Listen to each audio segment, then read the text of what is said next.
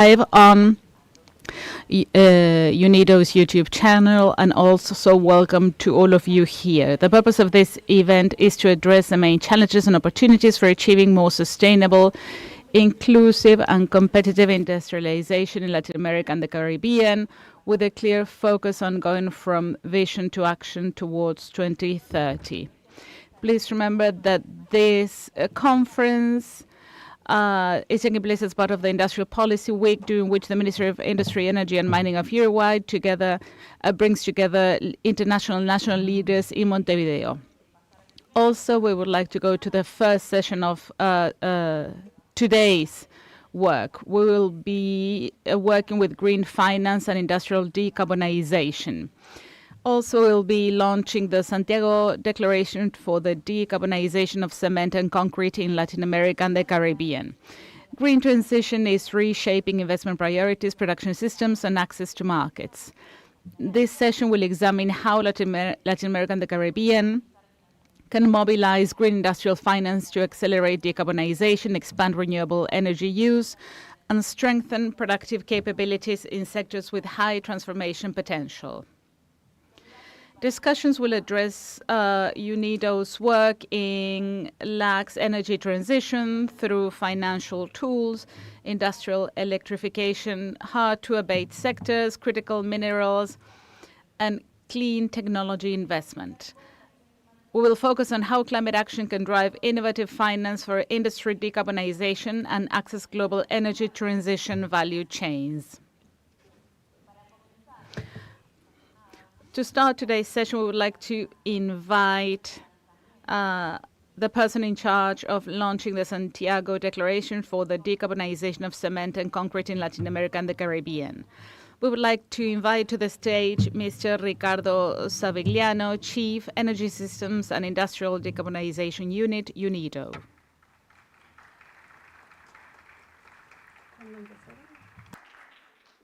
Muchas gracias y buenos días a todas y Good morning, and good morning to you all. Before we start, I would like to share two disclaimers with you. First of all, I speak very well, but just it's Spanish. So just out of respect, I would like to speak in English. Thank you. And second, I'm Italian. So I have no authority to speak about football. But in a little while, I will be speaking about food. So because I'm Italian. part is a great pleasure to be here. This session is a critical one. Commitments on green industrialization are getting stronger and clearer. The topic is being discussed now in a very, let's say, in a very, as I said, concrete terms since a few years. And what is very important is that the impact of those discussions will be assessed and measured in terms of financial investments mobilized on the ground, on assets. So it's key, this session, to understand how partnership, how mechanism should allow mobilizing investment is key to measure global assessments on industry carbonization. So we heard also yesterday, very interesting, that in Latin America, countries are advancing their climate ambitions, and they are in parallel rethinking about industrial policies, which is very good, because these two things are going hand in hand. We are in a phase where emission reductions is not only the focus of the intervention, but emission reduction should be coped with development. So, and Latin America, as we also heard yesterday, in Latin America and the Caribbean, you have all the ingredients to lead the transition from renewable resources, critical minerals, industrial capabilities and skills, human capitals. You have all the elements to lead the energy transition towards and link it towards development. However, to do that, it's necessary to build stronger partnerships, new partnerships. The dynamics between the private sector, between the public sector, between the public sector and the financial institutions needs to be re-established or rethought. And definitely those dialogues, regional dialogues, could help shed lights on how to do those new partnerships. But definitely in the end, as also was mentioned yesterday, things should happen on the ground at a local level. So industries need, and that is very important to understand, they need medium to long-term planning. So when it comes to, in particular, hard-to-abate sectors, cement, steel, glass, pulp and paper, aluminum, and so on and so forth, but also mining, and then we will see examples later on. Industries and the private sector need to have plans for the next 20 to 40 years. So it's important now to act to avoid locking in carbon emissions. So we need to rethink, as I said, partnerships, and we need to do it quickly as possible. So let me, before going into a detailed description of what is in Latin America, let me give you a little bit of a framework at the global level. Here on your left side, you see a reference to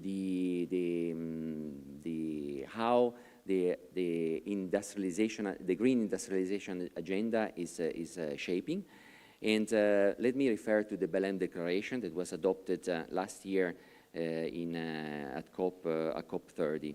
That framework is important because for the first time at the global level, there was an alliance of countries. Now we are counting 20 countries globally, and more are joining the declaration, including also more than 50 partners from international agencies, organizations, civil societies, and so on, stating that energy transition is not about energy supply. So this is also very important. Energy transition is about value creation, innovation, competitiveness, and, as I said earlier, development. Latin America has all the ingredients to lead the dialogue on that and become a producer of technologies.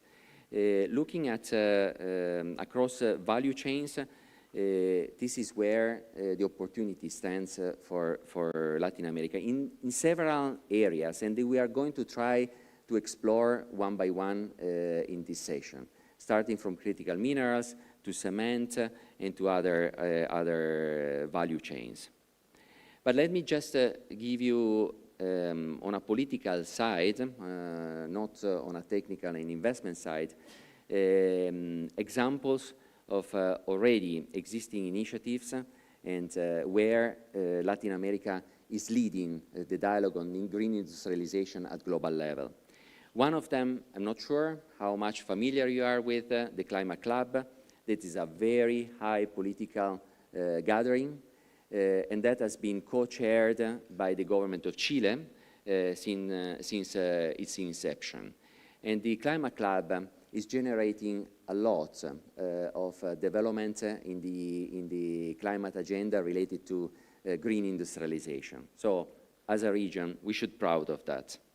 The other element I would like to, reference I would like to put forward is the Climate Investment Fund. The Climate Investment Fund opened a call last year to support industry carbonization projects, allocating 250 million per country on capital investments, capital finance, sorry. And the first two countries that managed to access those 250 millions are Brazil and Mexico. So Mexico and Brazil and the Climate Investment Fund are leading the global community in understanding how pipeline projects could attract investment. And by the way, the plan of investment from for Mexico and Brazil are going to have already mobilized $5 billion as co-financing from development banks, from private banks, regional banks. We may talk about that in a bit, but just to say again, as a region, we should be proud of that advancement.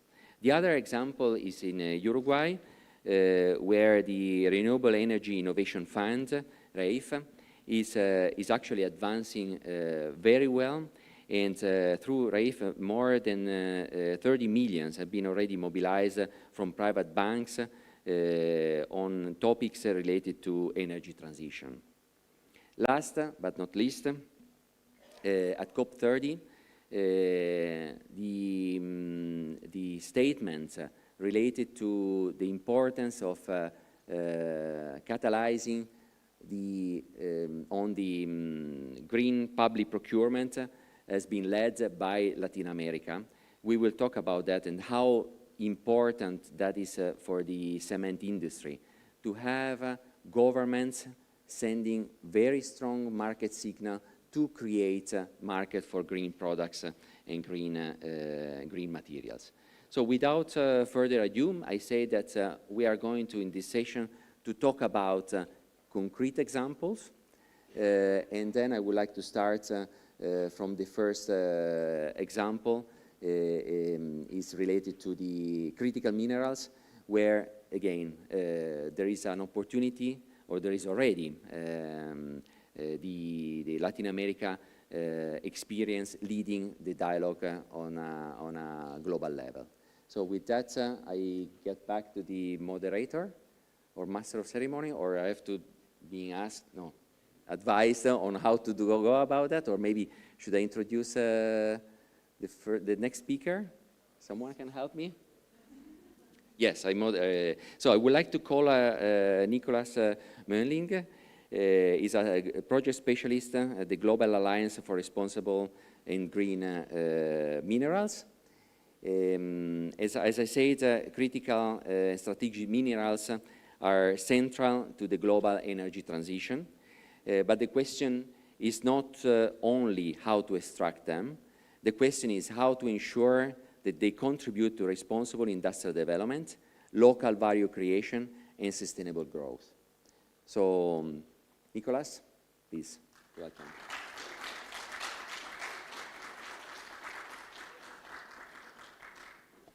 Thank you so much.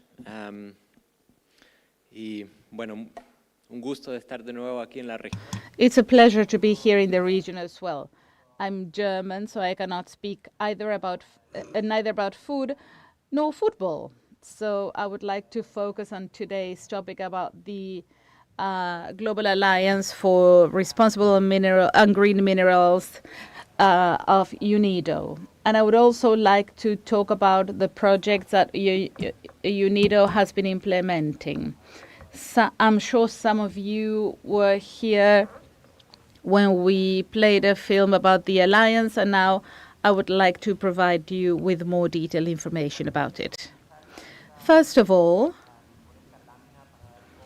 I would like to give you some context, because many people say that minerals can be a way to develop for industrial development in the region.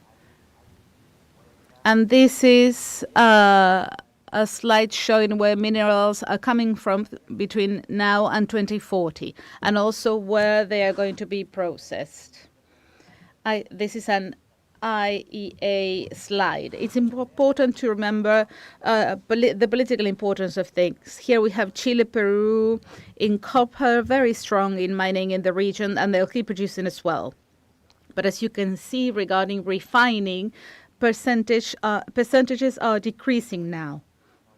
This has to do with the significant increase of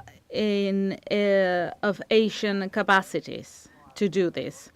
And we need to see how we can add value to the sector, downstream, upstream, it doesn't matter. But this requires an active public policy. Now I would like to talk about the current UNIDO projects.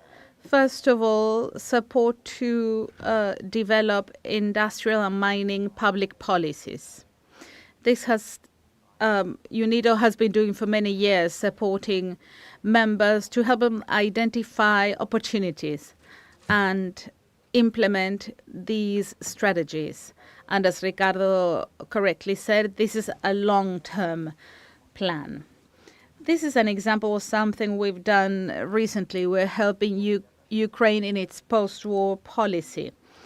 And we're also supporting them in the critical mineral strategy, and to see how the strategy fits in with the rest. Some countries have a very strong mineral sector, and they have a huge opportunity to add value to their products. The other set of products has to do with downstream activities. We actively support members to create industrial parks. An example I can share is with our strong work with Indonesia and nickel companies to improve standards in industrial parks in the country to process this metal. Nickel, as you know, is one of the critical minerals we need for batteries. Upstream connections. Many times this is lost in debates because everyone wants to produce downstream products, but there are many opportunities upstream where it comes to developing services and other products to provide services to mining companies. This can be done to work with the larger companies, foreign companies, and also the local sector. For instance, in Guinea, we're working to support capacity building for a new refining company that is being created in the country. Regarding supply chain decarbonization, Ricardo will address this in more detail, so I won't talk about this now, but it's also very important for the mining sector. Many of the large mining companies aim to decarbonize their companies and the supply chain. Circular economy. We are working to see how some products can be remineralized, to see how we can reduce also environmental impact. In Peru and Chile, we're supporting refining to see how we can reduce the amount of mercury emitted through these refining activities. And also another very interesting topic in the region, and this is small-scale mining, informal, formal, illegal mining, how we can formalize the sector and ensure that miners do not use mercury. This is a huge goal of the Planet Gold project. We lead the project in several countries, for instance, in Bolivia. With the aim to harmonize and broaden UNIDO efforts, we created the Global Alliance for Responsible and Green Minerals, and also to provide member states with a full package to help them benefit more efficiently from the support provided within UNIDO and also the other UN agencies. Later on, I would like to talk to you about the mechanism we implement to do this. We address ESG issues, but also adding value in the sector, which is so important for energy transition and also for many of the countries that hold these critical minerals. The initiative has three main components. It's a relatively new initiative, so we're still growing. I would like to say that there are basically three components. Number one, a multi-stakeholder component to advance global mining supply chain elements. At the end of the day, it's members that will decide which areas to address. But we do already have the first topic, benchmarking ESG criteria. So defining the criteria that are important to the members in the chain and comparing the current standards. For instance, copper mark and other standards that are important in the mining supply chain and compare them to the benchmark. That's the global side of things. Then there is the country level actions, so implementing specific projects in each country. Earlier I told you about some examples where UNIDO is already working in member countries to advance very specific topics. The first project we are implementing under this alliance umbrella is supporting the Democratic Republic of Congo with two mining zones, copper and cobalt. They're working to improve the structural safety of the mines themselves. And the third component is a knowledge platform where we are creating training courses, a broad network of experts. If you need support, we want to be able to get the support from the network and also developing good practices and guidelines. And to do this, here you can see our structure, the diagram of all this on the right. I am part of the Global Alliance Secretariat. We work in the headquarters in Vienna.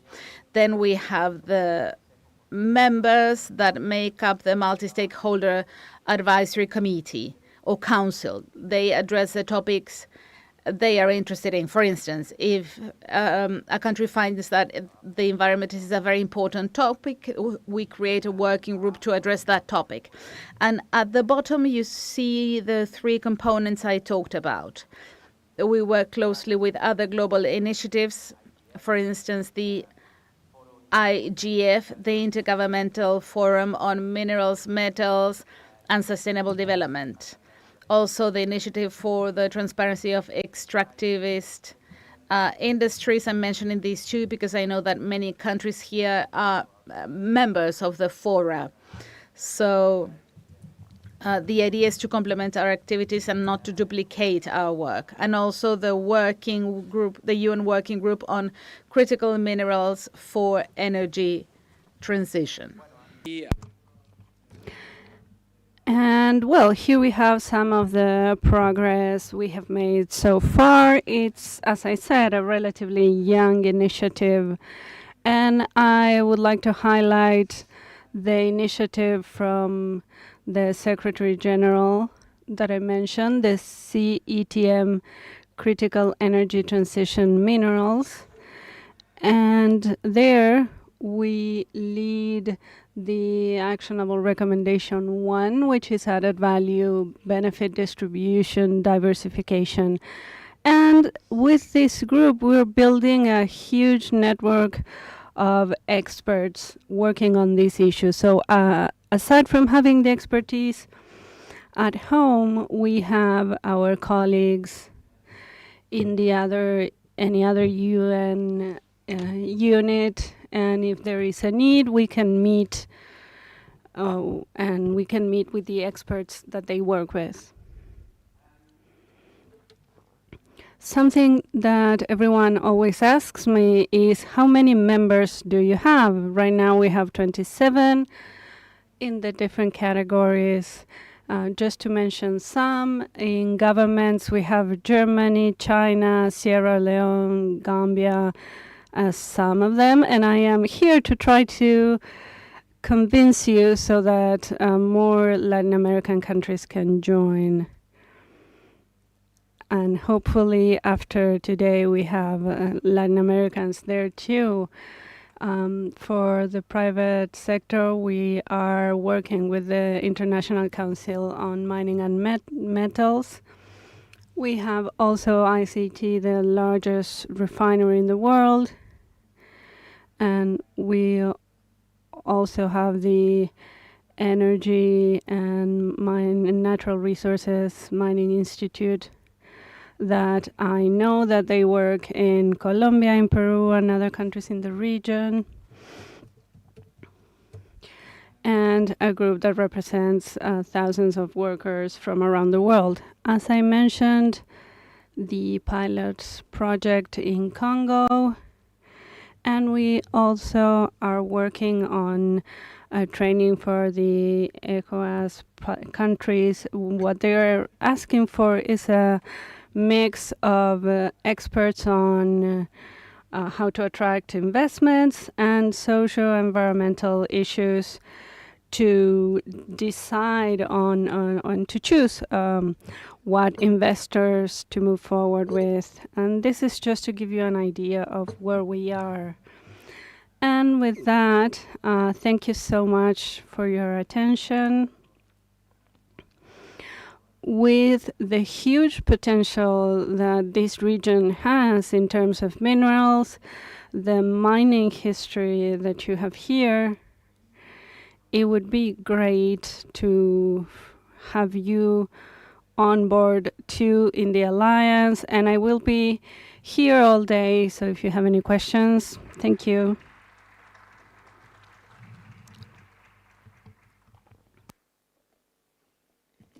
Muchas gracias. Thank you, Nicolas, Marin, for your presentation. And now we're going to continue with our panel.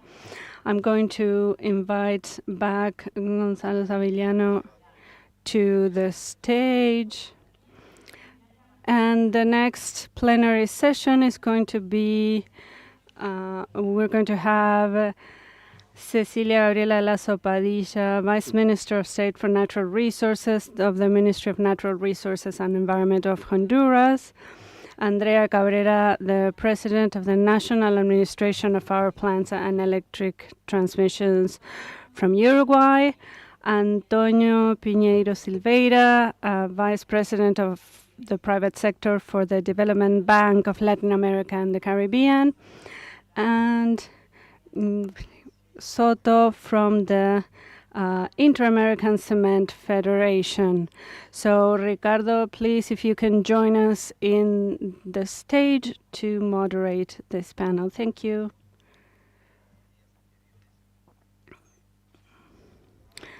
Thank you. Welcome, everyone. Me to just to make a reference to the publication that UNIDO is launching today, together with you, related to the los principios de Santiago. Let me just say what this document is not. It's not a negotiated document coming from member states of UNIDO, but let me say what this publication is about. Is about reflections that UNIDO did from a very interesting gathering that happened in Santiago in May with representatives from several governments, 12 governments, representatives from industry, in particular international organizations, investors, specifically related to cement decarbonization. So it was a gathering that gave us a lot of information on the readiness of the sector in the region to decarbonize. And again, it was interesting to see that those principles are talking about decarbonization and development. Talking about the leadership of the Latin America in this process, talks about the inclusion, the potential, let's say, inclusion of vulnerable communities and also people. And let me just ask you why, in your opinion, we concentrated on cement. And this is already the answer, because you know, humanity, the human being at global level, which is the product that is most consumed by human being. You know what is that, right? It's clear, it's water. Water is used for everything, no? Like, without water, we could not live, so we cannot produce, we could not do anything, right? So water is the first good consumed by humanity. What about the second one, the second good consumed by humanity? Do you have an idea? Well, it depends on the region. Here, in this region, could be the lomo, la carne. In Italy, could be pizza, and then now the reference to food. But actually, no, it's cement. Cement is the second good consumed by humanity. There is no development, there is no infrastructure, there's no hospital, there's no, let's say, housing possible without the cement, the use of cement at scale. Every month, globally, a city like New York is built, and that trend will stay for the next 30 years. In Latin America, there is 40% of houses will need to be built to host the future population in Latin America. So there is a need, plus, sorry to say, but if cement industry was a country, would have been the second most polluting country in the world. And then the last point, we know all the assets producing, and we know where to find those partners. Anyways, here, I mean, in the publication, you can see all those elements. But now the panel, I mean, taking also from this example, but not only referring to cement, I would like to discuss with the distinguished panelists joining us together today. I would like to start putting some, let's say, elements to help us in looking at the impact of the energy transition. And I would like to start by Her Excellency and the example from Honduras. And Ms. Lasso, Honduras is very well advanced in terms of climate commitments. Your NDC is setting very high level of climate commitments, and for which we thank you.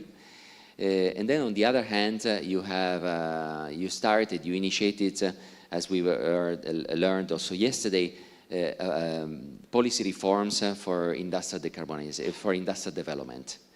How do you see the two things merging? I mean, from your perspective, coming from Minister of Natural Resources, how do you see the link between development and resource management? Please, thank you. Gracias por la pregunta. Thank you for your question. Thank you for inviting us to this forum. It's really interesting. We need to see how sustainability and development really we can have development without involving the environment. And so it's great to have a forum about development and economic development to discuss the environment. And many times they ask us how we can see these commitments, and more than a commitment, we take our NDC as a roadmap. It's a roadmap for the path that Honduras needs to lead to be competitive with other countries in the region. We want Honduras to be side by side with them, to not fall behind. We want for Honduras to be able to offer the same value chain, but without compromising our environment as we ramp up production. And so for us, those two objectives are not separate.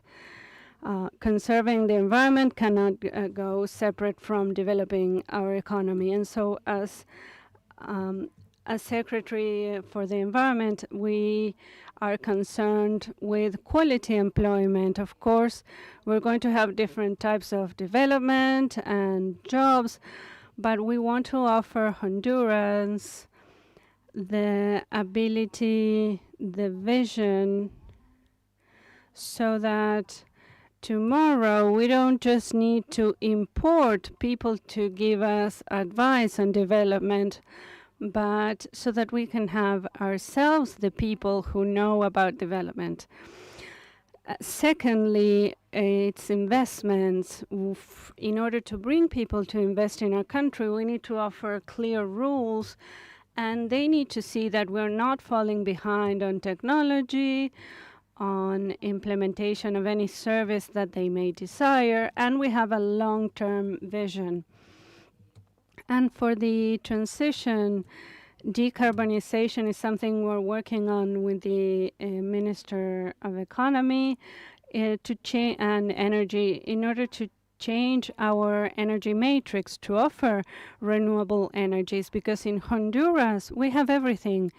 We have the resources, we have hydroelectric potential, wind potential, solar, we have minerals, we have biodiversity. And so we are working jointly to be able to offer the world that value change that we see as the most important.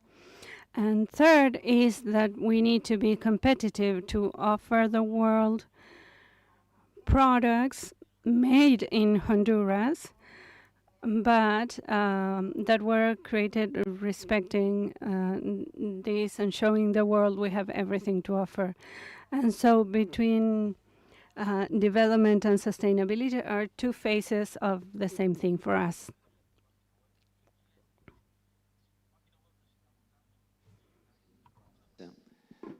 Excellency, so very interesting to hear your view, and stressing on that. What you mentioned is you mentioned the compromiso, right?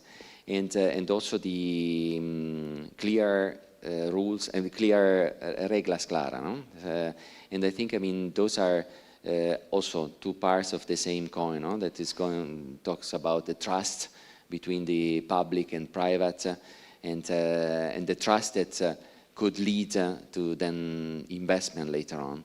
And with that in mind, I would like to move into, we talk about investments, so we need to bring in on the table banks. Once I was in a very interesting gathering with private banks, and I was advised not to reduce the risks to investment to zero, because actually for banks risks are business, right? So to some extent there is always a bit of risk is always good, because it makes a better business. But of course we need to give fair access to everybody, to everyone in a just transition. We should make sure that those risks are low and accessible by everybody. So a question to Antonio, from your perspective, what is needed to move from projects to pipeline? How could we, let's say, if you can help us from an investor point of view, how should we act to move from first runners into let's say a more systemic environment where investments could be mobilized? Antonio, please. Muchísimas gracias, Ricardo. Thank you, Ricardo, for your question. I could give a dissertation about that, really. I would like to thank UNIDO for inviting CAF here. It's a pleasure to be here in Montevideo again. If you can notice, I'm Brazilian, and so I'm not going to discuss food. And also I would like to let you know that our national sport from now on will be surf.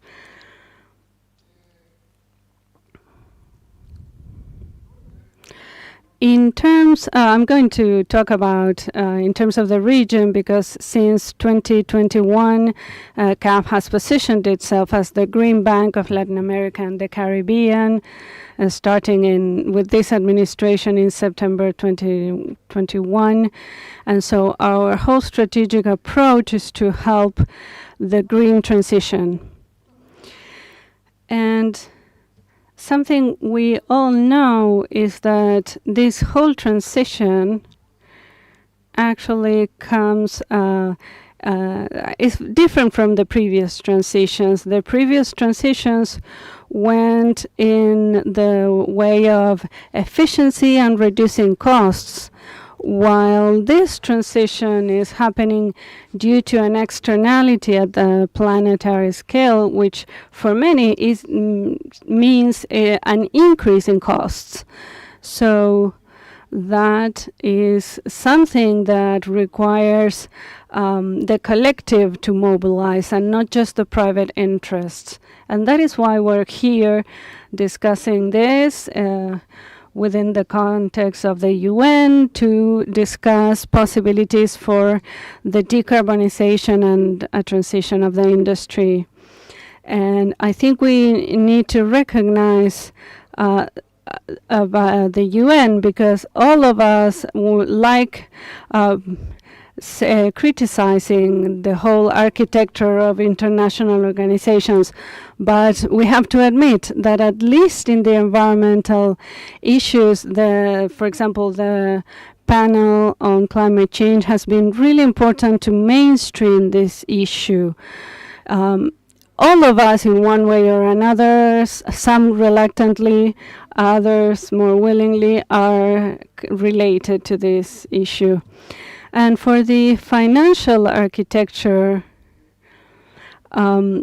you mentioned risks, and we know that financial risks, we cannot eliminate the risks. We are experts in moving the risks around. And I really think that when we look at the industry and industrial decarbonization, we need to recognize that there is nothing like, there's no such thing as the Latin American industry. We have different sectors, we have different sizes, and each of them needs a specific mechanism, a different care, a different type of financial product that can support the effort of that transition.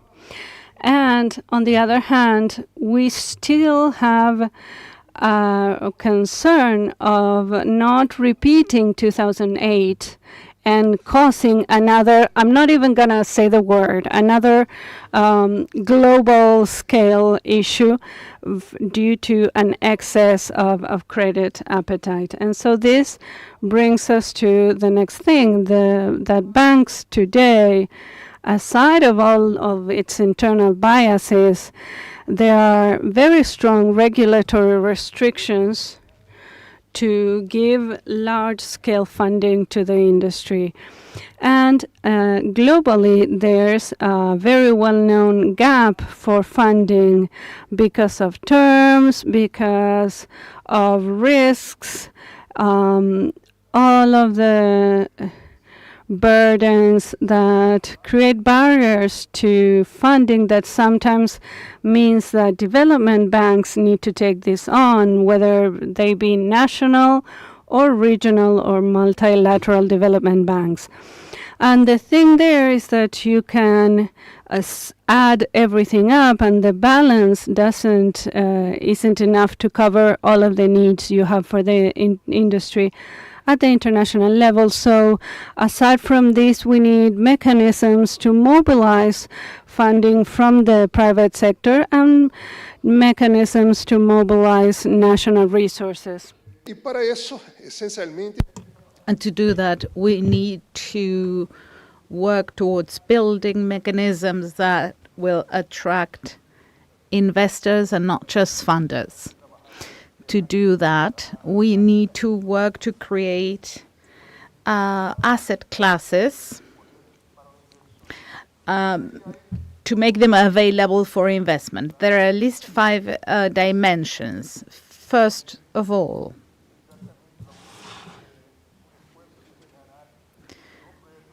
trying to create maybe not pilot projects, but a project pipeline at an industrial scale.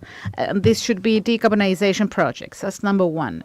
Number 2, developing products that adapt to different sectors, size, etc.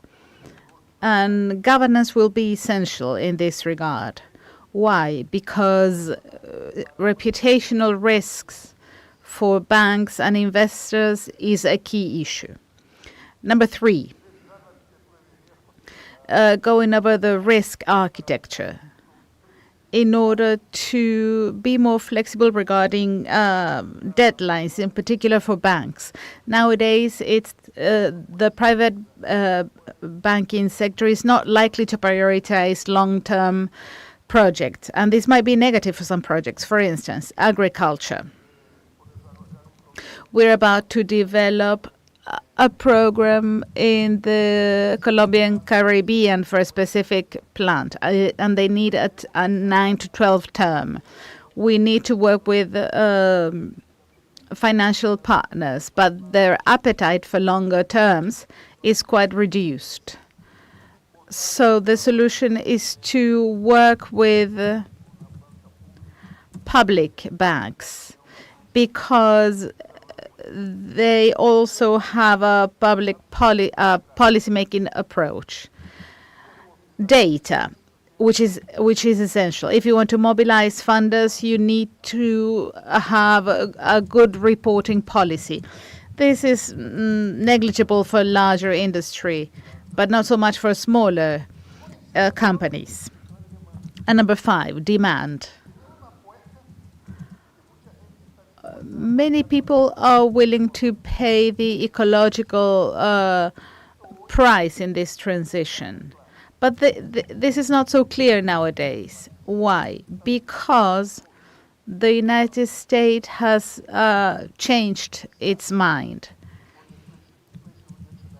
There was the Inflation Reduction Act, and they were conducting the largest green industrial policy experiment.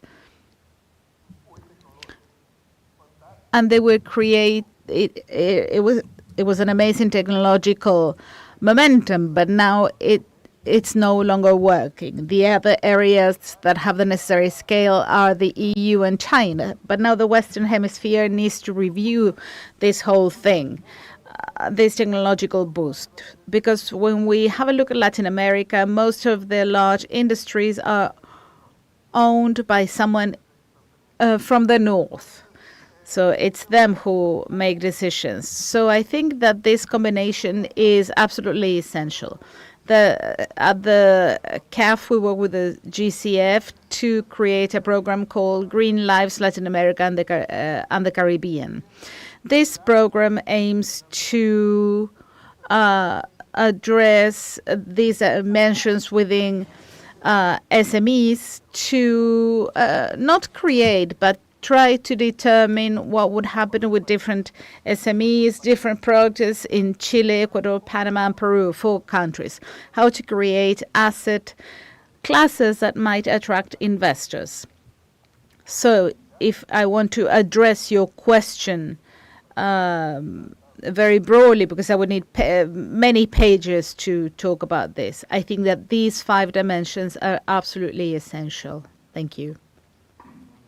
Thank you, Antonio.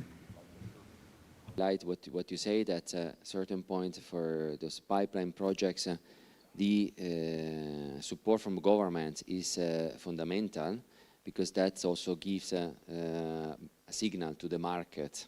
And you refer to specific cases, but we may have other.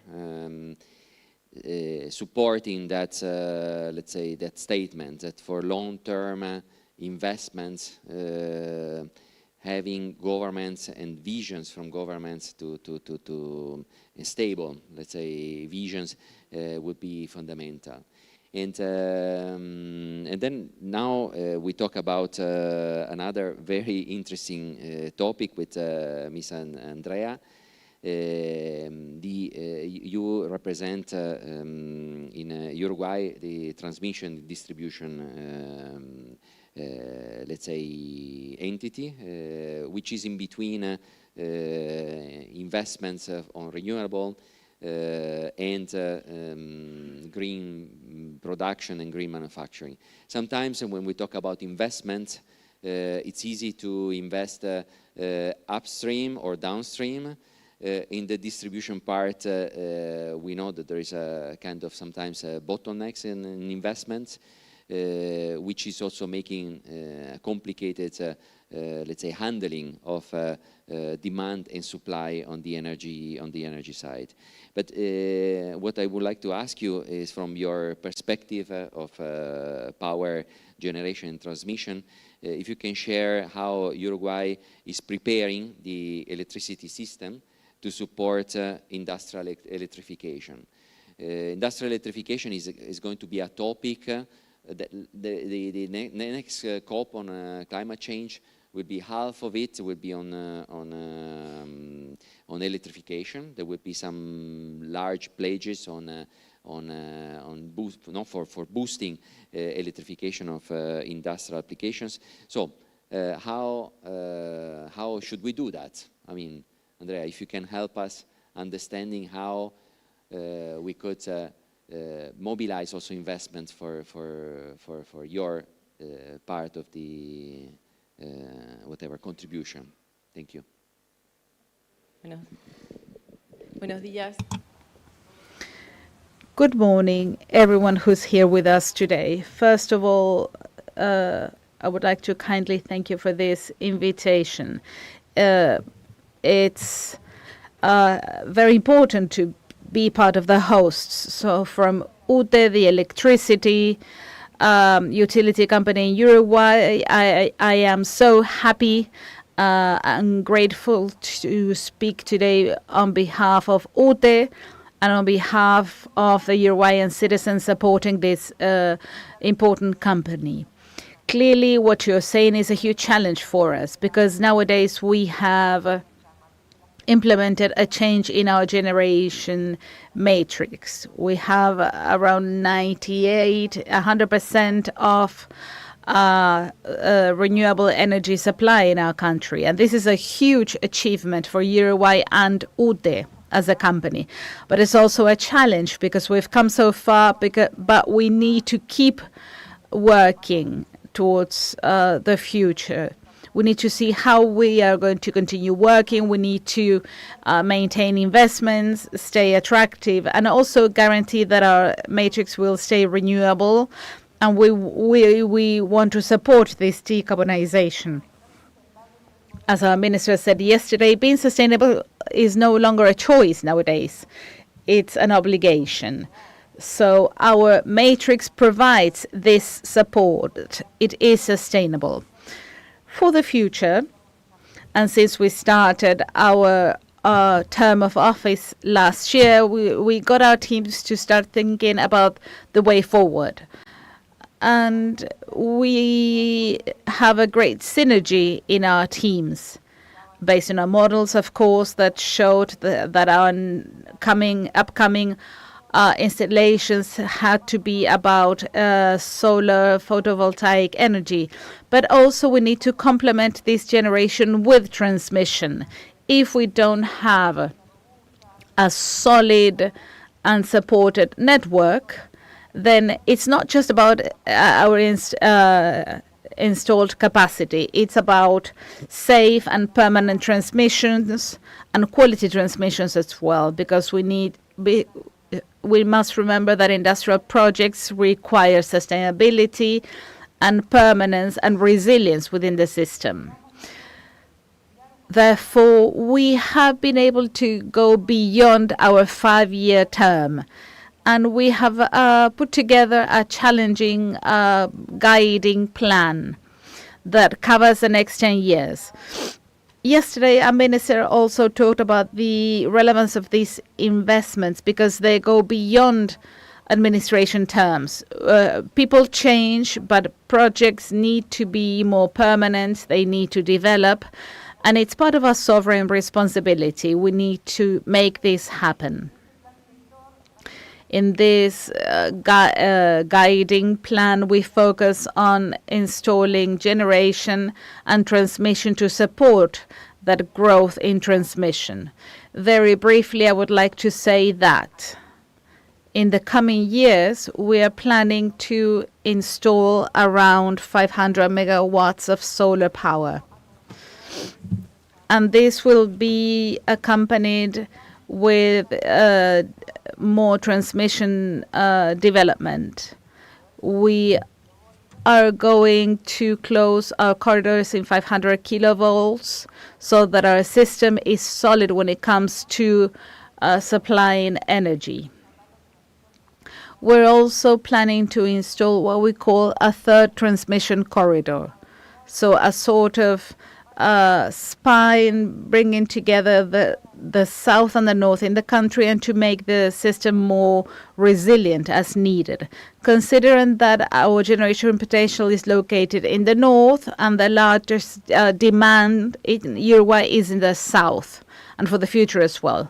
So we need more lines of 500 kilovolts to meet these demands. Nowadays, our system is self-sustained with the energy we have, but for the future and with potential larger demands, for instance, large irrigation projects, data centers, or other industries that require quality and permanent electricity supply, we need to consider these potential third corridor, and it will take us maybe 7 or 8 years for it to become operational.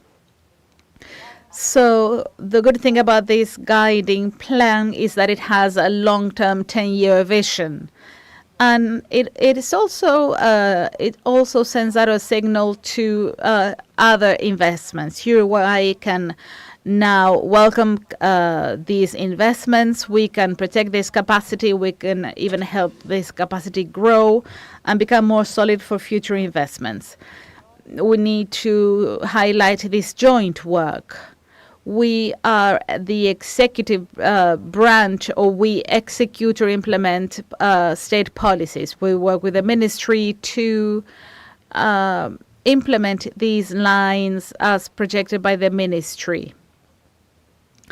We actually make things happen. As I was saying, there's a huge challenge coming for the next few years, and we need to keep working on this permanent decarbonization process, and that's where we're going. And we also need the necessary funds for these projects to come here, start working in our country and develop. Conversamos ahora. Sí, perfecto. A la salida intercambiamos tarjetas. Yes, we can talk during the break. Thank you. Much. Very, very interesting that you you put two elements into your contribution, which is the resilience of the system and the need to involve also industry as a part of let's say increasing the efficiency of the energy system. No? Like industries can be more flexible than cities in the use of energy, so they can mitigate somehow the peaks for the energy demand coming from cities. So you could use the industry as a partner, no, to make your energy distribution as a better and more resilient one. Además, nuestra Also, our company has a huge strength. We are a public utility company where we, of course, assess profitability, which is essential for a public company. but we also have a territory inclusion and equity perspective, which is also essential to help the country develop. And this is one of the main points UNIDO speakers have talked about. It's not just about decarbonizing or moving towards green or sustainable energies. We need supporting development. And that's part of our essence as well, this social perspective and having industrial and productive development, but also helping Uruguayan inhabitants develop as well. UTE includes transmission, distribution, the commercial department as well. So this helps us help people as well. Looks really ahead of time, so it's something that will keep us, we are saying at UNIDO, even busy for the next, as you said, also 10 years. Is a topic evolving fast, and also artificial intelligence is helping us to make it better. Anyways, now we go to the last the contribution from FISEM. Happy to have Ricardo next to me. Unfortunately, Maria Jose Garcia, the CEO of FISEM, could not come for issues related to whatever logistic, yeah. But I mean, we know we can count on Maria Jose.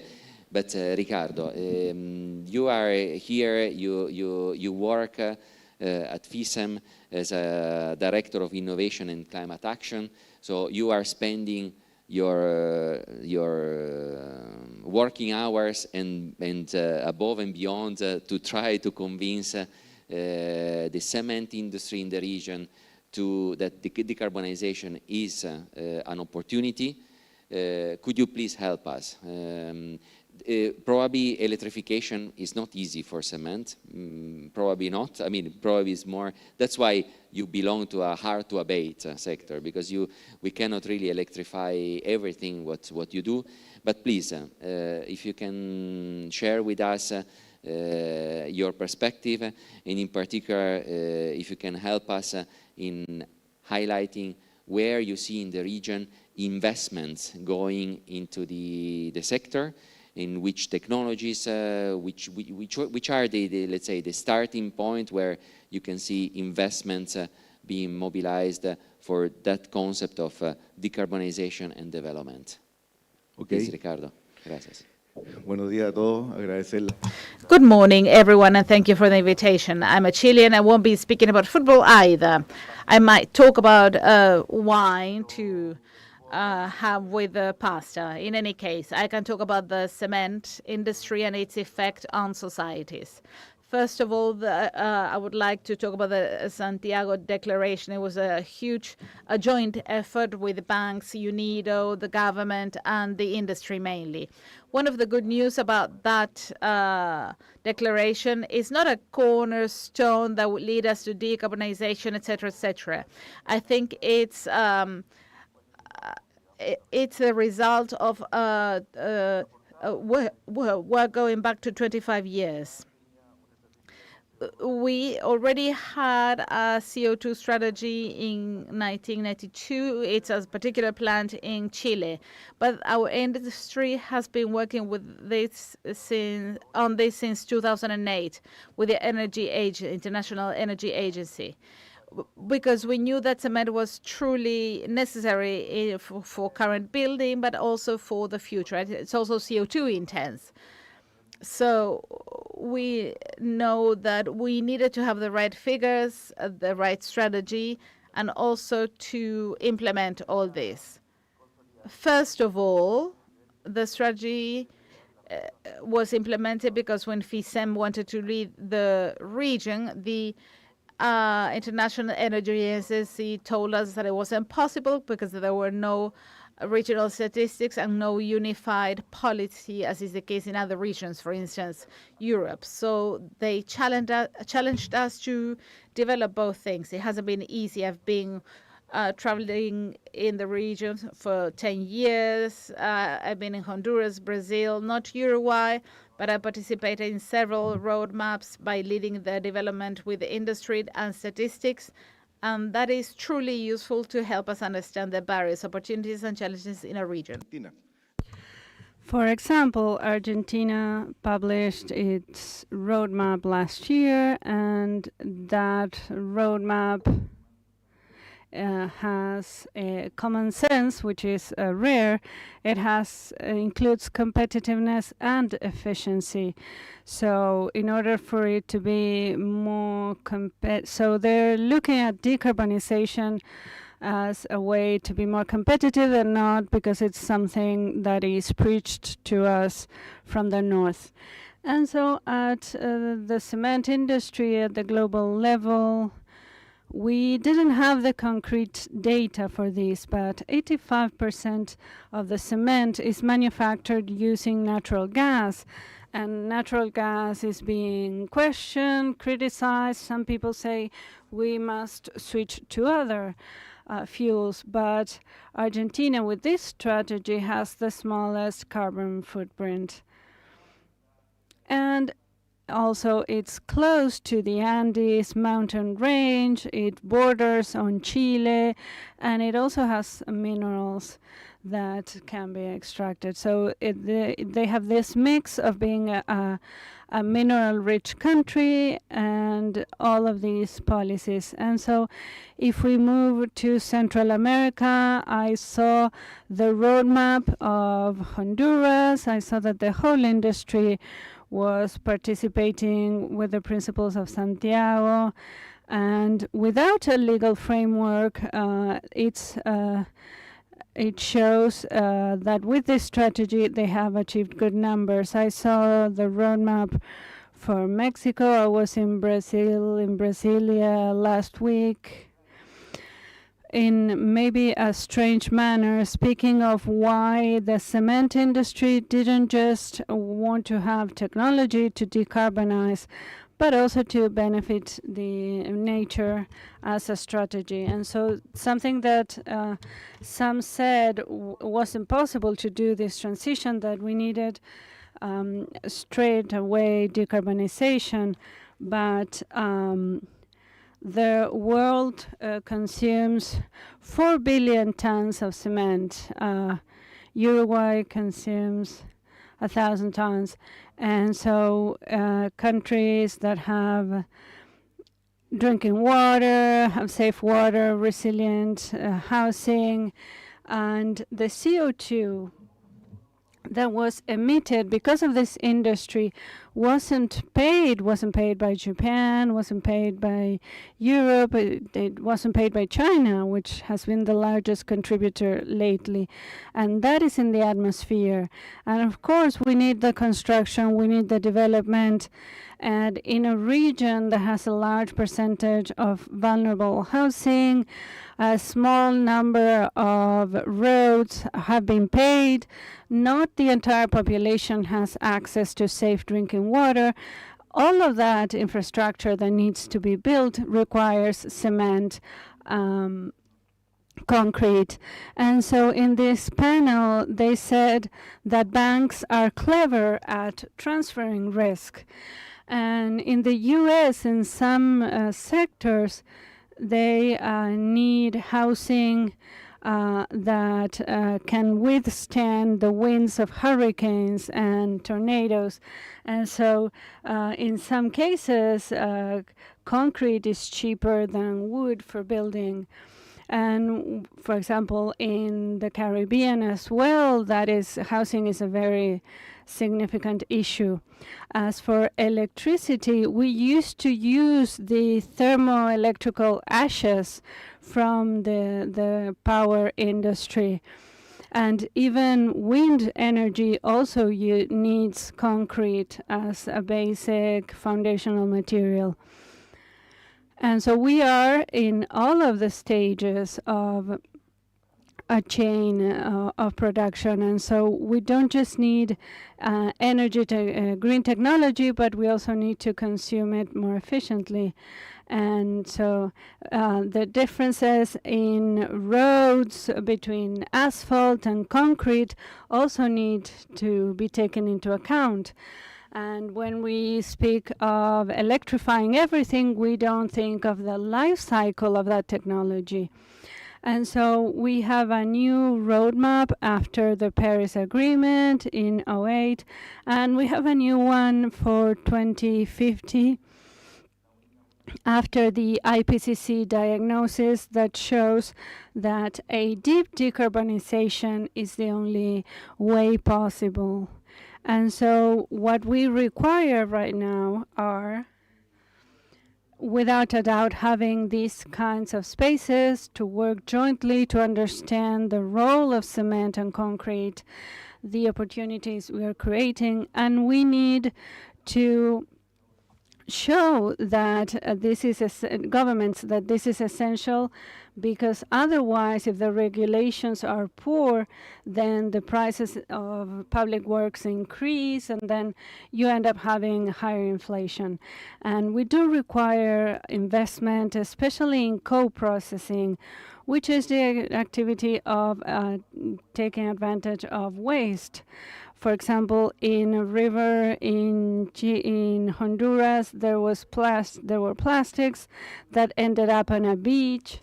Then in Guatemala, they had traps to catch those plastics, and they were used for co-processing afterwards.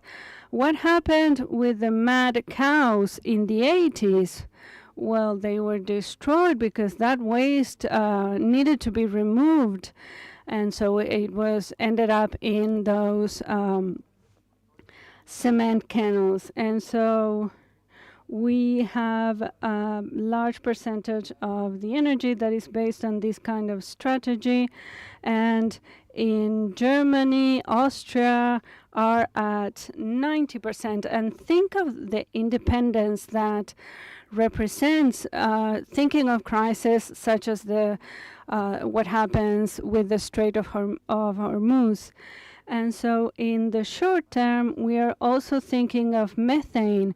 And the largest source of methane is the domestic waste that goes into landfills.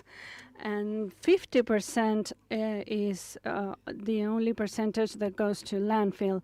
And methane is a gas that we can contribute to reducing. And so we have an agenda. We need to explain this to governments, and we need shared funding. We cannot assume those risks alone. We need large investments, but we don't need diagnosis, we don't need studies, we don't need pilot projects. We know everything. We had the Santiago Principles, we had the public sector, civil society, the private sector involved. And so we need to make a call to action on the Paris Agreement, and if that doesn't come from the north, we need to use our own resources. For example, in Peru, they are thinking of exonerating some, exempting some taxes, and making the companies manage, for example, some of the municipal waste.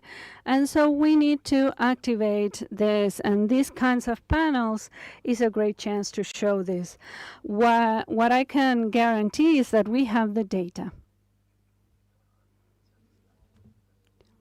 My life very, very easy now, because you touched all the points. So a summary: industry, like in your case, you represent the cement industry, but industries are a matter of societies. So they are should be considered as a player of our society and the development of our society. The other point is industries are extremely linked with matters related to energy, which we were discussing about earlier, and making reference to the resilience, to the access of that energy is a must, whether it's from co-processing or from electrification. The resilience of the energy supply in this period, unfortunate period of crisis, is a must that must be considered.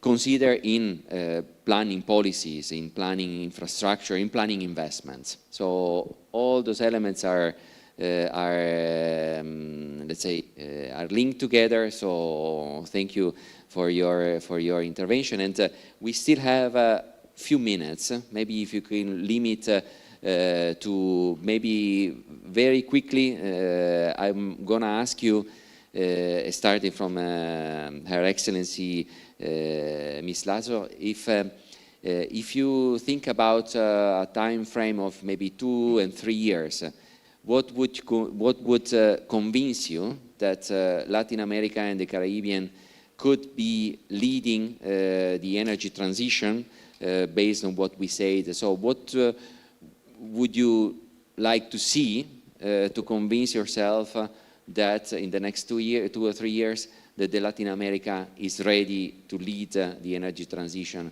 at the global level? Please. Gracias por la pregunta. Thank you for your question. Really, for us as Hondurans, coming here and seeing that Uruguay has 95% of renewable energies is really very encouraging. But we always go to places and meetings and forums. And for me, what would convince me would be for me to come in 2 years to a meeting like this and show you that we already have a regulation plan, that we have we have changed our energy matrix, and to see countries such as Honduras that maybe are not the ones that cause the most pollution in the world, but are more affected. And so to see a reduction in bureaucracy for investment to reach our places, that we have started to feel the change, that we can be an example on how we on moving from plan to action, because we do have a lot of needs, but we also have a lot of resources, and our countries have been resilient in the face of all these changes. And we are committed. The only thing that has been lacking in Latin America are authorities that are really convinced. And so in 2 years, hopefully, I would like to be able to give you data on how Honduras has changed. And I don't want to finish before thanking Uruguay for having us here, because we need to be on the map to change things. Thank you, Mr. Antonio. Well, taking what Cecilia said right now, and what Ricardo was saying before, integration is important. In the cement industry, there's a common vision of solutions that we can promote. I think that the energy transition and the green transition in general is something that Latin America can do jointly, because this is a region of solutions. And of course, the development Bank of Latin America and the Caribbean is here for all of this, of course. I agree entirely with Cecilia, and we have the financial support from Antonio. So in 2 years' time, we will be able to see, hopefully, and to say that we have taken one more step in this transition, going hand in hand with development, because I think that's the message in these 2 days, that just with development we're not going to achieve what we need, and hopefully we will be able to show that we haven't just made progress in the energy transition, but also in development. And for decarbonization in general, we are working and making a lot of progress in electric mobility. going towards what we call sustainable mobility, because for our country you can maybe have sustainable electrical mobility because we have an energy matrix that makes it possible, because otherwise it wouldn't be sustainable. And so supporting that way to decarbonize transportation, which is one of the most difficult sectors to decarbonize, as well as the industry, is something that we expect we will continue. And for Uruguay, something else that is a challenge is that because our matrix is renewable, with non-conventional sources of energy, you need support and backup. And so exploring batteries is something that we have planned for the shorter term. We have some pilot projects. But just thinking of the advantages that that can have for our system, but there's also a lot of learning in these processes. And so that, of course, is something we can always then share with the community. And so there's the added value that we can share in these kinds of events. You can learn from the experience of other countries. And hopefully in 2 years, we will meet again and share our experiences and good numbers. Thank you. Okay, in 2 years' time, well, of course, we can't keep having declarations and statements. We need results. But some encouraging messages. Latin America already has the smallest carbon footprint in the world. We are the region that reuses or uses more waste. We have lots of volcanoes, so we have a smaller content of clink. And so everyone is looking at our model, and being a success is very important as an example, because the largest percentage of cement is going to also be used by these countries. And we need to show that technology alone doesn't solve the problems. And the solutions that are being implemented in this part of the world are more relevant than other regions. And we are going to be a good example if and only if we improve our indicators.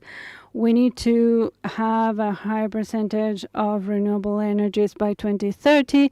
And for that, we need an efficient economy, and we need governments to take on the responsibility for waste.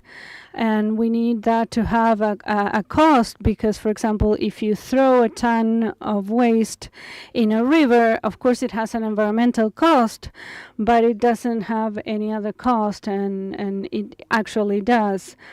So having so, for example, buying for public works is another way that governments can influence this. And so these, we have to take that for purchases from the government.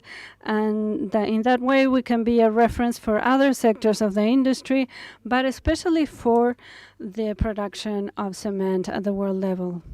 I'm very happy. I would like to thank everybody, I mean the panelists for sure.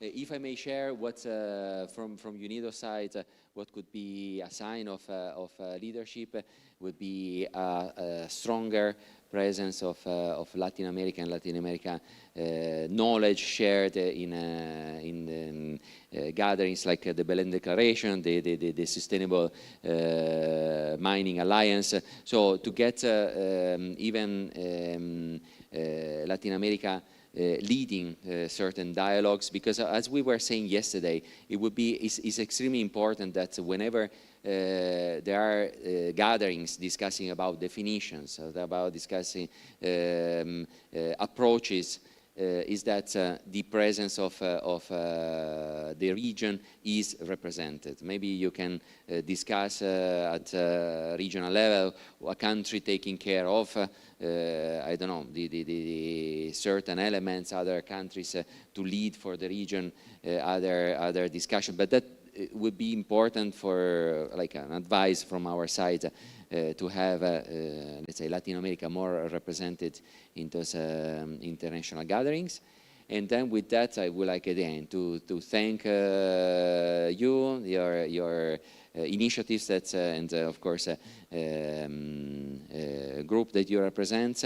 Thank you, the audience, for joining us. I personally enjoyed it a lot. I hope you found it also useful. Thank you very much. Thank you.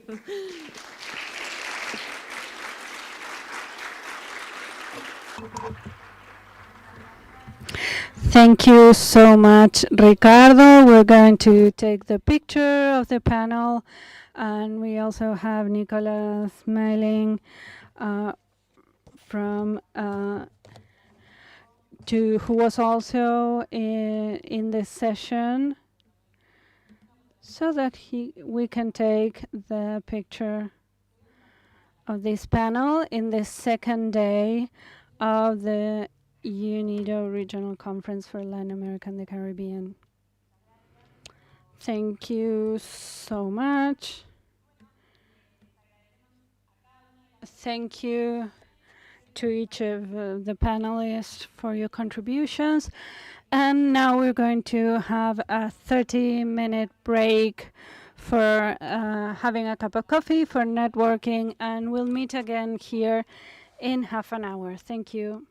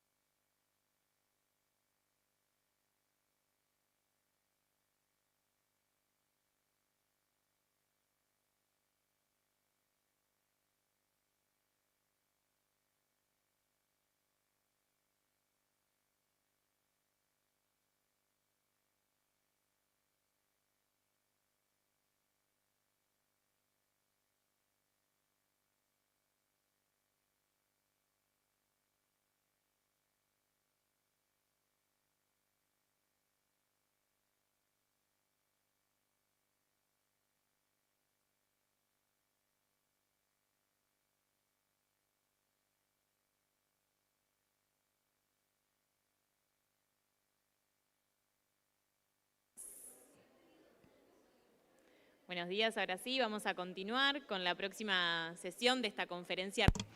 Let us now go on to the next session of this UNIDO's Regional Conference for Latin America and the Caribbean. And now we'll be talking about the 2026 Industrial Development Report, and this is the main publication of UNIDO. We will be examining the findings of the report and what they mean for the future of industrialization in Latin America and the Caribbean, moving towards a sustainable industrial future. This report has been published for over 20 years. It's a landmark publication of the organization. The 2026 edition focuses on how things are changing worldwide regarding industrialization and also these trends include green transition, AI, also the reconfiguration of global value chains, demographic transition, and the transformation of food systems. So these mega trends will lead us to a main question. How can Latin America and the Caribbean accelerate its industrial development based on a greener and more inclusive foundation? First, we will have an introduction of this report based according to the Industrial Development Report prepared by Cecilia Ugaz, the Deputy Manager of UNIDO's Managing Director of the Director of Strategic Planning Program and Policy UNIDO, and then we'll have a roundtable of speakers, regional speakers coming from different sectors, the government, development banking, the private sector, and the academia. And this debate will be moderated by Mr. Alejandro Garofali, UN Permanent Representative in Vienna, UN representative. So without further ado, it's a pleasure to invite Mrs. Cecilia Ugaz to present the report. Thank you.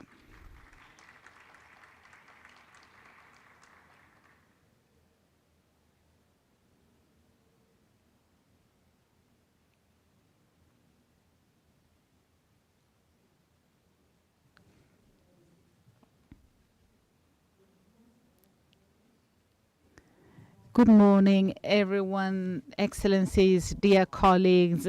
It's truly a pleasure to be here today in this regional conference for Latin America organized by UNIDO. And I would like to talk about the main takeaways of the 2026 Industrial Development Report. First of all, I would like to thank in particular the government of Uruguay for this warm welcome. And some of you represent UNIDO member states, and we are truly grateful for your presence here. We know that many times there are competing agendas, and it's not easy to have 2 days to devote to this conference and to talk about the future of industrialization in the region. But please remember that we are truly grateful for your efforts.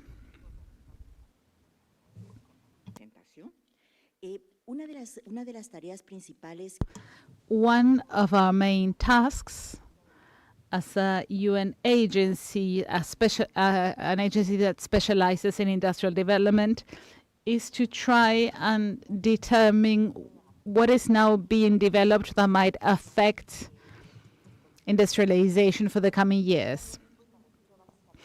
I refer to what we know in usual language, mega trends. These are huge global impacts that are influencing economic and social development in each country. And somehow they are not controlled by one economy. We're all subject to these mega trends, and these trends reinforce themselves. And we need to focus to determine their effects on industrialization, in particular in Latin America.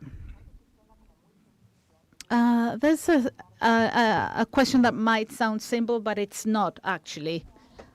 How can countries build an a resilient, inclusive, productive industrial and competitive industrial sector in a context where things change and change so rapidly? For instance, with AI, digitalization, fighting climate change, demographic changes, etc.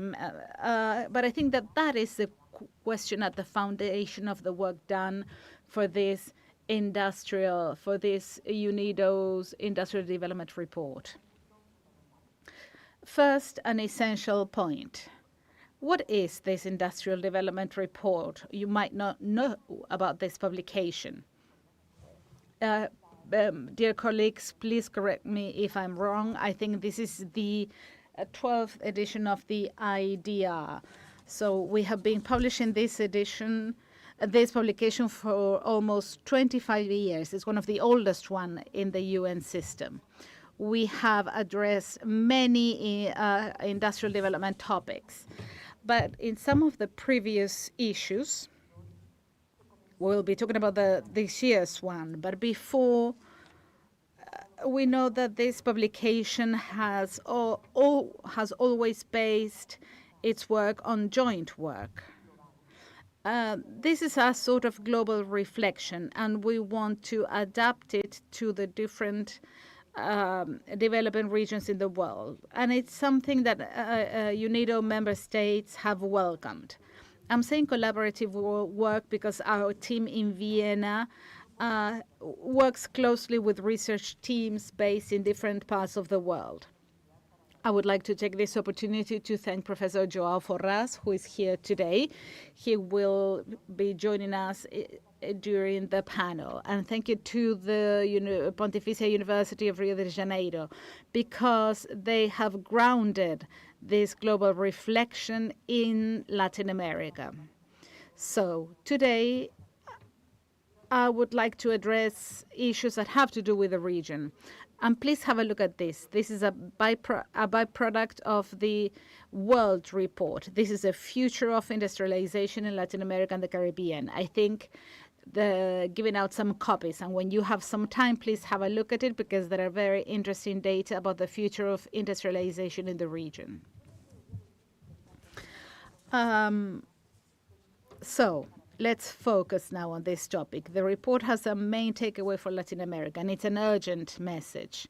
We must revisit and calibrate the industrialization process in the region. Our trends are not very positive, and this is a lot of food for thought. We need to see how Latin America can take a qualitative leap to place itself among the economies with a more advanced, interesting, and faster progress regarding industrialization. We need to accelerate our industrial process, because the trend is not positive. But this is not written in stone, what we're going to talk about today. So this is the current scenario, the business as usual scenario. It's something that we can revert through policies, through partnerships, which is something we heard a lot about yesterday. This industrialization acceleration is also a regional effort, and we need to support each other as countries to boost industry within the region. Now I would like to tell you about the report. First of all, today I will be talking to you about the mega trends that we have detected. For instance, these trends that really affect future industrial development. I will also talk about the challenges and opportunities in the region. Then I will be presenting an analysis of the basic conditions that we need to strengthen in order to prepare the region for the industrialization of the future. That would be the second part of the presentation. Part 3, we'll talk about area actions. The analysis is great, everything is nice, the charts and all that. But I think you're interested in knowing which type of policies and actions we can take, because we don't have that much time to try and change this current trend in the region. Also, we need to explore future scenarios. The first part will focus on what's happening now, the current trend. If we go on as business as usual, what will happen? But there's a second part of the report stating the following. If we are really taking action, what could be the future of Latin America? And most importantly, we need to see what the role of the industry is for development in general. At UNIDO, country development, it's up to country policy, but we need to remember that the industry provides a lot of opportunities. It has a lot of capacity to accelerate the general development process, because many of the impacts presented here go beyond the industrial added value, and they can be multipliers in other areas of the economy and society. So that was my introduction. And now let's go on to our topic. Mega trends transforming the industry. What are mega trends?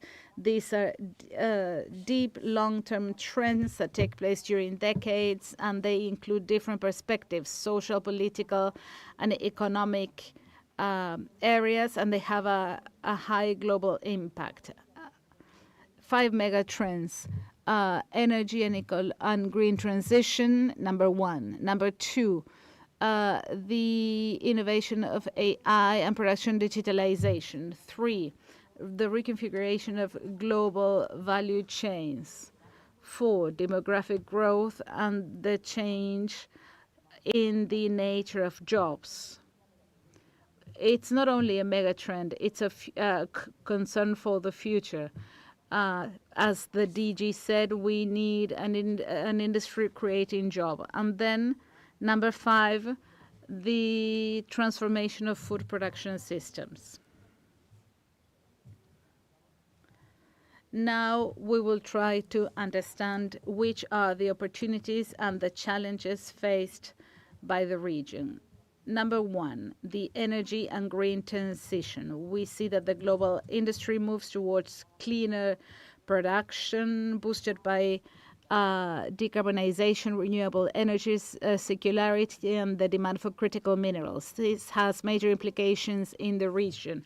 In particular, because for us, mega trends might be negative, yes, but there are also major opportunities for the region to be able to transform these mega trends in opportunities to position itself strategically worldwide.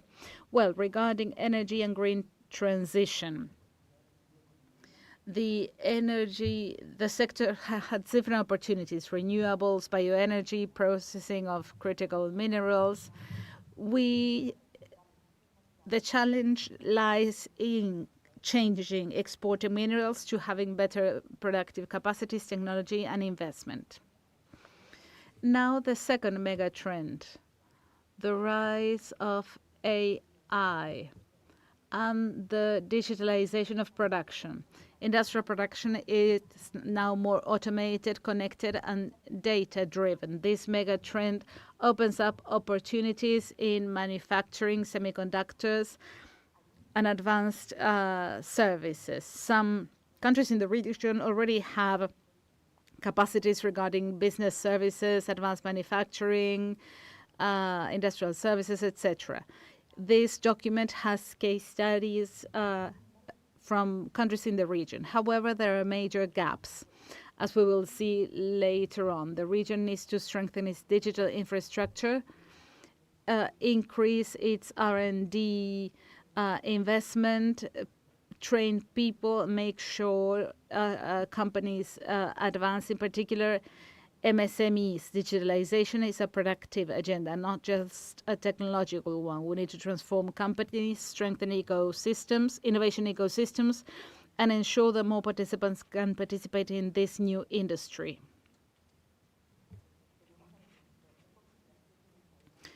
reconfiguration of global value chains.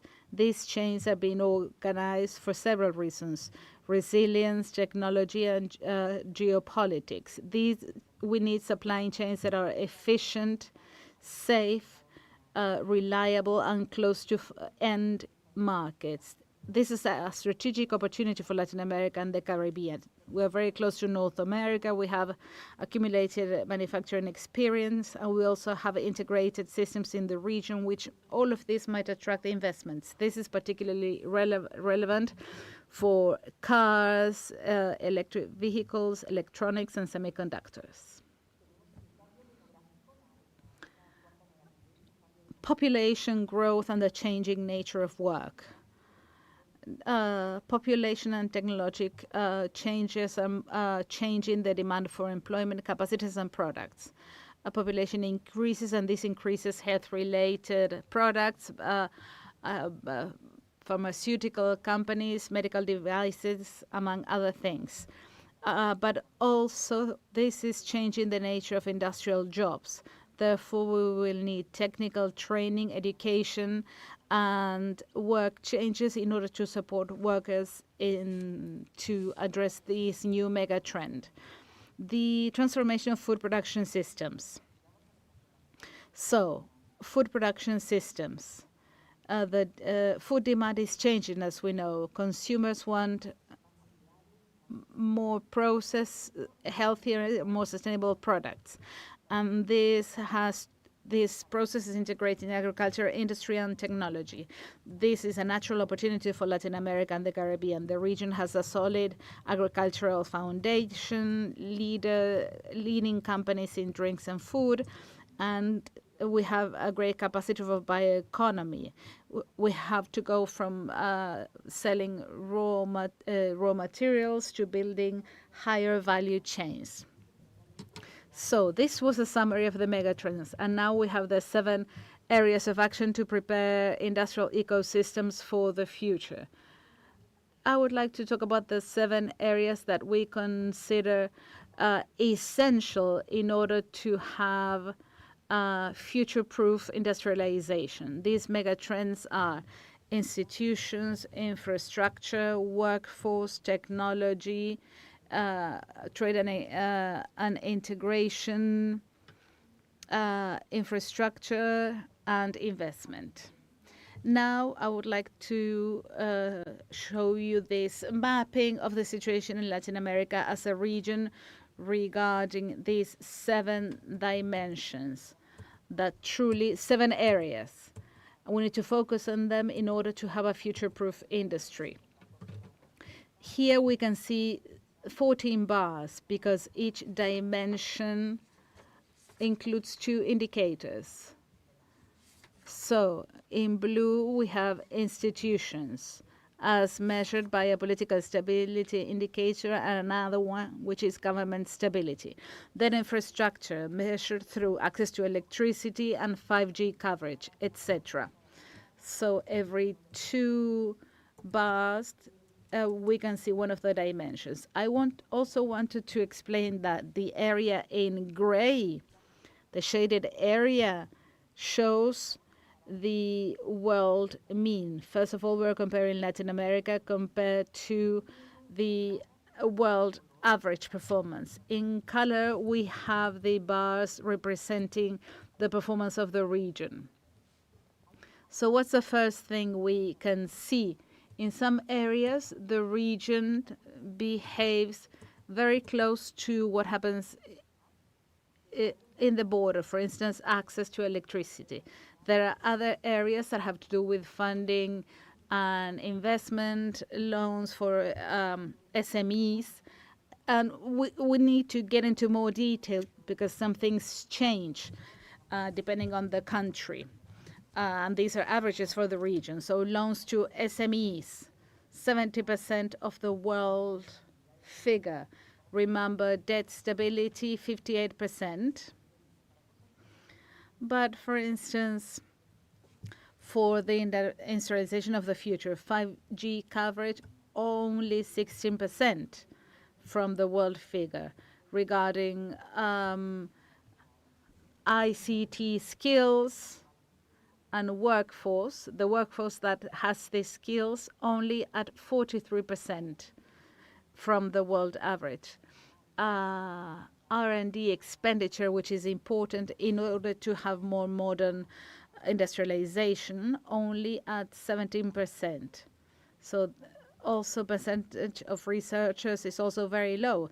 So there are some areas where the region needs to spend more, because these areas will help us to boost industrialization for the coming years. What does the report do then? We have mapped how we're doing in the main areas for the industrialization of the future. And there we have a worrying message. But what we're trying to do is just not worry about what's happening now. We want to project two different scenarios. One would be the current trend in blue, the blue arrow.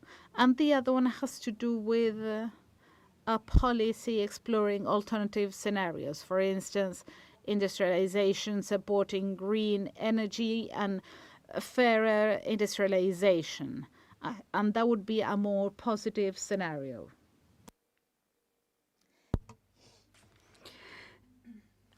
Here, we actually just had a discussion before coming here on whether we should include this slide or not. But I think it's important to visualize it this way. If you see, these are the global trajectories since the year 2000 until 2050.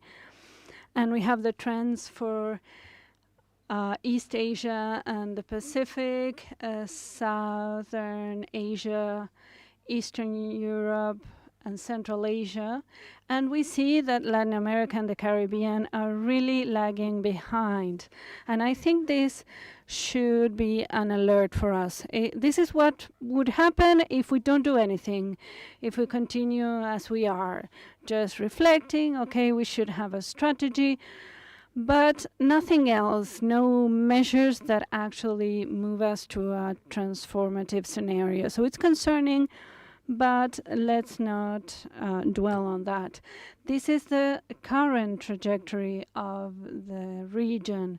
We have on the vertical axis the manufacturing value added. This is current for the region. We changed the scales because we removed the others that are really ahead. And so this is the current scenario. As an alternative scenario, which is the one we try to propose, which is promoting clean energy and a fair industrialization, there's really an increase in the manufacturing value added. So the change, the transformation can be done. We are not facing a situation that has no solution. But what do we need to do to achieve this? And what we show here is that from going to the current path to one of clean energy and fair industrialization, we have a 25% increase in manufacturing value added. And this is something I wanted to mention too, is that the industry itself has a very important multiplying effect on the rest of the economy. It's really at the center of accelerating the achievement of development of the development goals.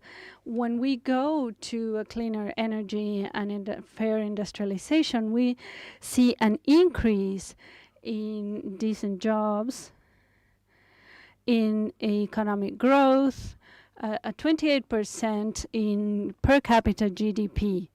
So we have a really big effect in growth. We have an effect in poverty reduction for 37 million people. And we have a reduction of 3 million people in the number of people who suffer malnutrition, and a 17% reduction in CO2 emissions. So this is a really big message. industrialization can grow, manufacturing can grow, but the process of decoupling, the clean growth process can happen in the region. And so we have perhaps the main messages for the discussion. We're going to have a panel of experts for discussing this, but the most relevant perhaps is that the region right now has productive assets, abundant natural resources, and new opportunities derived from these global megatrends. And so taking advantage of this will mean overcoming the premature deindustrialization, accelerating an inclusive and sustainable productive transformation. And so we need to leverage existing strengths, overcome current bottlenecks that are persistent, and promoting strategic sectors. Everything we saw in that graph with those preconditions or enablers. And the promotion of these strategic sectors includes renewable energies, critical minerals, and others. And just to finish, because I know we're short of time, the General Director had a meeting with the Latin American member states recently, and what he said, outside of any speech we could have prepared, was that Latin America needs to stand on a different footing in the world, because without us, there's no fighting climate change. Without us, there's no fighting hunger. But so we have a huge potential, but this region needs to stop thinking of itself as one with eternal potential. And so I think, humbly or not, the world needs us, and so we need to take on that responsibility and be able to work together for that. And so I will give the floor back to the moderator. Thank you so much.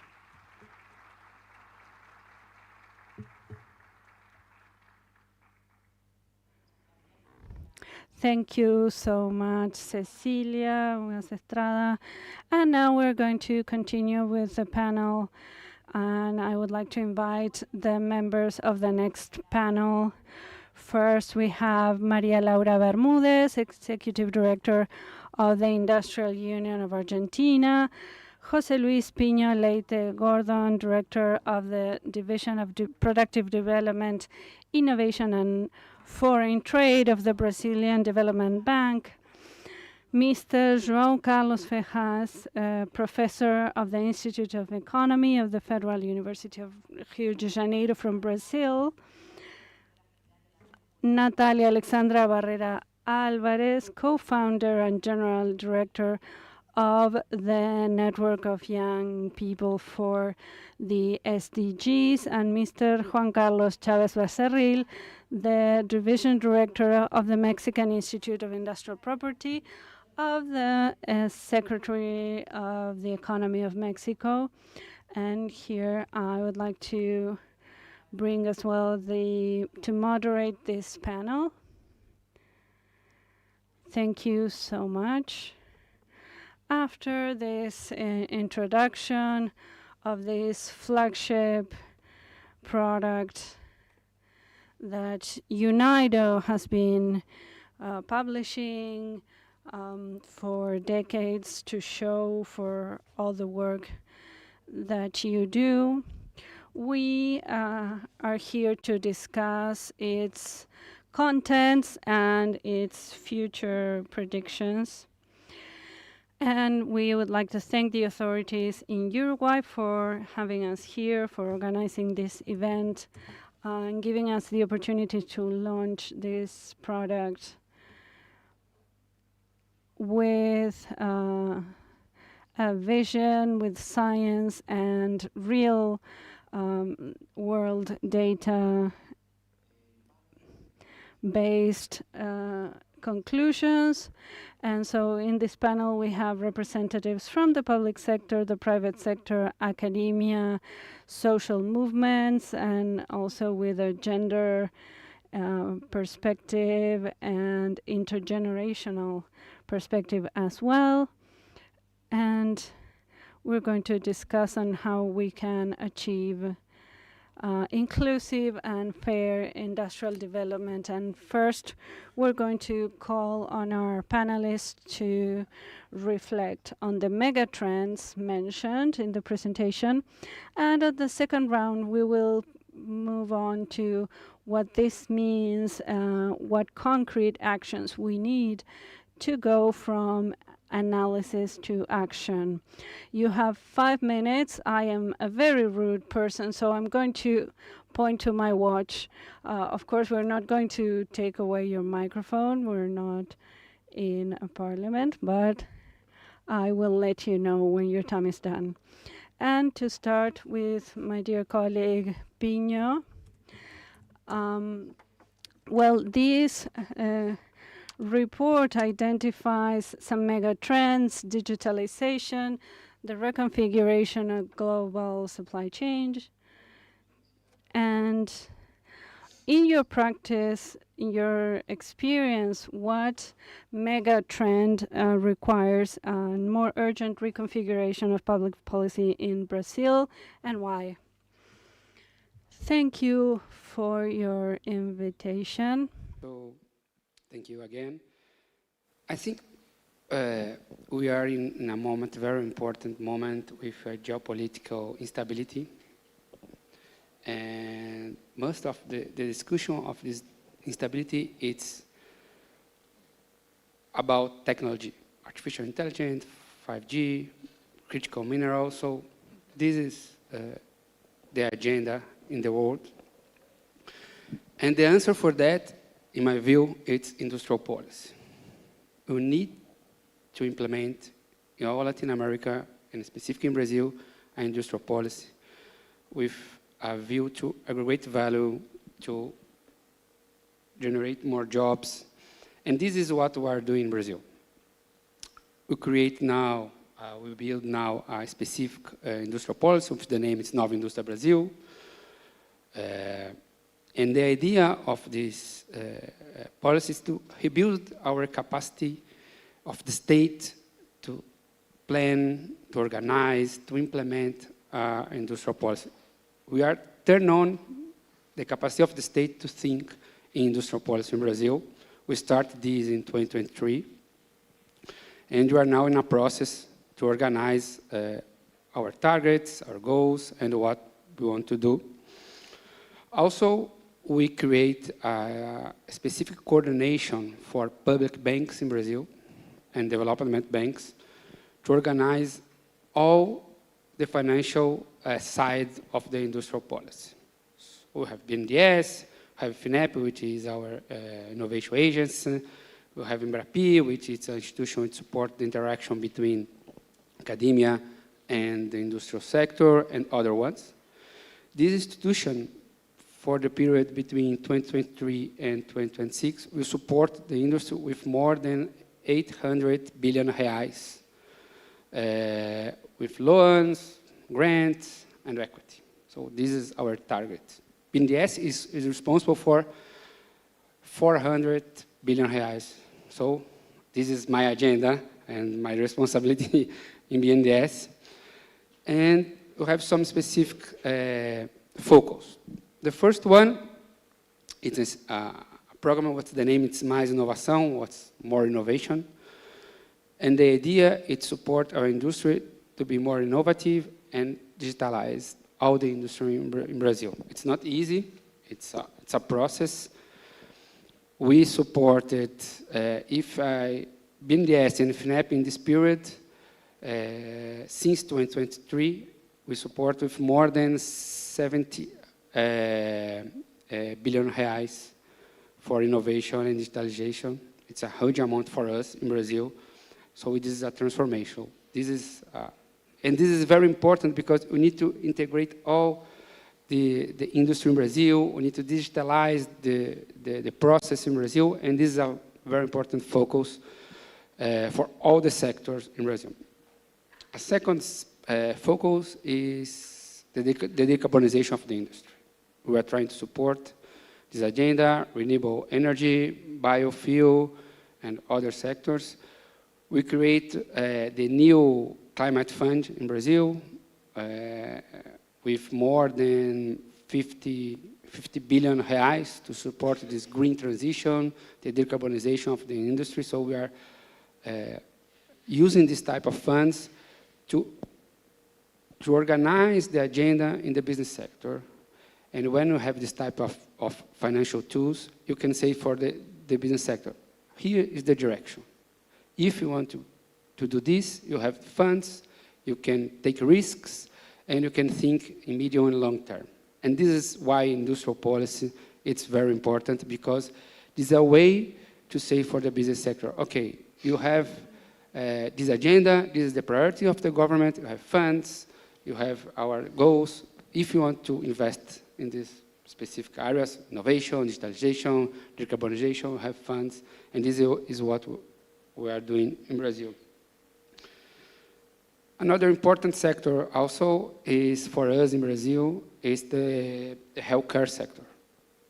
We have a huge capacity in the production sector, and we are investing a lot in innovation in this sector.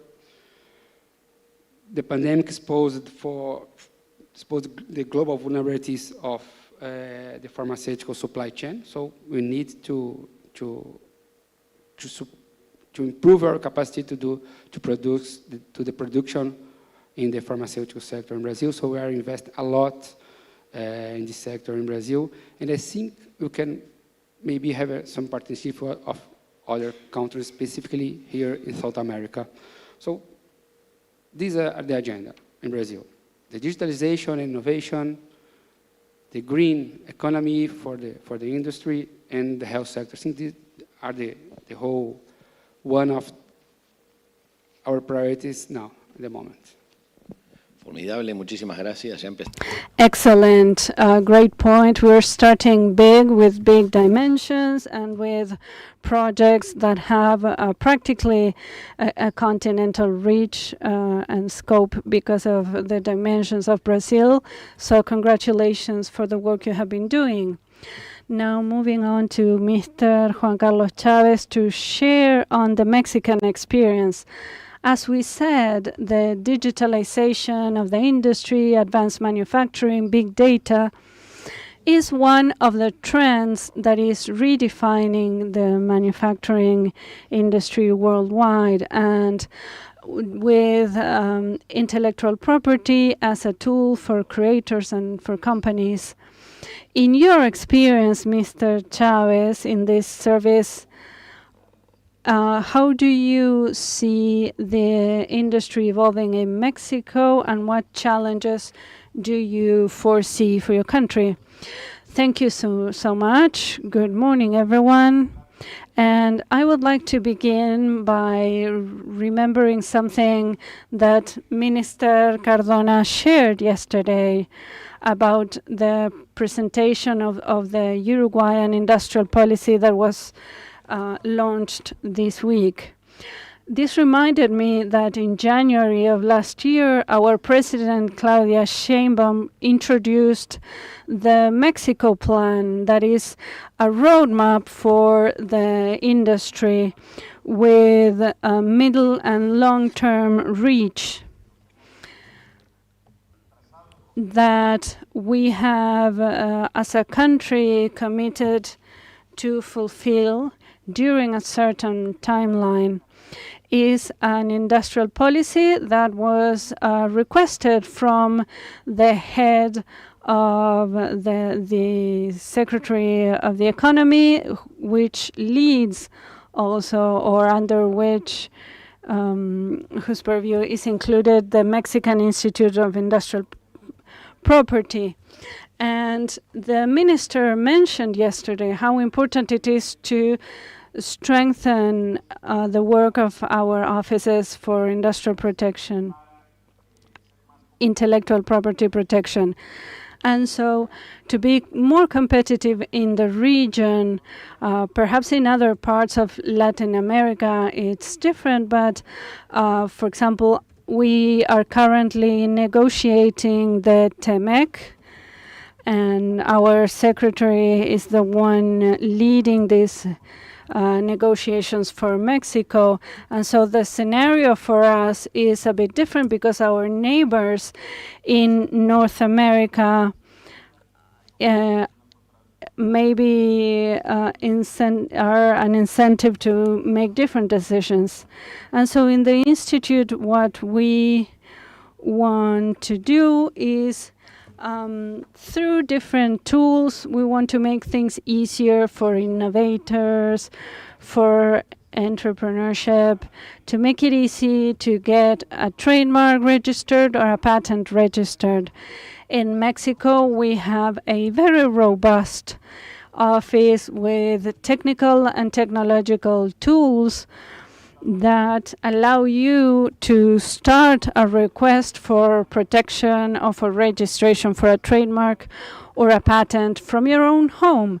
These systems need to be friendly enough so that, for example, a person who wants to register the trademark of their jam, or even a big law office that is taking care of industrial property for a big multinational company. And so we want to make things easier. And in the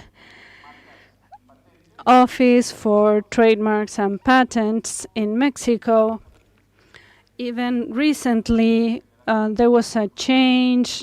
The intellectual property federal law was recently changed to adapt to the current situation now, because that's our main duty, to make things easier for businesses, for citizens to access tools to protect their trademarks and patents. And what are the challenges? Well, closing that technological gap, being able to access technology to make things easier so that they can access this digitalization through SMEs and other sectors, to continue to invest in innovation. The Mexican government, we saw the graphs recently about innovation, development, research. We are below the mean. We are barely reaching 20% in the region, and so it's a huge challenge. In Mexico, we're implementing these development public policies. The Mexico plan has specific targets which we need to promote. And even we need to increase budgets at universities, public research centers. So this is what the country is doing, creating a digital governance and an updated legal framework.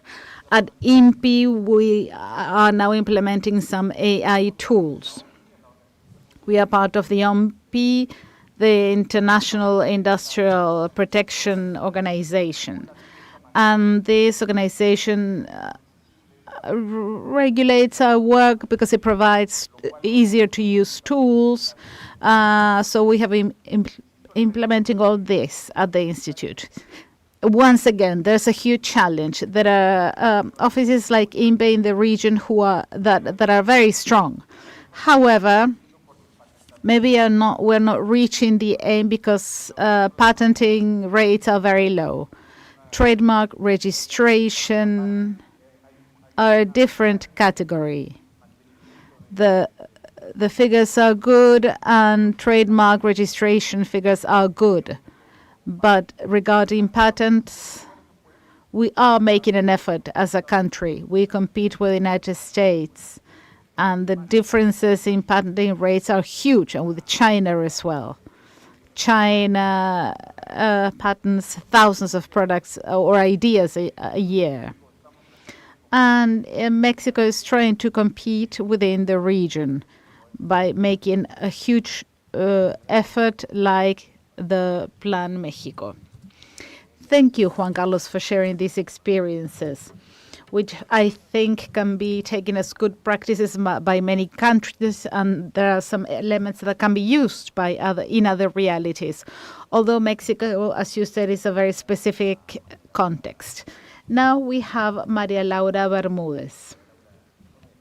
Dear Maria Paula, the report says that new industrialization trends are redefining the challenges and opportunities in the industry. From the experience of the Argentine Industrial Union, how do you see these changes there? Which sectors may transform, and which conditions do they need for these megatrends to lead investment, productivity, and quality industrial jobs? Thank you, Alejandro. Sorry I shouted so much yesterday. That's why I have a hoarse voice. Congratulations. Thank you. Energy transition and digitalization are already affecting our sector and processes. Nowadays, as an industry, we face a challenge of adapting our work, but it's a twofold challenge. It's adapting, but also understanding that this might be an opportunity, becoming suppliers and developing our productive fabric, our sector, to be aligned with the sectors that will develop and grow. A few days ago, we presented a report jointly prepared by us and the IDB. We identified the need to integrate productive chains. We identified 2 stages. Number 1, the mining chain, where we have the installed capacity to supply services and goods, all services and goods, like modular constructions for building the first stage. But we also have developed sectors to provide services for mining activities in general. It's a cross-cutting sector that requires many services, shoes, textile industries, etc., and also a lot of knowledge. So this is a huge challenge. It's important to articulate demand and supply. Nowadays, we need to work with our SMEs regarding certificate, accreditation, homologations, and the standards needed by mining companies, but also for energy, oil, and gas, in order to achieve those standards and become suppliers in the sector. And there's something very important as well, and UIA is working with this under government. All these activities directly impact the potential impact on the sector in general. So that has to do with energy efficiency. Regarding digitalization, this is a central factor because it directly affects productivity. Some time ago, we conducted a study with Accentum, and we found that systematically in the last 10 years, company productivity has been declining by 2%. So digitalization can allow us to revert that trend. Something else that is very important, Argentina does not really attract investment regarding AI, for instance. And you were asking me why. Why are we in this situation? Why do we not attract those investments? Why cannot companies make progress in this agenda? And here we have certain conditions we need to meet. First of all, macroeconomic stability. This type of decision and investment require a mid and long-term certain scenario. And also in Argentina, we have low productive funding rates. Nowadays, productive investment receives 12% of the GDP, but Brazil and Chile allocate up to 75% of their GDP to the production sector. And this is very important because SMEs need this leverage to have better investment. Number 3, this is something we address a lot in Argentina, the production conditions. We need to remember that the industry by nature competes with the world, not just when exported, but also in the domestic market. So production conditions compete with the conditions in any other place in the world when it comes to production. We prepared a report last week. It will be available soon. Argentina has record levels of taxation pressure at every level, a municipal, local, provincial level. It's a 56% tax burden, which is huge, in particular compared to OECD countries. So we do have productivity. We have the decisions made by business people and companies internally, human resources, purchasing resource, etc. But then we have competitiveness and what happens outside factories. And those are the conditions provided by the government so that companies can actually produce. And I think that that's one of the main points that we need to address to be competitive, to provide international quality service products at international products. And finally, two main points as well we are addressing. First of all, infrastructure. We do have a lack of funds nowadays and significant shortcomings, which have huge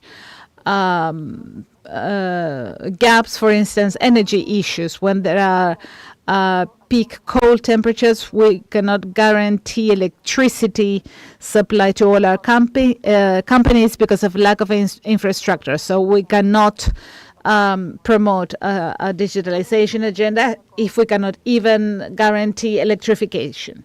And also regarding the UNIDO report, we're working on capacity building. We need to articulate the academia, universities, training centers, and the demands of the industry and our companies in order to advance in digitalization. I think that was everything. Thank you. Thank you, and thank you for sharing so many components of industrial policy making. I think in Argentina, I think that most of them are included in the 2026 report regarding integrating productive chains, digitalization, productivity, etc. Thank you. Now, João Carlos Ferraz. Dear Professor, based on the analysis shared until now, which mega trend provides the most significant window opportunity for the region in the coming decade? And what distinguishes it from past industrialization opportunities that the region did not fully harness? Thank you. Thank you, Uruguay and UNIDO, for welcoming us here in Uruguay. In particular, thank you for sharing experiences. We're a region, Latin America and the Caribbean. We have many things in common, but also many differences. And it's important to explore both similarities and differences. And that's the first step towards inclusive, sustainable, and competitive development. Cecilia has already talked about the opportunities we have. Energy and climate solutions, digitalization, biotechnology, all these solutions applied, maybe not to sectors, but to chains, energy chains, and in particular food systems. I think that's the opportunity because it includes three crucial factors. But there's a paradox and something we need to pay attention to. The first three essential items is that in those areas that are there's global demand and domestic demand. There's also resource provision and theoretically potential industrial capacities. But the paradox is that nowadays industrial policy is considered and accepted as important, but every country that moves towards that aims to protect national interests. And the thing is that brings along a lot of competition, and compared to global resources, we are quite small. So which political and competitive scenarios will there be? That's our challenge. And what we should focus on is that we need to acknowledge our limited capacities and make progress. And also we need to be very confident of what we do. We need to be very hardworking as well. And there is a risk, which is business as usual. It means we're letting go another window of opportunity, and we remain passive in the face of transformations. It's not easy to have the resources. And maybe start working or creating refining chains, lithium, rare minerals, whatever. We've never done this, and there are economic interests outside the region that want to keep us down. So how do we break away from that? These are things that we have rarely achieved before. I think that in order to harness those windows of opportunities, we need 4 conditions. 1, societies need to have a shared and accepted vision regarding competitive, sustainable, inclusive industrial development is important. It's not just company owners, it's the civil society, the academia, the government, everyone. Industrialization is important. Number 2,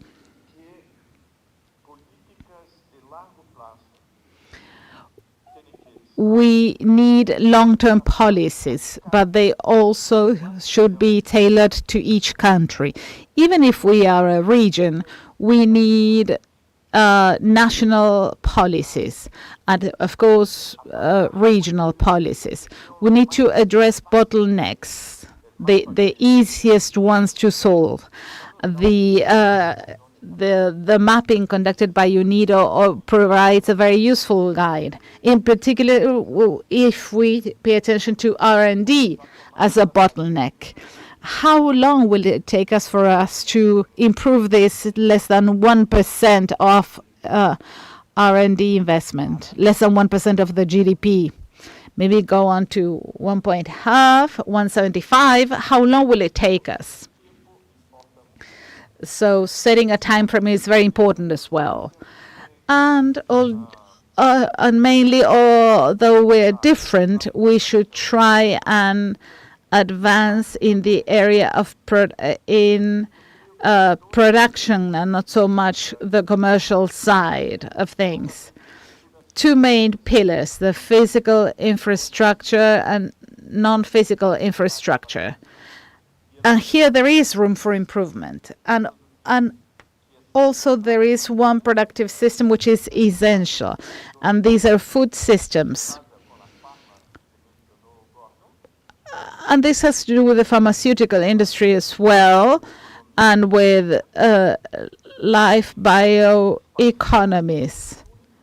In our countries, we are the only ones that have an organized scientific basis. Also, there is INEA here in Uruguay, structures like INEA, Embrata in Brazil, and a strong local industry. We have also been pioneers in regulation issues. Chile was the first country to use the warning labels on ultra-processed foods. So this is very specific, and I think that given the current connections, productive integration would be possible. Thank you so much, Professor, for your talk. And thank you for sharing these important elements regarding the exogenous and endogenous conditions for industrial policies. And thank you for your comments that will help us as food for thought. We will work on all this. In the first round, at the very end, but very importantly, last but never least, we have our young colleague from Colombia, Natalia Barrera, from the Youth Network for the SDGs. Natalia, the report identifies population transition as one of the mega trends for the industrial future. In your experience, mobilizing young people around the SDGs, what is the role of young people in this industrial transformation, and what do we need regarding training, green and digital jobs and participation opportunities so that the young generation is included in these mega trends and our main stakeholders? UNIDO y al Ministerio de Industria, pues, para poder estar en este espacio. Thank you to the invitation to the Ministry of Industry and UNIDO.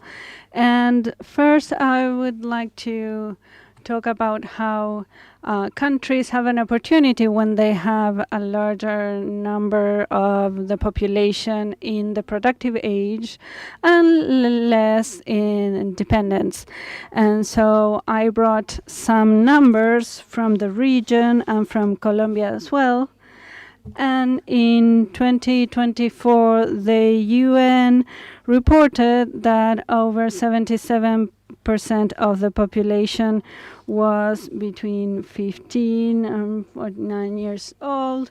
And in Colombia, our National Statistics Office published that for 2025, 33.9 million people were between 15 and 59 years of age. And so this is a significant force, but it's not infinite. Until the year 2055, this would be reduced. And so this is a demographic point where we have a larger, then after we would have a larger population that are in the elderly age range. And so that creates other special needs for that population. And so speaking of this demographic growth and the challenges and opportunities of having for the youth in this region, in the Regional Youth Summit that was organized, left us with some concern that, for example, in the next 10 to 15 years, we're going to have around 10 million young people that will reach productive age, but there's only a projection for the creation of 400 million jobs. And what is going to happen is that young people are excluded from the job market. And we see that a lot of young people are graduating from universities each year, but they are not being able to find jobs. And so we see how young people are preparing to face this difficult job search, but also how they find alternate solutions, such as creating their own businesses or working in different areas. And civil society and organizations are also trying to find solutions, creating projects, applying for calls for international funding or grants to obtain funds. And we see that young unemployment has decreased. It's about 15%, but it's still considerable. And so we are losing quality jobs. And there's also the Global Opportunity Youth Network creates a report called Youth with Potential, because we used to refer to the talk about the young people who have neither a job and are not studying. But now we have very well prepared young people who have no jobs, and so they are 2 to 3 times more likely to be unemployed in the future than grown-ups. And so they have employability issues, and so we see considerable gaps. Even though we have a lot of young people in the productive age, well, where are those opportunities and how can we access that market? So 86% of the jobs for young people are not formal employment. And so our organization is 6 years old, and 2 years ago we officially became a foundation.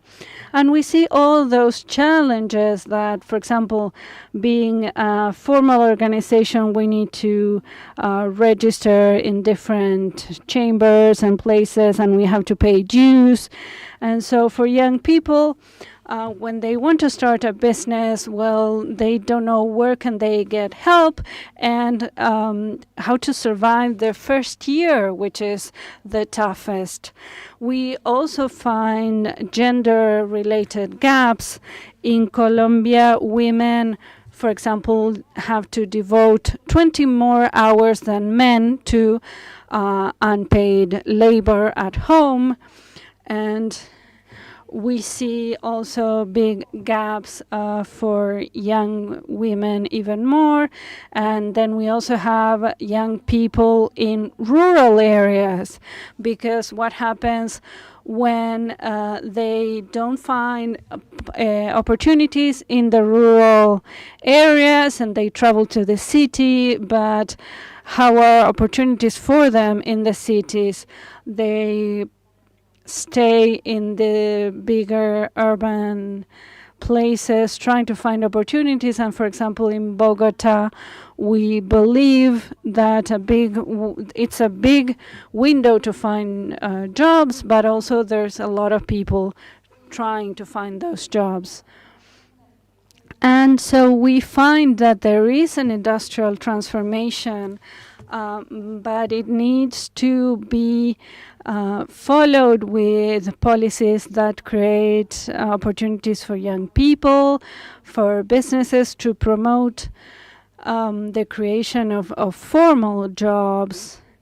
And we see 3 different aspects. We see training that has to do with finding the skills. We spoke of green transition, the digital transition. There's also blue jobs that have to do with marine ecosystems, AI, data analysis, intelligent manufacturing, clean technology. But additionally, how can we, within that training, also include soft skills? And this is a discussion we have had for many years. And in my case, for example, I feel like the university prepared me, but also when I went out to the job market, I lacked certain skills, how to create your resume, how to write a letter for a job, how to apply for a job. Now we have some tools like LinkedIn, but how do I use it? And I needed all those extra skills. As for green and digital jobs, we see, and many panelists already mentioned this, that everything needs to move towards that sustainability, but there are economic, social, and industrial challenges. And how are we training young people to be able to find those opportunities in their territories. And finally, the spaces for participation. Something that happens a lot is that young people are usually having to remind people that we're not here just to take a picture. And so these spaces need to give an opportunity for advocacy. And so we see more and more young people in local advocacy spaces, for example, with youth councils. We have some in, we had an election last year in Colombia, but also we have the Conference of the Parties. There was one for biodiversity, for climate, and one for Escazú recently. And so we're trying to involve younger children as well. And so how can we reach positions that go deep into the challenges faced by our youth? Thank you, Natalia, for your very comprehensive presentation on age, gender, demographic factors that have a serious impact on industrial and productive policies and the perspectives for development for our countries. Now to the second round, because I know some people need to leave, I'm going to be more rigid with time, and also this is what's separating us from lunch. And so now, Jose Luis, the report shows that a big part of the gap in Latin America is explained by the lack of access to credit, but also the limited adoption of technologies by companies in the region. So based of your experience in Embrape and right now in the BNDES, what combination of instruments and policies do you think has proven to be more effective to connect basic research, the private sector, and what can the Brazilian experience share with the region?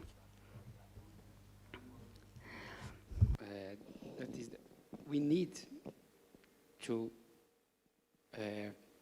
show for all the society the role of the industrial policy. This is very important because an example of that, when we launched Nova Indústria Brasil, our industrial policy in Brazil, I stayed 10 days in the media to explain why it's important to have industrial policy, why it's important to support the business sector, why it's important to have specific funds for innovation, and why it's important to have specific funds for decarbonization of the industry. So this is very important. What we need to do, we need to explain for our society why industry is important, why it's important for the development of the country. So this is something very important, and I think this study here of UNIDO, it's very important for us. And please translate for Portuguese. It's important for us.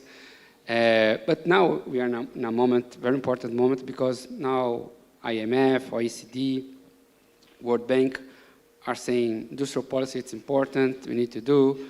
So it's changed a lot in the world. And what we learn in Brazil is that the institutions are very important, like BNDES, FINEP, which is our innovation agency, Embrape. And if they are coordinated for to support the business sector, this is very important in industrial policy. They are coordinated in industrial policy with the correct funds. So you have the possibility to have loans, grants, guarantees, equity. You need all of these financial tools to support the industry. And you learn a lot about this. So you have BNDES with lots of loans to support the industry. You have FINEP with grants, and you have Embrape we do this interaction, support this interaction of industry in the academia with grants, and all of this coordinated in a specific policy. So this it's very important, and it's what we're trying to do. And what we learn, and what we are now in a moment, very important moment in Brazil, because many big companies are deciding to came to Brazil to invest in Brazil in R&D. So Volkswagen, Stellantis, Bosch, Toyota are decided to come to Brazil and to start the R&D center in Brazil. This is because we have our industrial policy. Specifically in the case of Bosch, for example, we have a race between Brazil, India, and Mexico. And we win this race because we have many financial tools to say to Bosch, come here, install your R&D center for agribusiness here in Brazil, and say, okay, I will go to Brazil. And this is something very important for improving our innovation capacity in the industry. So, industrial policy, the correct institution, and funds. These three pillars are very important and coordinated in our industrial policy. Muito obrigado. Pasamos directamente a Juan. And now we go straight to Juan Carlos. What action or concrete mechanisms are being promoted so that SMEs can adopt advanced technologies to promote digitalization and scaling up in the region? Thank you, Alejandro. As I said before, in INPI we provide access to technological tools to protect trademarks and patents, to protect talent. And so we have software factories, for example, to translate the needs of users in easily accessible tools for the different services that you want to offer. And so we also promote patent registration and trademark registration through a campaign we do 3 times a year with some preferential fees, which means that, for example, registering a trademark in Mexico is about 5,000 Mexican pesos, so it's around $72 US. And so 3 times a year we have a campaign with specific rates for specific groups, for example, for artisans, young people, indigenous women, and so we focus on a specific sector and we reduce the rate by 90%.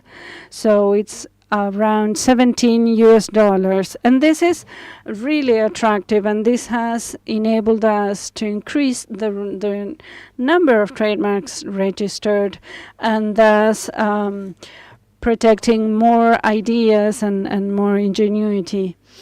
And so let me tell you about Innova Fest, which is an innovation festival that we organize in Mexico with schools, universities, business chambers, industries, and it's organized in different regions in the country with contests for a cash prize, and the budget for this year is around about $1 million for prizes. And so before this administration, a couple of years ago, it was around $250,000 US. So we have really raised the prices and the type of event. It's we have given more attention to it to promote more participation, and people don't necessarily need to have a patent for an idea. It used to be the case, but now it's not necessary, and there's a technical committee that looks at the idea and gives them a rating, and there are prizes for different categories. And so this is also a way to promote the registration of ideas at the national level. Thank you, Juan Carlos. We have someone, João Carlos, you need to leave soon, so perhaps can I ask you something before you have to leave? Is it just you, or do you both need to leave? Just him. Okay. So based on the analysis in the report that we have discussed so far, what bottlenecks do you think are the most challenging for the region today, and what would a realistic policy be? Well, very simply put, first, apologies because I have to leave for my flight. But I'm going to put these bottlenecks in a box, in boxes, according to complexity. And this isn't technical. I would rather say they're systemic. And it's 3 of them. One is the productive capacities that are weak in relation to the challenges facing us and the world, and our needs to escape the inequalities and growth traps that we have. The second one is that our internal markets are vulnerable. You have given us some signs, some inkling of the challenges that young people face.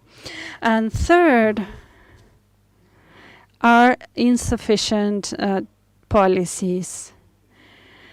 Here we had 2 examples of local policies and efforts, the intentions of Uruguay, the energy policy of Uruguay, that are signs of potential and of the path we have ahead. But if we look at it, it doesn't move the needle for GDP growth as much as the giants in the development bank do. The industry growth is still, it doesn't reflect the efforts made. And there's something else that is impactful for me, and we need to pay attention to this. Are we changing the rules with each political cycle, especially among the countries that we have a competition among each other? And so if we have similar conditions and we have a market where buyers are not dumb, they're going to exploit the differences between ourselves. And so how do we position ourselves in that world? La agenda realista. So a realistic agenda. It's important to invest in more and more capacity building. And the capacity of the state, of companies, the capacity of consumers, of demanding quality products. And we need to be to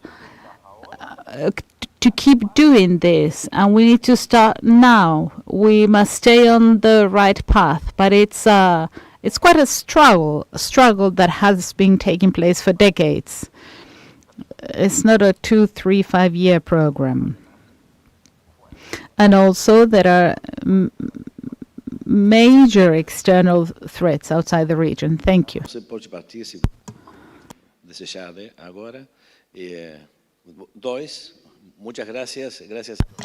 Thank you so much to both of you. So a round of applause now for you. Boa viagem y seguimos en el panel con las colegas. Muchas gracias. Estamos en contacto. Muchas gracias. Muito obrigado. Boa viagem. Continuamos y cerramos. Si nos permiten, con las 2 damas. So now with the 2 ladies, Natalia.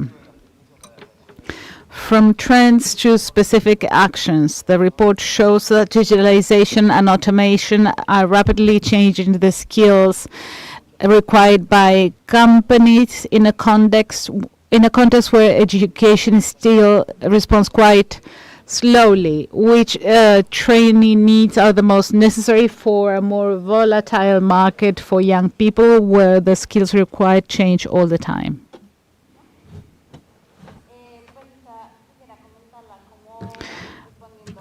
I would like to point to three main SDGs. First of all, SDG 4, quality education. We've already talked about the importance of changes in education. And we can see what's happening given some specific points. For instance, vocational courses now might have shorter semesters that are short courses as well, education for work, so that young people can start working sooner in specific areas such as programming, software development, AI, data analysis, cybersecurity. So that really helps that group. But also what happens with people that want to study other things? We need to remember the importance of social sciences, environmental sciences, economy, law. These professions that are still important and are still important within the world of work. There's another topic that has to do with how we get this digital transformation and market changes to adapt to soft skills because, of course, every young people need to study the world market and all that, but actually they need to train for the skills we need. But what happens with creativity, leadership, and how we truly address problems, conflict resolution, work issues within the team, and partnerships as well. And I think that that's something that we acquire as time goes by.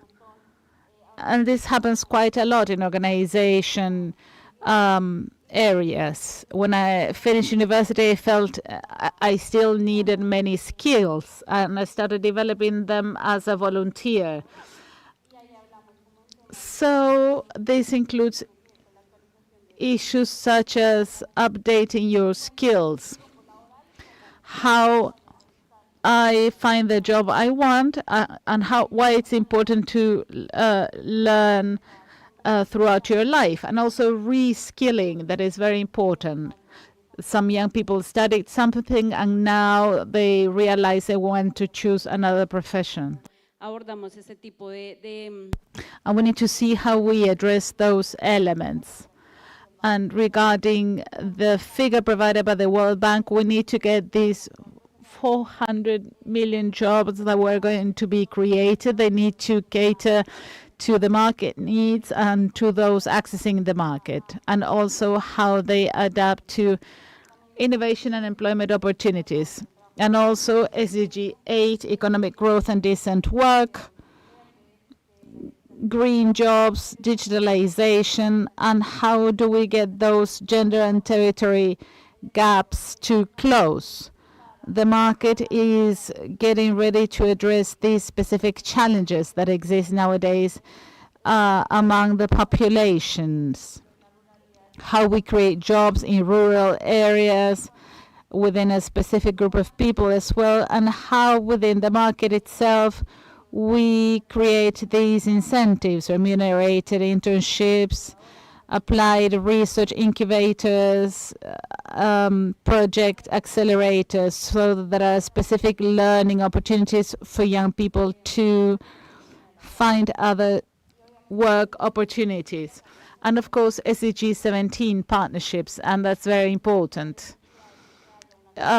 We need to have a multi-stakeholder collaboration, institutes, the academia, the government, local and national governments, international cooperation, civil society organizations, citizens themselves, and how this can be seen in this gap.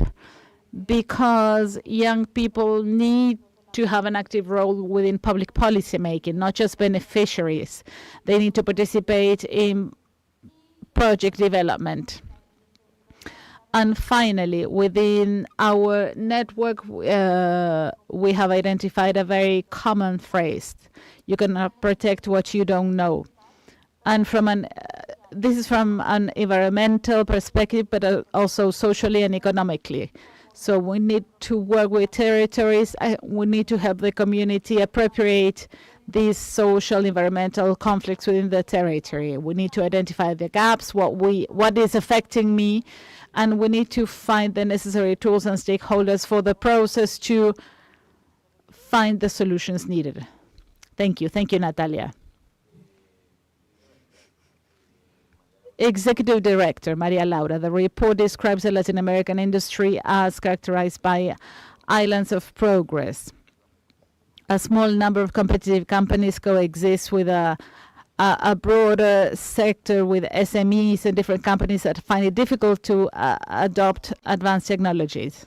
At the UIA, have you implemented specific strategies to help companies navigate green transition? What has been more effective to improve the competitiveness of SMEs in particular, and which are the hardest barriers to overcome? Okay, islands of progress. We wanted to build specific tools. First of all, for training, but in particular for supporting companies, in particular SMEs. And all the programs developed lately have worked around 3 pillars. First of all, diagnosis, training, and technical assistance. This is helping companies understand what situation they're in and understanding which opportunities they have, which opportunities they must develop, and how those opportunities become specific projects, implementations. And in particular with Ruta X, we created a space where we invited companies to visit us so that they could interact with experts, but also so that they could see the application of new technologies and how we implement AI in a demonstration in their productive processes. And that was truly valuable. And we see that most companies visiting us, when they understand the application of these new technologies, end up implementing this.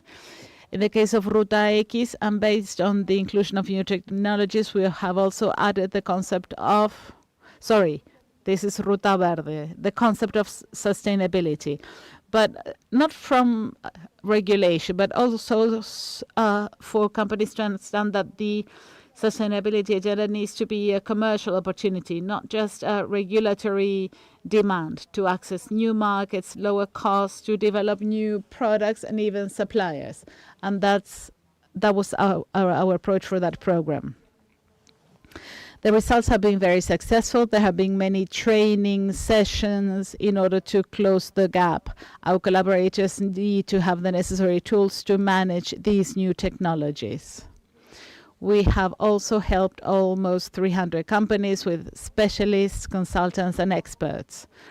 Of course, we have a lot of work to do yet. You were asking about the remaining challenges. At UIA, one of the main challenges we have identified is scaling up these solutions and proposals. We have identified that Ruta X works very well, but all the companies that have harnessed it are the companies that are geographically close to the center of Ruta X. So our challenge is to take this to the federal level, to every province in the country, this technical support. And this brings us back to the first support. One of the barriers is funds. The SMEs need funds to apply these new technologies. They also need financial tools, also capacity gaps in capacities, as we said at the beginning. There's also an infrastructure issue. So at least we need to guarantee connectivity, for instance.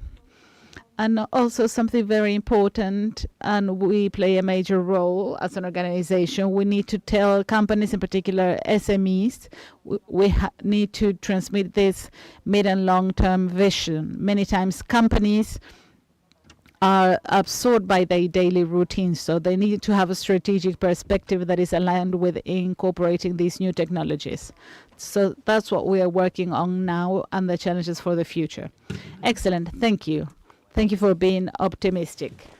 Discusiones de hoy, la verdad que han puesto de relieve tanto la urgencia como la...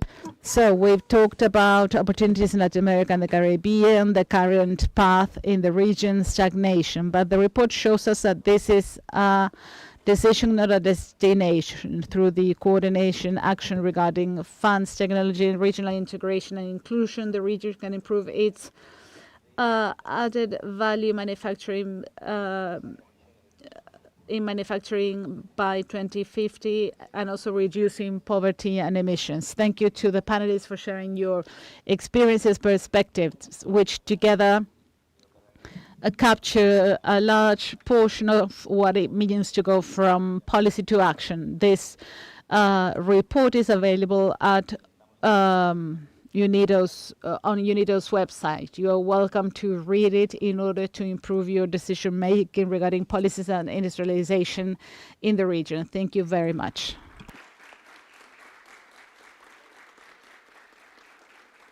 Muchas gracias y antes de concluir la sesión les invitamos a tomar So before we end the session, let's take a group photo. Thank you, and Cecilia as well. a ser parte de esta fotografía.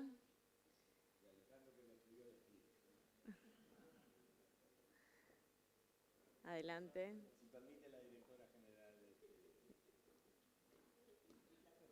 Adelante, Alejandro.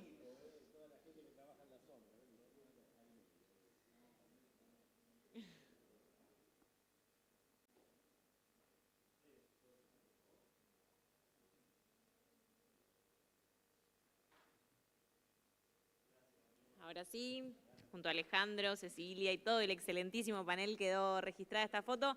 Vamos a hacer el corte para el almuerzo. So now let's have lunch. We'll meet again at 2:15 to resume our second part of the second day of the UNIDO Regional Conference for Latin America and the Caribbean. Thank you. See you at 2:15 in an hour's time. Thank you.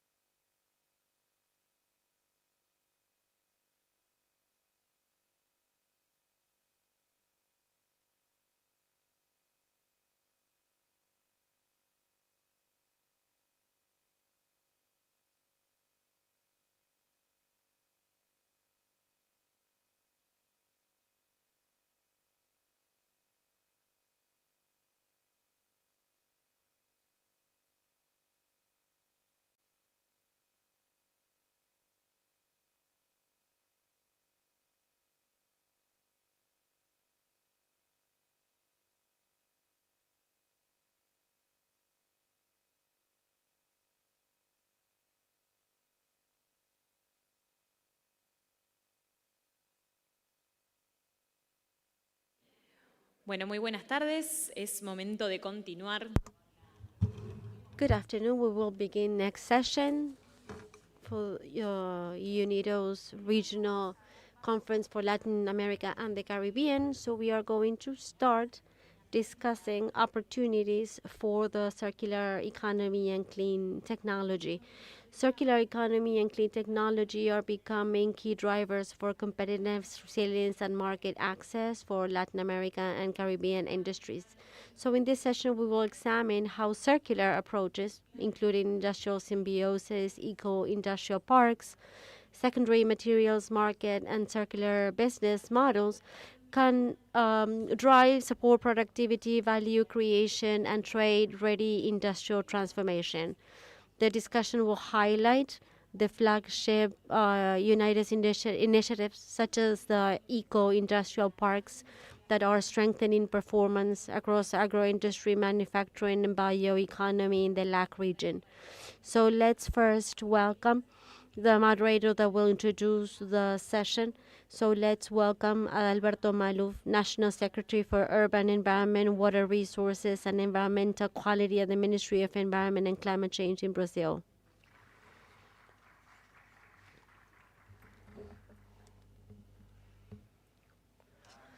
Good afternoon, everyone.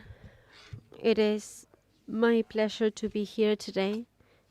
I will go ahead with my presentation in a mixture of Portuguese and Spanish. And I'm very happy to be here to discuss circular economy, which is one of the main and critical topics in Brazil. It's included in several policy, and as we all know, circularity is very widespread in decarbonization, industrial development, environmental policies, the protection of biodiversity, and so on. While decarbonization advances, we reduce carbon emission, we enhance the environment. So circularity is important not only to optimize resources, but to create smarter and more efficient processes. Brazil has been working on this topic for a long time, but in the past few years, it adopted new plans, new programs were adopted, and since our presence in 2023 and the work that Indonesia and India had done, we started developing a series of principles for inclusive circular economy for different actions to countries to adopt, to build from efficient management of waste, the greenhouses, the use of greenhouses and recycling processes to become more efficient, to avoid the waste of food, how to integrate with agriculture, mining, and all the rest of the sectors. So circular economy for us only makes sense if it is inclusive, if it considers a just transition, and focusing on design products, design activities, and the types of materials. So our efforts regarding circularity started with plans, policies. We adopted new laws and regulations. We started engaging with the private sector. We want to work on governance with all stakeholders for science and technology investment and funding to be included with more clarity so everyone knows what to do. Last year, we approved in Brazil the sustainable taxonomy of several sectors, and we are finishing this year with the circular economy green taxonomy, which is one of the main aspects. So circular economy for power, water resources, waste, cities, mining, industries, for all sectors. Debates around it are very interesting, and to discuss taxonomy, we need to understand how the different government sectors and the different plans, for example, the climate plan that we passed last year addresses 8 mitigation areas, 16 thematic frameworks for adaptation. And the climate plan even though was quite broad and involved different ministries, it did not engage across all policies. In Brazil, we lately passed a new industrial policy, green, sustainable industry in Brazil, integrated industries, and the challenge we face today is for the industrialization policy, the climate policy, to have shared priorities with the efforts of science and technology and education to make further progress for further acceleration. To do so, we built a national strategy for circular economy that was approved last year. Last year, we approved the national 2025-2030 for circular economy policy, and it works on 5 pillars, 5 priorities. The first one is the creation of an institutional regulatory framework that is favorable to circular economy. And second, to promote innovation, culture, education, capacity building, to reduce reuse and promote the circular design production. To do so, policies needed to integrate in the reduction in the use of resources, waste management, to preserve the use of materials, and particularly having new financial instruments and interfederal collaboration with the participation of employees and workers in circular economy as well. We are working on a resolution that will be published soon by the National Forum Circular Economy, and it will deal with a resolution of circular design with guidelines for all stakeholders, all ministries, private sector actors, different levels of government. It is quite ambitious. It'll be difficult, it'll be a challenge to implement, but on paper we can do it all. So the resolution will make available a very strong framework for the integration of different actions. I don't know how familiar you are with the energy transition plan of Brazil, but our Minister of Environment, Marina Silva, when she was in office, said that the most important aspect for her, and it was her, she devoted her whole life to this fight, is for environmental aspects to be included across the board. She was a minister during Lula's administration. She pretty much had to fight everyone to include environmental issues, but that's not longer the case today. The economic transformation plan is led by the Ministry of Finance. I don't know in your countries what the case is, but they are in Brazil, I would say, the most important people. They manage the budget, they tell us what we can and cannot do and how to do it. And today, they are the big leaders for the ecological transition. And the 6 pillars of the federal plan for ecological transformation. We have the Supreme Federal Court, the Senate, so it is very interesting how it engages different sectors. But the plan comprises green finances, technology development, clean energy transition, food systems, resilient technologies for adaptation, and particularly the circular economy as well.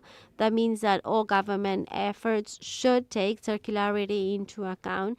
And this transformation plan, this is a 3-year plan from 2023, it's already mobilized 190,000 million reais. So private investment was enhanced to 800 billion reais. This is quite a significant amount. The Green Climate Fund in Brazil had 400 million a year, divided by 5 to convert it to USD dollars, 1.6 million. Now we are speaking about 27 billion, so there's a 7 or 8 billion increase. Billion, of course, it sounds quite impressive, right? Billions of reais, such a staggering amount.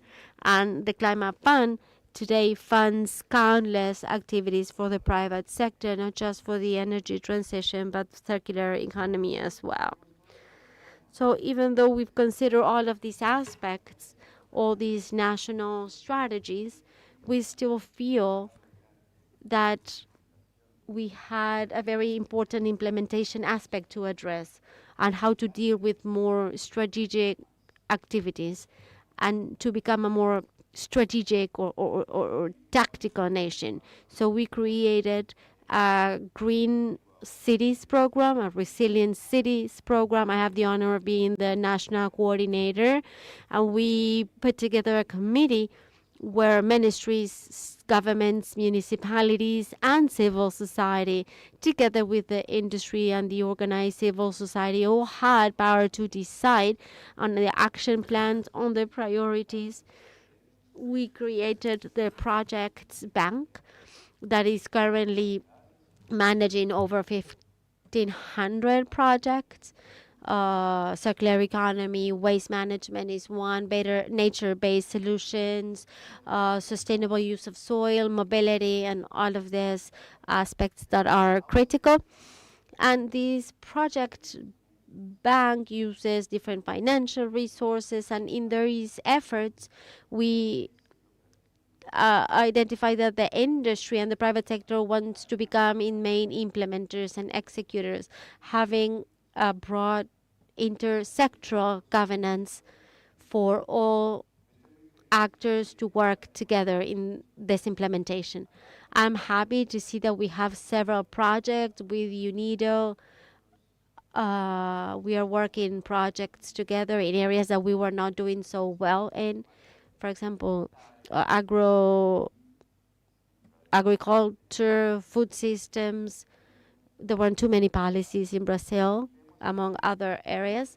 And we believe that even if our project is small, we have Mexico, we have Brazil, for example, involved in this project. But even though they are small, they are important instruments to share experiences, to debate, to engage in dialogue for policy making. I know that the biggest countries in Latin America already have circular economy policies, so we are lagging a little bit behind. Many other countries adopted these policies before Brazil, but we have the capacity to make progress and to develop policies that we had not the capacity for in the past. So I'm sure that the circular economy and bioeconomy are two of the main drivers for the future for social and financial development. And I want to congratulate UNIDO.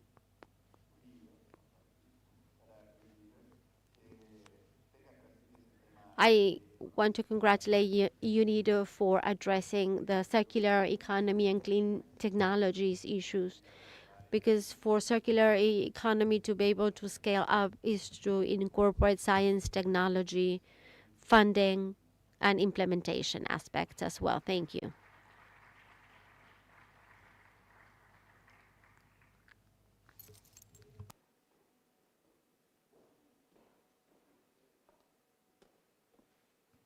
Muchas gracias. Thank you, Alberto Maluf. Let's now welcome our panel members. Let's welcome Ernesto Cedeño, Vice Minister of the Ministry of Industries from Cuba. Welcome. Mr. Johannes Tabinger, representing UNIDO Mexico. Martin Clavijo, Executive Director, Uruguay Agency for International Cooperation, Uruguay. Mr. Angel Checo, Director of Industrial Economy, Ministry of Industry, Commerce and MSMEs, Dominican Republic. Silvana Valora, and also Natasha Peister, representing UNIDO in Colombia. And this time, let's do it differently. We always take the picture at the end of the panel, but just in case anybody needs to leave earlier, let's take the picture before the panel. So let's have a full picture.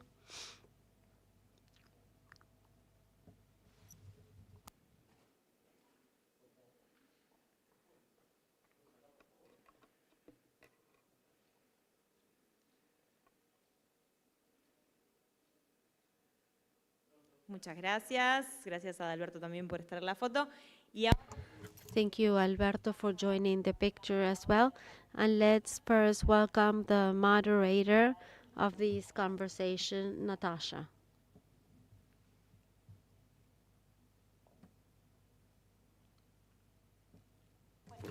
Buenas tardes. Les quería dar. Good afternoon.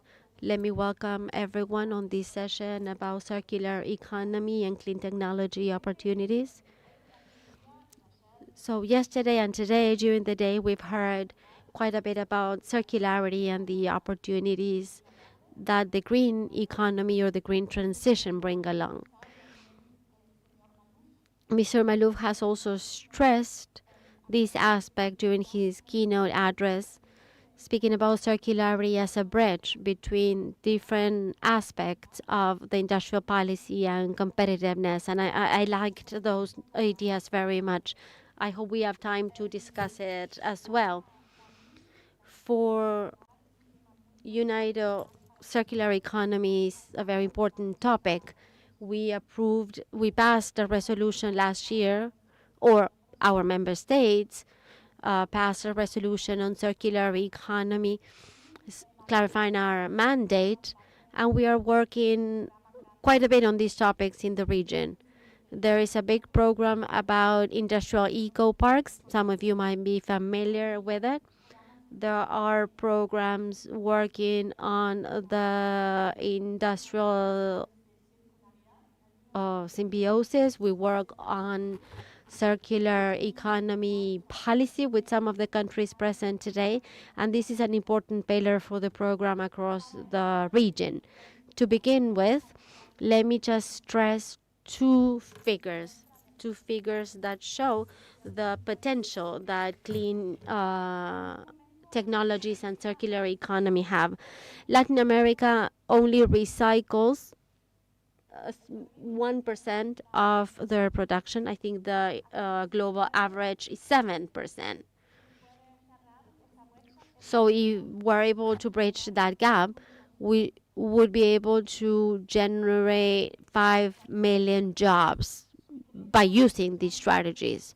And I think the discussion about the industrial development report also showed that focusing on green issues could lead to a competitive advantage and a driver for industrialization in the mid and long term.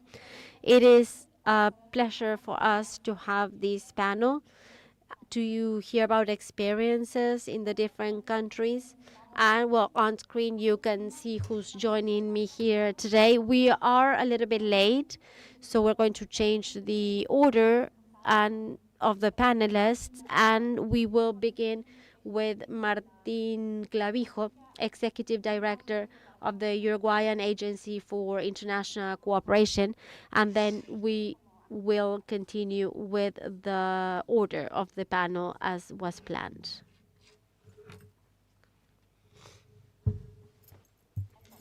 Okay, so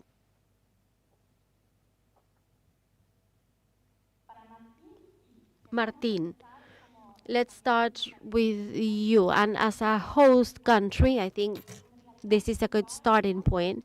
Uruguay has already, in very few years, built a very robust ecosystem around circular economy with funding SMEs and technical cooperation through different projects. You also have a national circular economy strategy in place. We'd like to know what has worked well so far and maybe which aspects need to be further consolidated to scale results.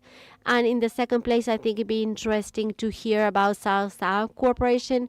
We know that Uruguay is already cooperating with other countries in the region. Martin, you have the floor. Good afternoon, everyone. It is my pleasure to be here sharing this panel with you and with my colleagues. For the Uruguayan Agency for International Cooperation, it is our pleasure to be part of this week. We've been coordinating, we've been assisting in the organization of this type of event, so it is our pleasure. What you've asked particularly considering the role of international cooperation as an accelerator for circular economy in the region, I think the first thing to stress is that Uruguay didn't come here alone through a single project. And this is the result of a positive accumulation of the work we've done over the course of 10 years with international cooperation and public policy led by the Ministry of Industry. This public policy, of course, considering different ups and downs, has survived different administrations, different political parties. And let me also say that thanks to Uruguay's institutional consistency, makes it possible to sustain these over time. So programs like Paid by Value made it possible to put the circular economy in the national agenda, made it possible to build capacities and show that there were specific possibilities and opportunities for the Uruguayan industry. That agenda then evolved into a new generation of initiatives like Revalora, Swap Cero Residuos, Uruguay Más Circular, and the negotiation of page 2 that is not only looking into developing pilot plans, but rather support the implementation of public policy and instruments for productive transformation. And speaking about your question in particular, I think there are 4 main aspects that are working quite well. In the first place, we have a strategic long-term view, and that's what was mentioned at the beginning. This is reflected in the National Strategy for Circular Economy that was drafted in the 2023-2024 period, led by the Ministry of Energy and Finding, together with the efforts of the Ministry of Environment, Agriculture and Fisheries, Economy and Finance as well, showing interinstitutional cooperation and international cooperation through organizations like ICLAC, UNDP, and UNIDO provided experience, technical knowledge, and experiences to adapt this strategy to Uruguay's reality. This is why I want to stress the big role that cooperation has played throughout this process, and it is important to mention it. In the second place, we've been able to consolidate a culture around collaborative work. Collaboration did not just create new institutions, but made it possible for existing institutions to work together. And that is an important aspect, reinforcing capacities, avoiding overlapping of efforts under the leadership of the the Ministry of Industry and Funding, and the technical support of UNIDO for the national agencies, academy, departmental government, and the private sector to be able to work together under a shared vision, coordinating actions to promote circular economy. So this role and the need to create multi-stakeholder alliances that are so much needed today, considering the international context that we live in. In the third place, international cooperation has evolved. It's not the same type of cooperation we had before. We're not just funding pilot projects, but it's also supporting capacity building, capacity strengthening, instruments for companies and instruments for implementing transition. International cooperation is no longer just an element to catalyze financial resources and technical resources for better design, planning, and implementation of public policy.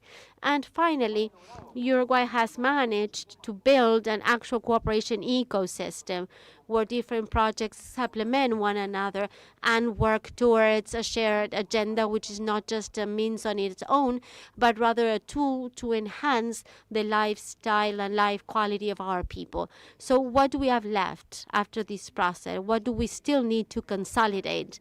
I think that the challenge is no longer to define the direction or the destination, but rather how to scale these experiences to reach higher number of companies, especially SMEs, as they account for over 95% of all businesses in the country.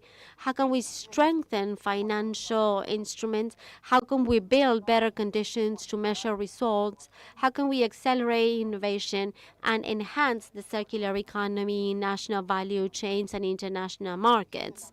there's also a second dimension to consider, and it's also as important, the territorial challenge. How can we manage to bring the circular economy opportunities to the entire country? How can we make these tools available to companies that are not located in the capital city?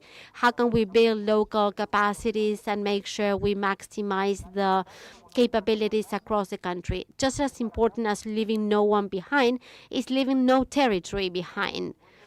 That also means that we need to work more and more with departmental governments, industrial chambers, local stakeholders, among others, to adapt the instruments to local realities and bring and build collaboration networks to scale up solutions, and therefore cooperation is a priority for our agency. It's been so and it will be so for the entire administration. Our agency understands that international cooperator can still be an accelerator, mobilizing alliances, connecting capacities, and supporting the priorities defined in the country.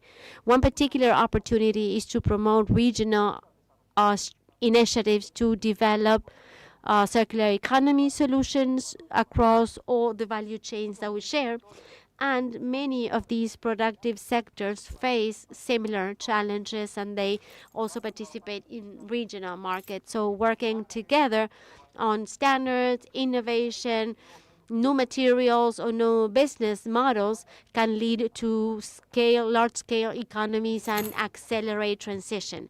Therefore, articulation, and this is quite important, across regional agencies like the ECLAC, CAF, Center for ILO, UNDP, and other cooperation agencies can be an opportunity and a very powerful platform to scale these experiences in Latin America.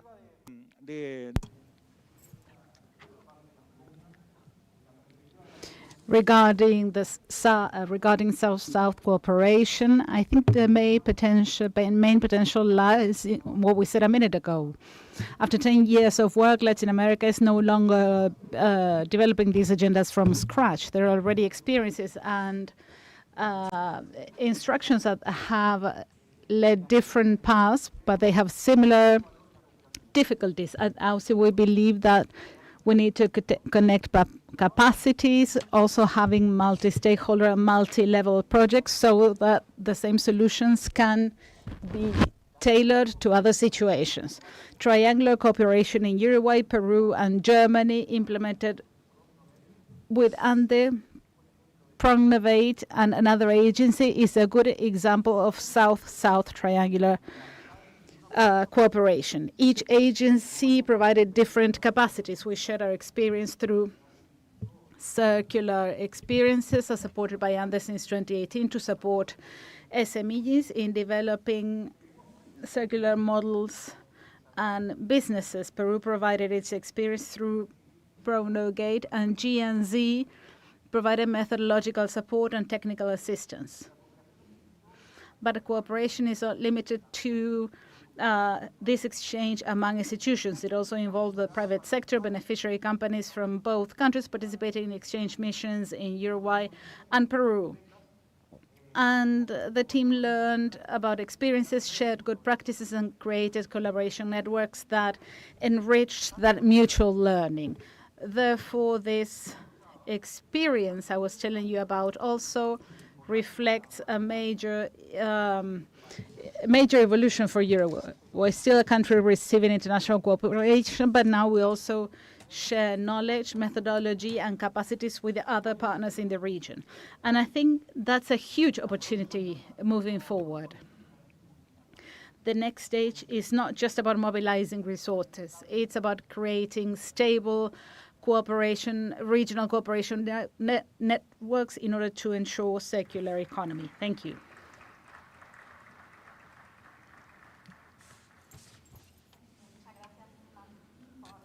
Thank you, Martin, for sharing the Uruguayan cooperation perspective. It's interesting to see that economic circularity is not just a meeting point connecting different political areas. It also connects companies, regions, and allows us to strengthen regional integration at some point. And if I understood well, the next step in UI involves consolidating the achievements so far and also disseminating the model within value networks in the region. Yes, exactly. Thank you so much. And now we will be sharing the following experience, Cuba.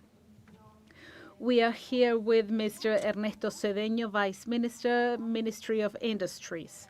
He will be telling us about Cuba's experience. Circular economy is also part of the country program you have recently signed.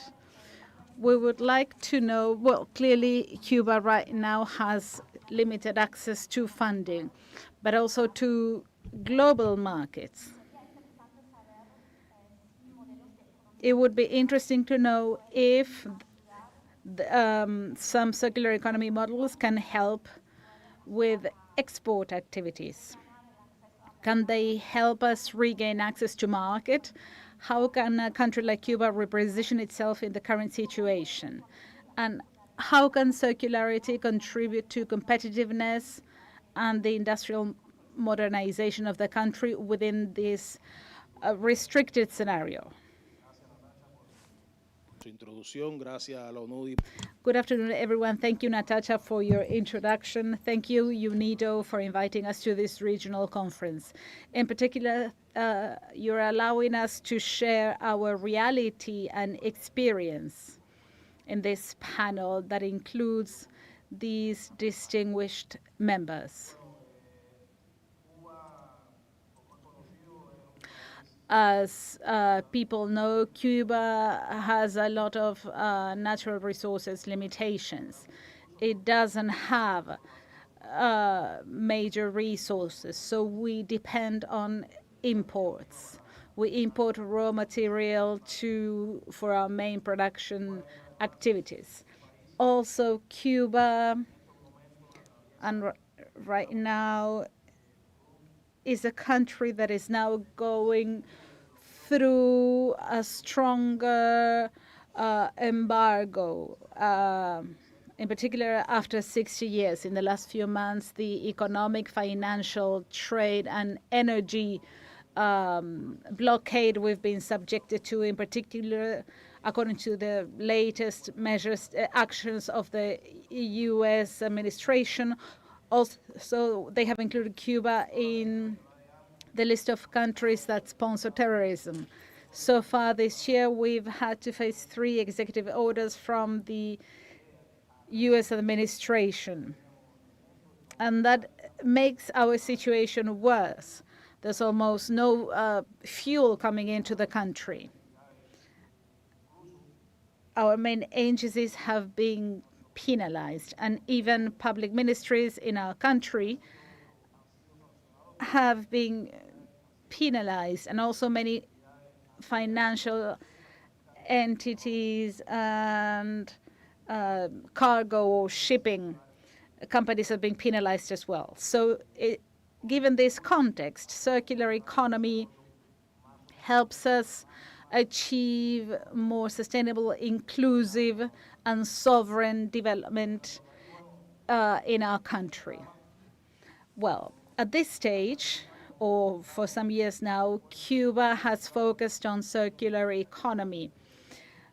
As we have developed technical and legal regulations to enable our systematic work, and also so that the private sector, the company sector, has the necessary tools to build this path towards harnessing waste. We also have a national circular economy strategy. A few years ago, we created the Technical Standardization Committee. We have created a number of projects. We have worked with UNIDO to develop capacity building projects, trainings. We have also had a South-South project with Ecuador. We received training sessions in that regard as well. So we mainly have focused on improving these circularity components in different economic and social aspects of our country. And we are also optimizing waste collection, and we are now implementing a rule in this regard. Another important element, our energy transition strategy. Clearly, to be sovereign, for instance, we're very proud of what Uruguay has achieved in this regard. Respectfully, we would love to follow into their footsteps. But actually, as you said at the beginning, we have a lot of financial issues and other problems that affect Cuba. But our energy transition strategy, which was created last year, we had a 3% of energy transition rates, but we reached the 15% at the end of 2025. And despite our difficulties, we are working to reduce it and to reach the 50% mark by 2040, so that we use 50% of renewable energy. And that also implies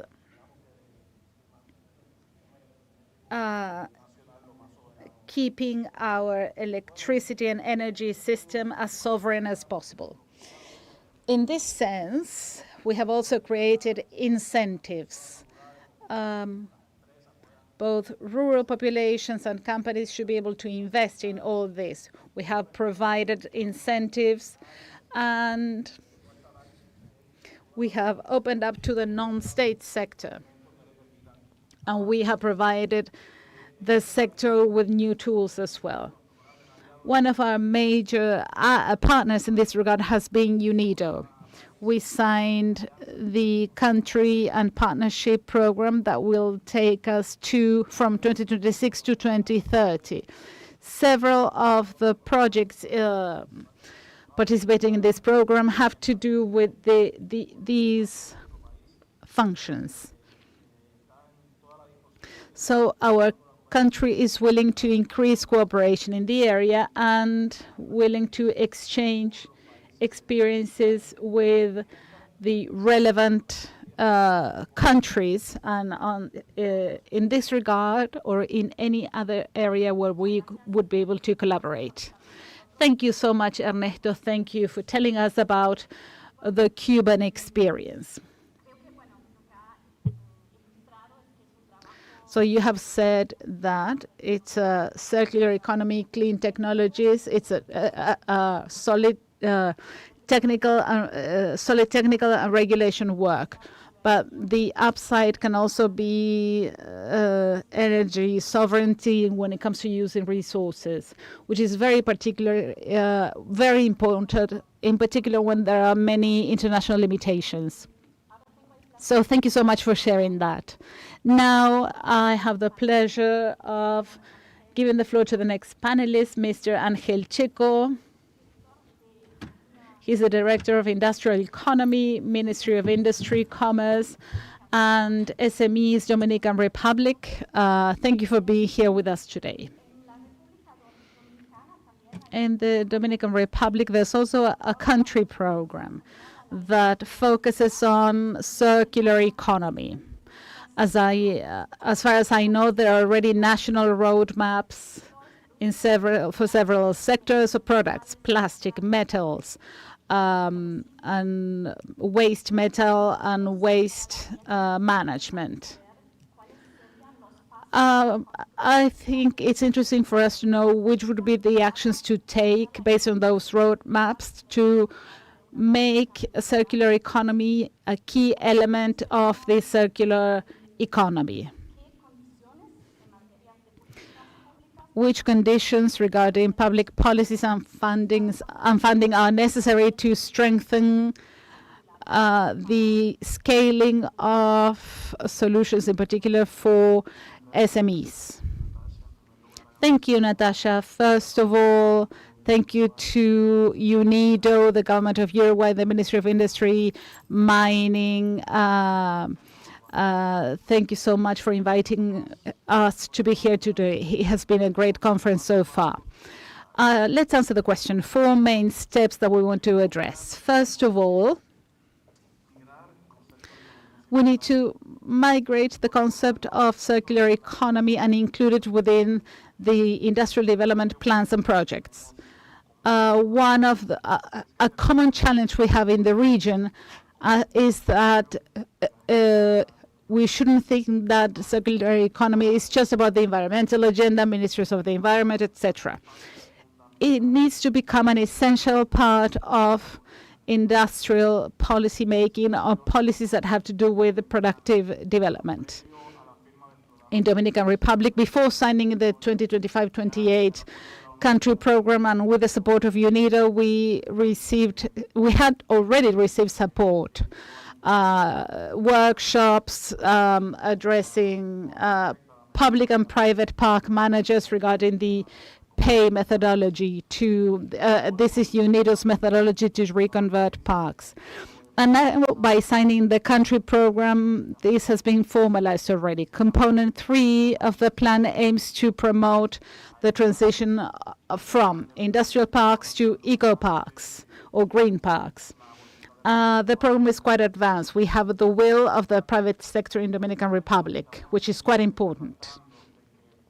Now we're basically trying to consolidate these regulatory and institutional frameworks, technical capacity building as well. So that's the first thing.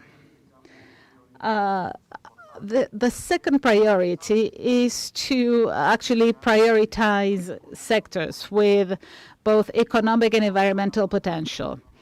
Just an example. In Dominican Republic, we are developing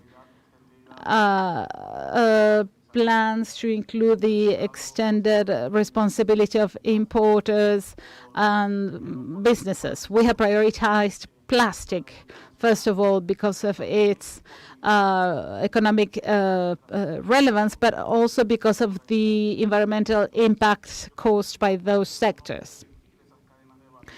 So it's important to choose value chains that will be able to implement circular economy structures more effectively.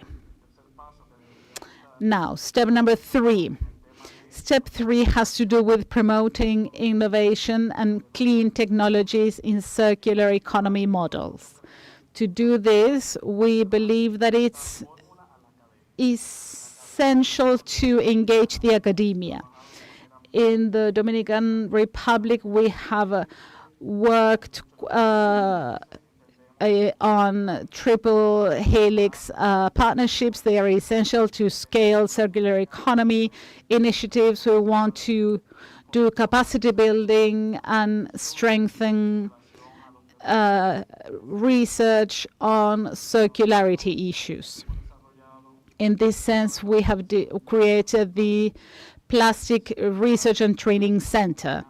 This is an initiative of the Dominican Association of Plastic Industries, the Ministry of Industry, and the INTEC, the Santo Domingo Technological Institute, which is a private university in Dominican Republic. The institution is located within the academia. We have been able to conduct a lot of research. We have even developed a plastic section, which is very similar to the Plastic Technological Center here in Uruguay. And we visited Uruguay Center this week. It's very important for the academia to have a role, and we should engage them. Priority 4 that must be strengthened, and this is partnerships. Partnerships are important. It's not just about the Ministry of the Environment and the Ministry of Industry.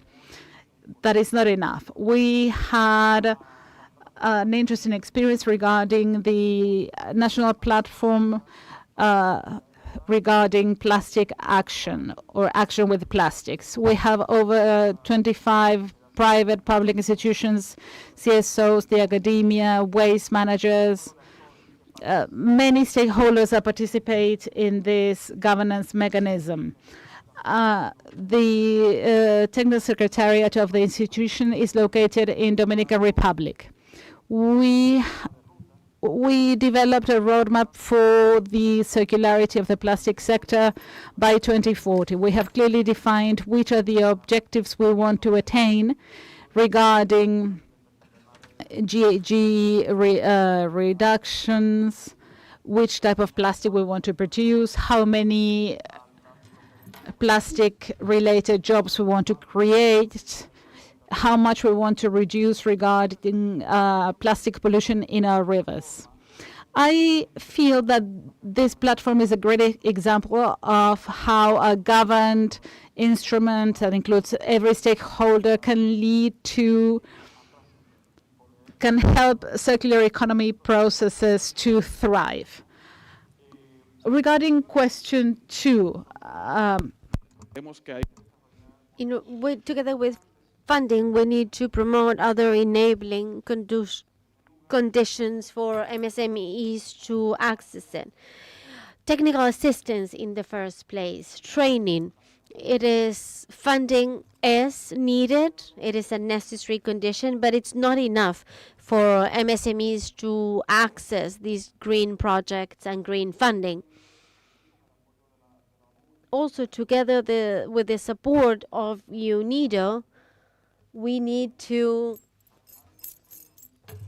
in addition to the industrial park, eco park transition process, we need to strengthen technical capacities, not just for industries and MSMEs, but also all actors in the value chain, recyclers, waste management, providers, everyone that one way or another needs such support and knowledge transfer.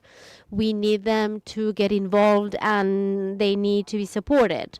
The second enabling framework or policy that we believe is important is the non-financial incentives.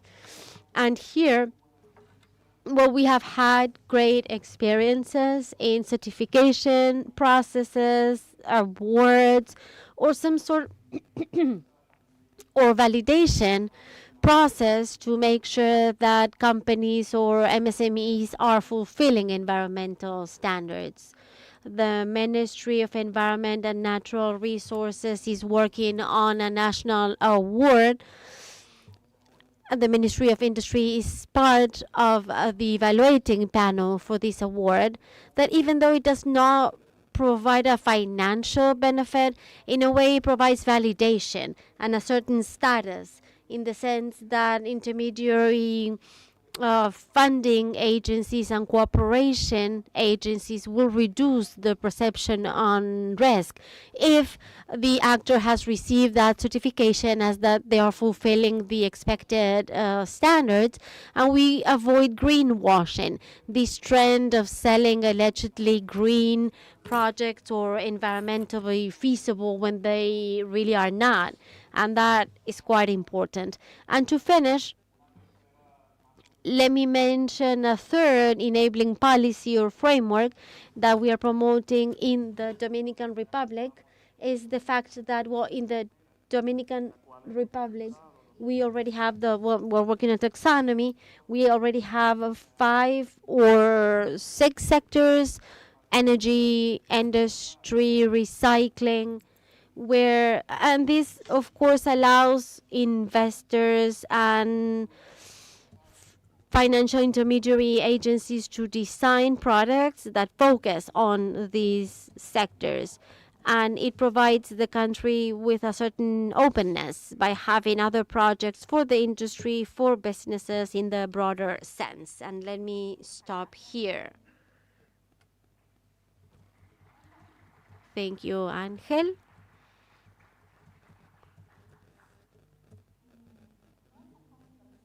It is not easy to summarize everything that you've said, as you provided very valuable input. an interesting input. But I think that what struck me the most is that it is important to work on entry points, focusing, having a sectoral approach. Maybe it's eco parks, maybe it is other mechanisms, but then to be able to build a consistent policy and to include other ingredients. And as enabling conditions, you've mentioned governance, engagement, maybe inclusion of the academic sector to promote and disseminate knowledge. And I liked what you said about non-financial incentives. Right. For example, certifications, awards to motivate or promote the dissemination of information and leveraging that clean technologies and circular economy approach. Thank you all for your contribution. And since we're speaking about very specific examples, let me welcome Silvana Fadul, the National Coordinator of a circular economy and clean technology project in Uruguay that is called Revalora. This is a JEF project supporting innovative initiatives and solutions around circular economy and clean technology. And it'd be very interesting to learn about the success factors that have made it possible for the SMEs that you are supporting to enhance their competitiveness, and how you are using your circular economy and clean technology approach to enhance your financial performance. Also, if you could speak about successful examples in some sectors and what been some of these success factors for clean technologies and circular economy approaches translate into returns and enhance competitiveness. Good afternoon, everyone. As Natasha said, I am the coordinator of this project with a very rich structure. As Martin mentioned, we have 3 ministries involved: energy and mining, environment, and livestock, agriculture, and fisheries, and supported by the National Technology Laboratory and monitored by UNIDO. We have the Green Climate Fund also involved, and we're moving towards more sustainable production, low emission technologies that can be accessible and scalable, in trying to contribute to the achievement of 4 objectives: to move towards a circular economy, mitigate climate change, generate new industries and create jobs, and also contributing to gender equality. We have 2 main focuses: food and energy. In the first, we want to promote clean technologies that are efficient in the use of resources, leading to fewer waste. We use concepts such as bioeconomy, eco-design, biorefinery, green chemistry. In the energy sector, we are focusing on the priority sectors for our economy to leverage renewable energies more and replace fossil fuels. There are 3 components to this project. One is to strengthen the regulatory framework, the strategic regulatory framework. The second is where we're allocating 80% of our funds. It is about implementing such technologies, and to do so, we promote entrepreneurship, innovation, and demo projects. And finally, a component focusing on monitoring, impact assessment, and communication of our results and activities. Going into some of the activities in place, the project is halfway through its development plan. And maybe to mention some specific examples, we worked together with ANDE on a call for new initiatives in the food sector, and this is currently in place, and to select the projects that we thought had the highest sustainability and success potential. We focused on criteria such as reducing waste and loss, using local materials or input, that they have a gender perspective, that they are carbon negative. We are also focused on aspects like the scalability potential and replicability potential to be able to expand not only at the national level but also regionally. We also focus on climate risk that might affect impact in the future, if they can continue to be successful or not.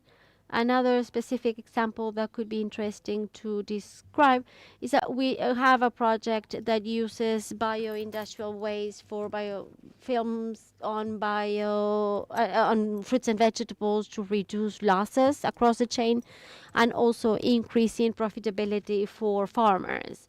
This is quite a flexible process, biological process, and it is possible to use agro waste as raw materials like dairy or fruit pulp or skin. It does not generate waste. It is edible. We can integrate it in other processes across the country as we use raw materials of different sources, agro-industrial waste. It could be replicated across the region. As we've mentioned in this conference, all of our countries share a very strong focus on agro businesses, so it can be replicated. And the fact that we use local input, it also has an impact on long distance transportation and exports. These have been all very interesting projects. There's another project using waste from butcheries for healthy snacks for pets, other waste from fishing for biofertilizers. All projects are quite interesting and quite innovative, and they all lead to alliances with the academic sectors, or these entrepreneurs actually come from the academic sector. And to answer your second question, I like the concept of biorefinery. I think these are clean economies that could be quite useful in our countries, as we have a very wide biological health, and we could establish synergies with other industrial products or gas emissions that are rich in carbon dioxide, working on the greenhouse effects for growth. There's a quite wide diversity of products. We could have nutrition, high value added products, biofuels, ethanol, hydrogen, biostimulants. We can also, following the same line, the production of bioplastics that could also be generated based on agro-industrial waste or solid waste. It is recommended that they adapt to the logistic chain for the waste recovery chain. We in Uruguay work on plastic recycling, and in this case we would prefer recyclable bioplastics. These are also useful for the entire chain to lower barriers to exports.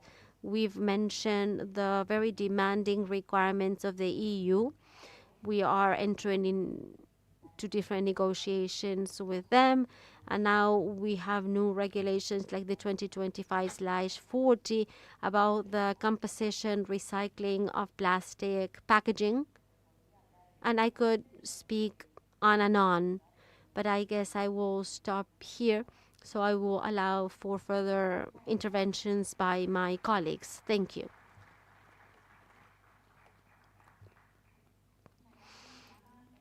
Thank you, Silvana. It is quite interesting to hear the circular economy and clean technologies is something that could be applicable in any stage of production. It is important to access market, it is important for exports, but it can also help innovate across the entire value chain. So that's quite interesting. Thank you very much. And to finish, let's go to our last panelist, my dear colleague Johannes Doppinger, representing UNIDO in Mexico. It's covering Mexico and Central America. And let's use your intervention maybe to elaborate a little bit further on the discussion. Since Mexico has a very solid manufacturing sector, and there are many opportunities for new shoring. We'd like to know how the circular economy and clean technologies could be a factor to attract this sort of investment and these sort of value chains. And maybe to elaborate even further, you could speak about how to connect the circular economy with climate targets and biodiversity targets in this context. Thank you, Johannes. Thank you, Natasha. And to my dear colleagues, it's been very interesting to hear you. As you mentioned, I work for Mexico and Central America, so I will provide a few examples of what we're doing there. So your question is about circular economy and competitiveness. So we need to remember that in circular economy, I've lost his microphone. Okay. So in circular economy, we usually come from waste management, reducing contamination, covering environmental problems. But the circular economy also entails the economic aspects of it all. And we need to design and acknowledge the financial advantages of circular economy as well. And to give you an example of what I mean, we've been in talks with the Minister of Economy in Guatemala, and we are going to begin working with an initiative on the circularity of packaging as a competitiveness factor for small and medium-sized companies. In many of the countries in the region, there's not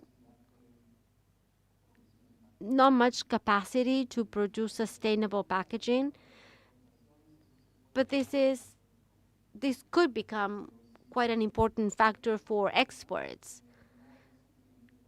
Now, this is not just about manufacturing them, but we also need to have the capacities to measure whether packaging that is no longer plastic for maize or waste or whatever it is complies with the hygiene or requirements in food products and transport. So this is a matter of capacities, as we have discussed before in other panels. It's always about capacity, but this could become a competitive factor. So this is what I'm trying to say. So what are these factors for competitiveness in circular economy? Well, in the first place, we can reduce costs, in theory. And the steel and aluminum industries in Mexico are a good example. We do not produce in Mexico aluminum from virgin material, and so is the case with steel, at least that I know of. So both industries in Mexico are based on circular economy. They are basically waste that is revalued practically. So that becomes a competitive factor. So the industry working with waste could more easily feed from renewable energy, as they are therefore working with electrical processes, not like the traditional steel or aluminum industries. So they've adopted this new use of technology, and you can produce decarbonized steel or aluminum. So these are factors addressing costs. We also need to acknowledge certain barriers. For example, in Mexico, to put it in a bit of a controversial way, we are addicted to the American natural gas. Although they have big reserves of natural gas, we cannot compete with the natural gas coming from Texas or other regions. So these are barriers that we need to overcome. If we manage to do so, the industries become very competitive. The other is risk mitigation.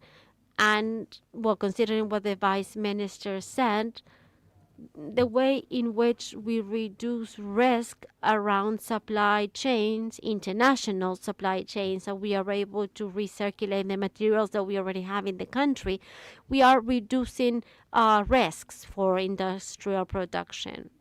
And finally, another important competitiveness factor is that companies comply with the LG criteria. Sometimes they have better access to funding than other companies if they meet these criteria. So to have domestic capacities to promote circular economy makes it possible for countries like Mexico, but other countries in the region as well, to attract investment, the investment that the country wants.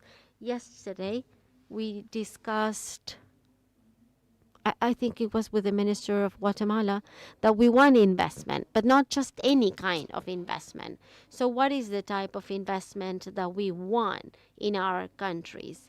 And of course, it is the type of investment that allows us to enhance our environmental performance and competitiveness. So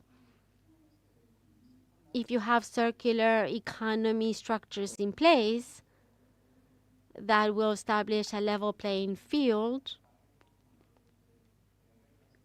of rules for all companies, national and international companies, that could help attract the investment that we want. A good example of this is the Mexican circular economy law that is quite recent. It was passed this year, and it's been quite a big effort in working with the government together with the private sector. They've developed roadmaps, and the difference with several other countries is this has become a law that needs to be complied with. And this law also considers other aspects, like the creation of a circular economy stamp or label to distinguish a product or a circular product or process from one that is not. And this leads to other problems. There's many issues there. For example, tires in Mexico.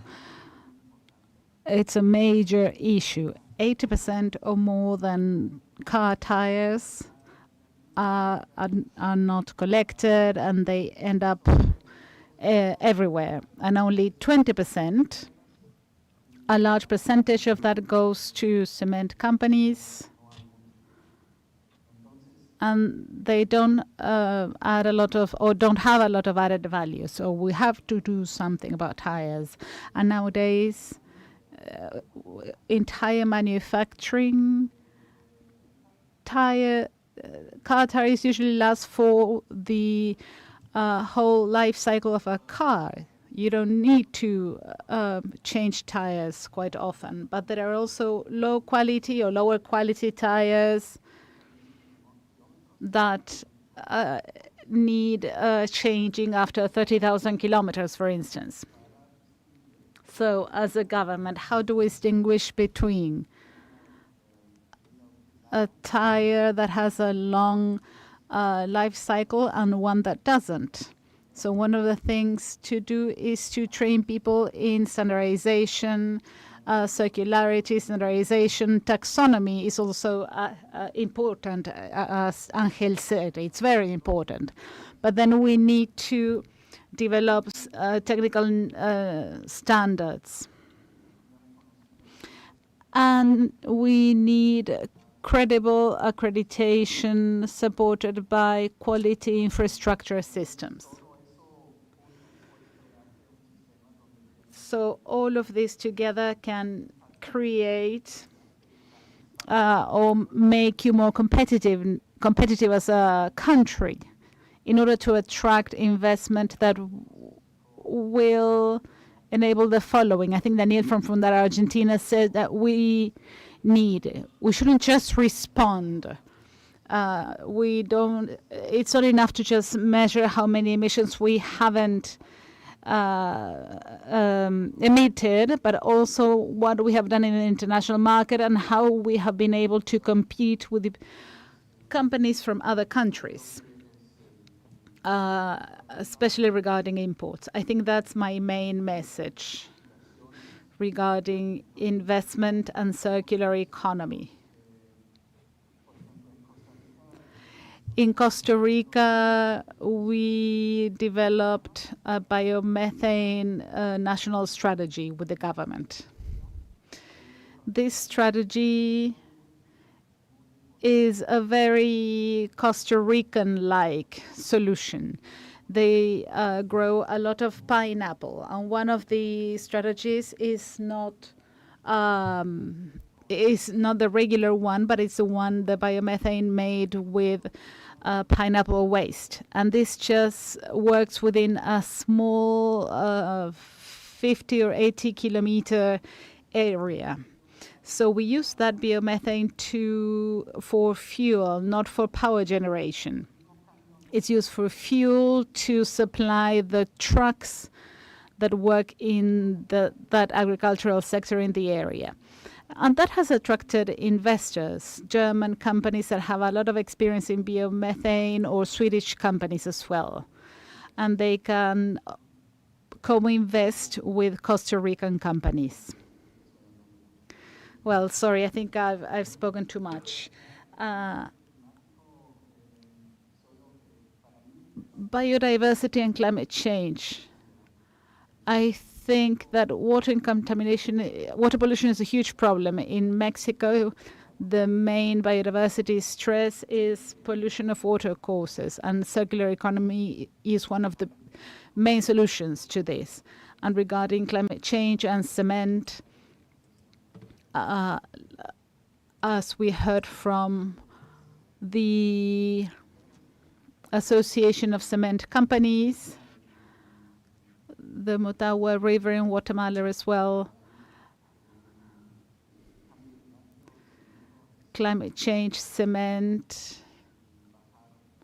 So we need to co-process these materials and reduce the use of energy or carbon-emitting energies. Thank you.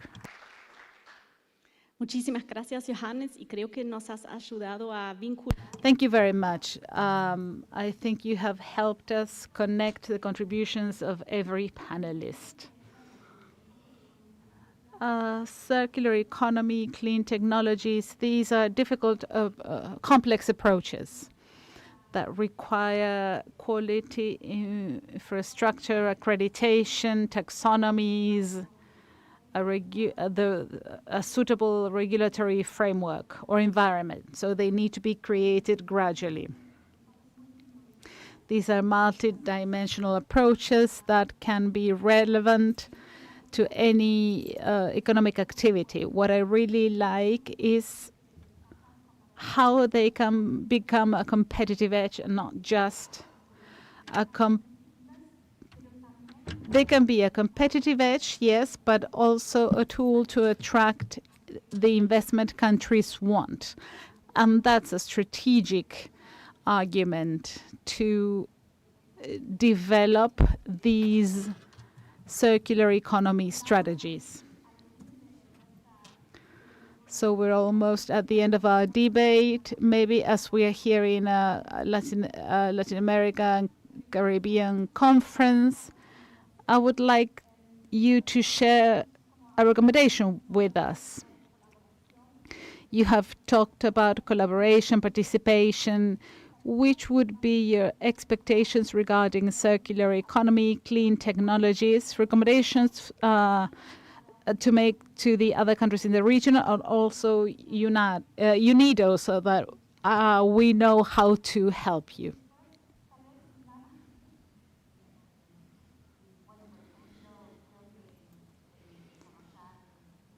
Thank you. Maybe developing common standards in Latin America to talk about circular economy sectors. Other colleagues have said this as well. This can be very useful. For instance, recyclable bioplastic classification. UNIDO supporting or creating a regional platform to develop this circular economy system to combine funding, technical assistance, knowledge transfer. And most of all, that it allows us to scale up successful pilot projects. There is an institutional capacity that every country needs to address in order to materialize or implement these experiences that were so successful in each country. That's what we need. And the other countries need to support that platform so that we can strengthen them with our experiences. Who would like to go next? Johannes and then Ernesto. Well, mainly I would say creating partnerships between the public and the private sector, also in universities, but mainly government and the private sector. For instance, the work we're doing in Honduras, where we have a partnership to create industrial eco-parks. Here we have the president of the Industrial Companies Association, also the Vice Minister of Economy and the Minister of the Environment. And here you can clearly see this partnership. And that's something that can be replicated in other countries to make a lot of progress in circular economy matters. Thank you. This should include us all. It's not enough to have international cooperation. I agree with my Dominican colleague. Sorry, I agree that we should be able to create a platform to standardize the topics and include different functions, and also so that the platform can mainstream the topic in society, education, communication, and also the aspects that impact waste collection and the industrial sector. Thank you so much to my excellent panel, and thank you, everyone. Thank you to the amazing panel. Thank you, Natasha, for being the moderator. We've already taken the photograph, so that's great. So now we will have a short break to have some coffee and a conversation, 15 minutes, and they'll meet here again for the last session of the day. So in 15 minutes' time, we'll meet here again. Thank you.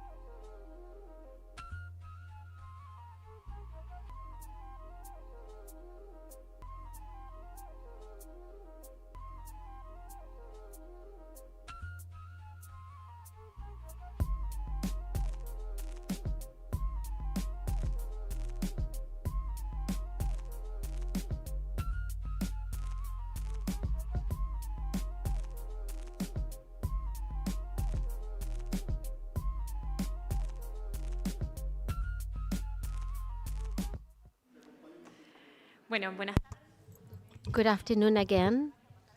Let's continue and go on to the last session of today, Innovation for Resilient Industries, where we'll also launch the regional call for proposals for the Adaptation Small and Medium-Sized Enterprises Innovation Facility. Climate risks are increasingly affecting LAC industries, value chains, and productive infrastructure. This session will share experiences on how clean tech innovation and climate adaptation can help reduce vulnerability, improve industrial performance, and strengthen SMEs' long-term competitiveness. The discussion will focus on practical solutions for agro-industry, manufacturing, coastal activities, and the blue economy, with particular attention to locally owned adaptation models and the role of enterprises as solution providers and implementation partners. So let's welcome the person will deliver the opening remarks, Mr. John Paul Stepan, Minister of Tourism, Commerce and Investment, Creative Industries, Culture and Heritage from St. Lucia.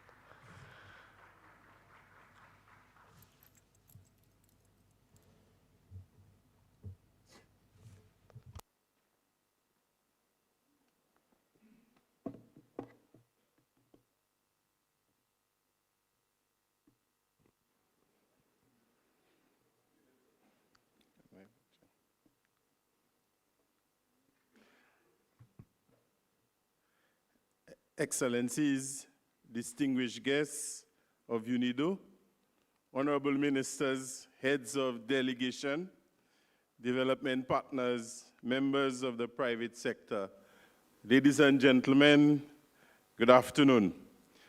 It is a pleasure and a privilege to join you at this important regional conference convened by UNIDO. We have gathered to address a subject rapidly becoming central to the future of our economies: innovation for resilient industries. At the onset, let me congratulate UNIDO on bringing together governments, industry leaders, development partners, researchers, and entrepreneurs from across Latin America and the Caribbean. These exchanges of ideas and practical solutions are not only timely, but rather they are essential. As Albert Einstein observed, in the midst of every crisis lies opportunity. For our region, that opportunity lies in reimagining how we produce, innovate, and compete in a rapidly changing world. The Latin America and the Caribbean region has demonstrated remarkable resilience amid repeated shocks, including a global pandemic, increasingly frequent and destructive climate events, supply chain disruptions, inflationary pressures, and economic uncertainty. For small developing states such as St. Lucia, these challenges are magnified by our limited size, geographic isolation, narrow production base, and high exposure to external shocks. Climate change is no longer a distant threat. It is our daily reality. Every hurricane season reminds us that a single event can erase years of progress, disrupt production, damage infrastructure, and threaten livelihoods.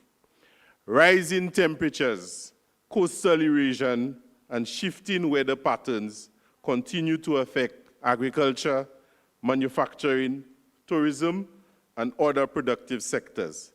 These realities demand a new approach.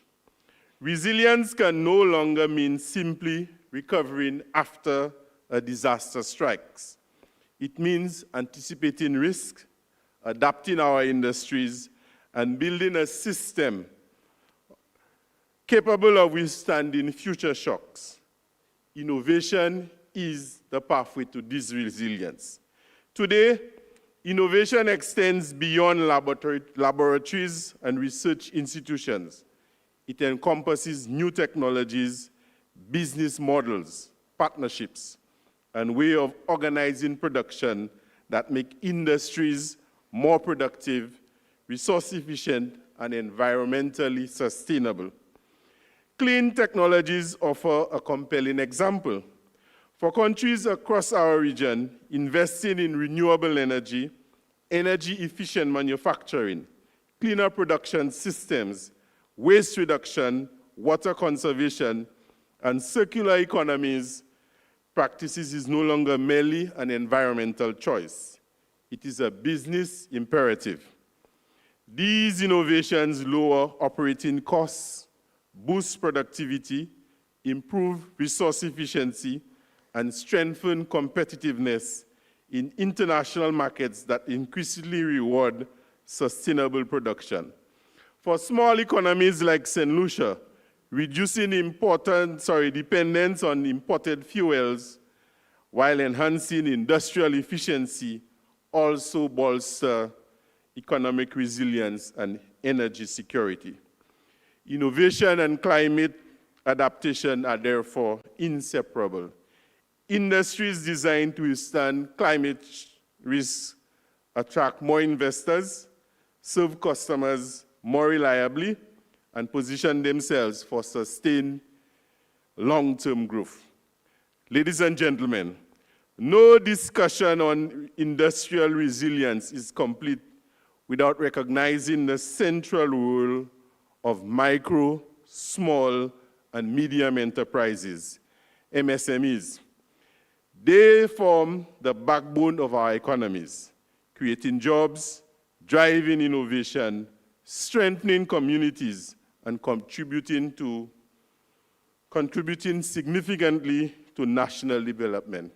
Yet, MSMEs are often the most vulnerable to climate shocks, market disruptions, and financial constraints. When a hurricane damages infrastructure or global supply chain raise input costs, these enterprises and the households and livelihoods that depend on them bear the impact, and most acutely, often, with the least capacity to recover. Our challenge is to ensure innovation is not reserved for large corporations. It must reach every entrepreneur, manufacturers seeking cleaner production methods, farmers adopting climate-smart technologies, women-owned businesses, and young innovators. It must help small enterprises access digital platforms, improve productivity, meet international standards, and integrate into regional and global value chains. Governments have a critical responsibility to create this enabling environment. We must adopt policies that encourage investment in clean technologies, expand access to affordable finance for green innovation, strengthen research and development, technical training, and digital skills, simplify regulations, and promote entrepreneurship. We must also invest in resilient infrastructure that supports modern industries. St. Lucia has taken concrete steps in that direction. Through our digital enhancement program, we have supported MSMEs, particularly in the creative industries, professional services, wellness, and ICT sectors, in adopting digital payment system, gaining point of sale and banking access, and in many cases, becoming e-commerce ready with functional websites of reaching customers far beyond our shores. These early results are encouraging. They demonstrate the potential when government provides the right platform for private enterprise to modernize. We remain candid, however, about the scale of the challenge ahead. The gap between what our MSMEs need and what they currently possess in digital capacity, technical skills, and affordable technology infrastructure remains wide. For a country like ours, closing this gap is not peripheral effort. it is central to industrial resilience. This is precisely where platforms such as this conference and UNIDO prove invaluable. St. Lucia is not starting from a position of inaction, but we recognize that the financing, technology transfer, and technical cooperation required far exceed what any single small island developing state can mobilize alone. We therefore welcome deeper regional and international cooperation, the transfer of appropriate and adaptable technologies suited to small economies, and greater access to affordable financing, including climate and green finance instruments tailored to the realities of small island states. Such support will help our MSMEs build resilience across physical, technological, and economic dimensions simultaneously. Regional collaboration enables us to learn from one another. Let me read that again. Regional collaboration enables us to learn from one another's successes, avoid repeating mistakes, and scale solutions to our shared challenges. St. Lucia deeply values these collaborations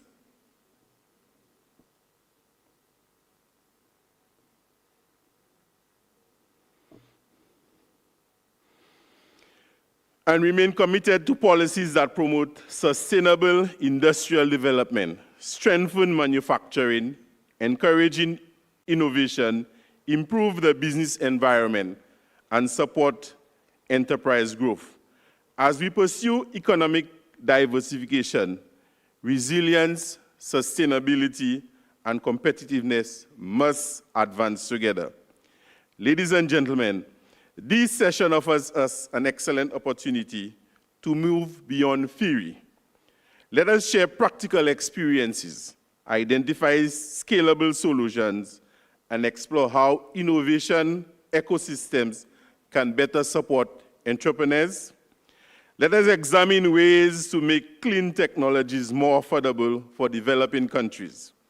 Let us strengthen collaboration among governments, academia, financial institutions, and the private sector.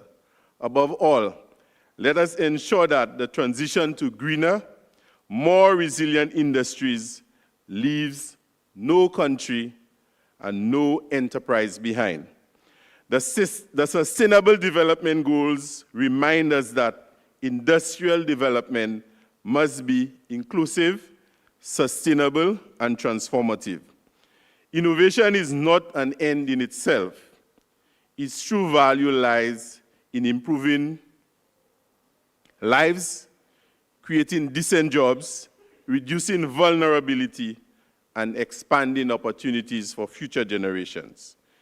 If we invest wisely today in clean technologies, resilient infrastructure, digital transformation, and our people, we will build industries equipped not only to survive future shocks, but to thrive through their capacity to adapt.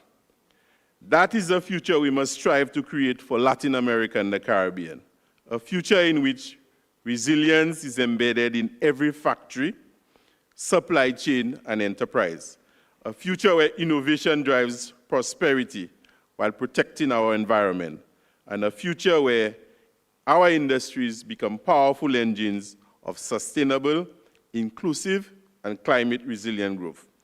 I am encouraged that this session will advance exactly in this direction. I look forward shortly to learning more about the new facility design to address the very needs I have described this afternoon. I thank UNIDO for convening this vital dialogue and wish all participants a productive and inspiring session. Thank you very much.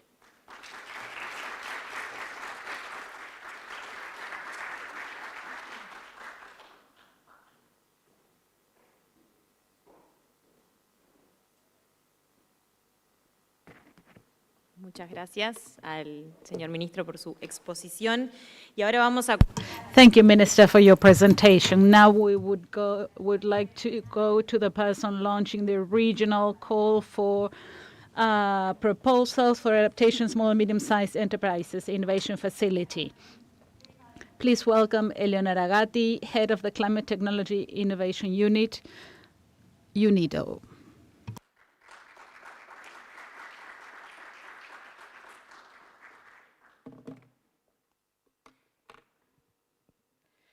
Buenas tardes, excelencias, distinguidos delegados, colegas. Good afternoon, Your Excellencies, distinguished colleagues, ladies and gentlemen. I'll be speaking in English. We have had inspiring discussions about the future of industrial development and industrial resilience in Latin America and the Caribbean, and we have very inspiring discussions. We have explored industrial policies, competitiveness, trade, artificial intelligence, green finance, and the circular economy. Together, these conversations have shown how the region has enormous potential to become a global leader in sustainable and resilient industrial development.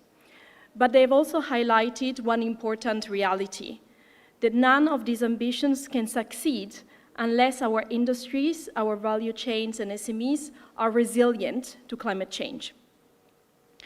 For UNIDO, climate adaptation is not a separate agenda. It is an essential pillar of future-ready and resilient industrial development. So climate adaptation for us is no longer simply an environmental issue. It is an economic necessity. It is an industrial competitiveness issue. And increasingly, it is one of the smartest investments we can make. Latin America and the Caribbean is already one of the regions most exposed to impacts of climate. From floods to droughts to hurricanes and extreme heat are already disrupting industries, infrastructure, and supply chains across the region. While adaptation finance continues to represent only a small share of global climate finance, despite the rapidly growing need. At the same time, we know that investing in adaptation delivers strong economic returns. According to the Global Commission on Adaptation, every dollar invested in climate resilience can generate between $2 and $10 in economic benefits through avoided losses, increased productivity, and stronger resilience. That is why today is such an important moment. We move from discussing resilience to investing in resilience.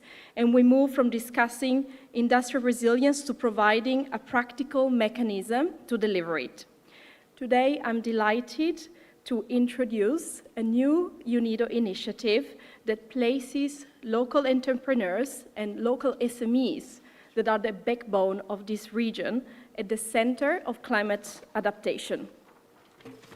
The Adaptation Small and Medium-Sized Enterprises Innovation Facility, or short, ASIF.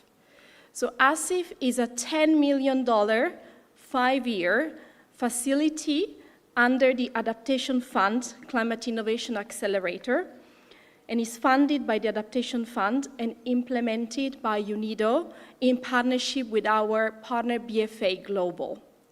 It will support more than 100 innovative SMEs across Africa, Asia, Latin America, and the Caribbean to develop, deploy, and scale innovative climate adaptation solutions, reaching more than 700,000 beneficiaries.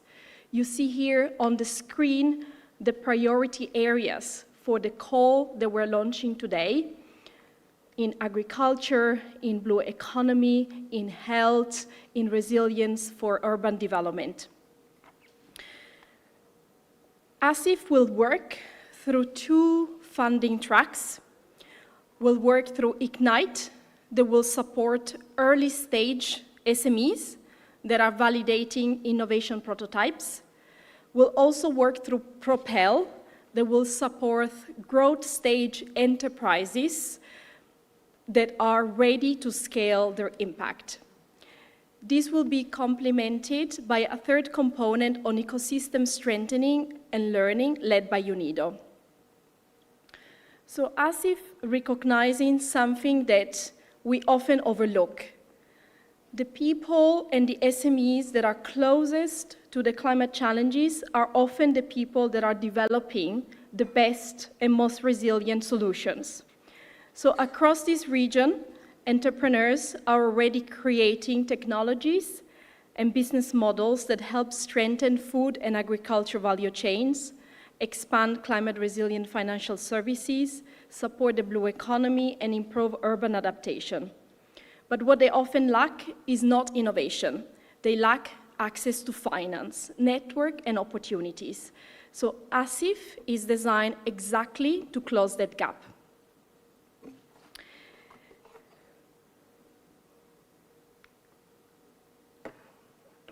For governments, this means strengthening national innovation ecosystem and supporting SMEs that can become provider of climate solutions aligned with national industrial priorities.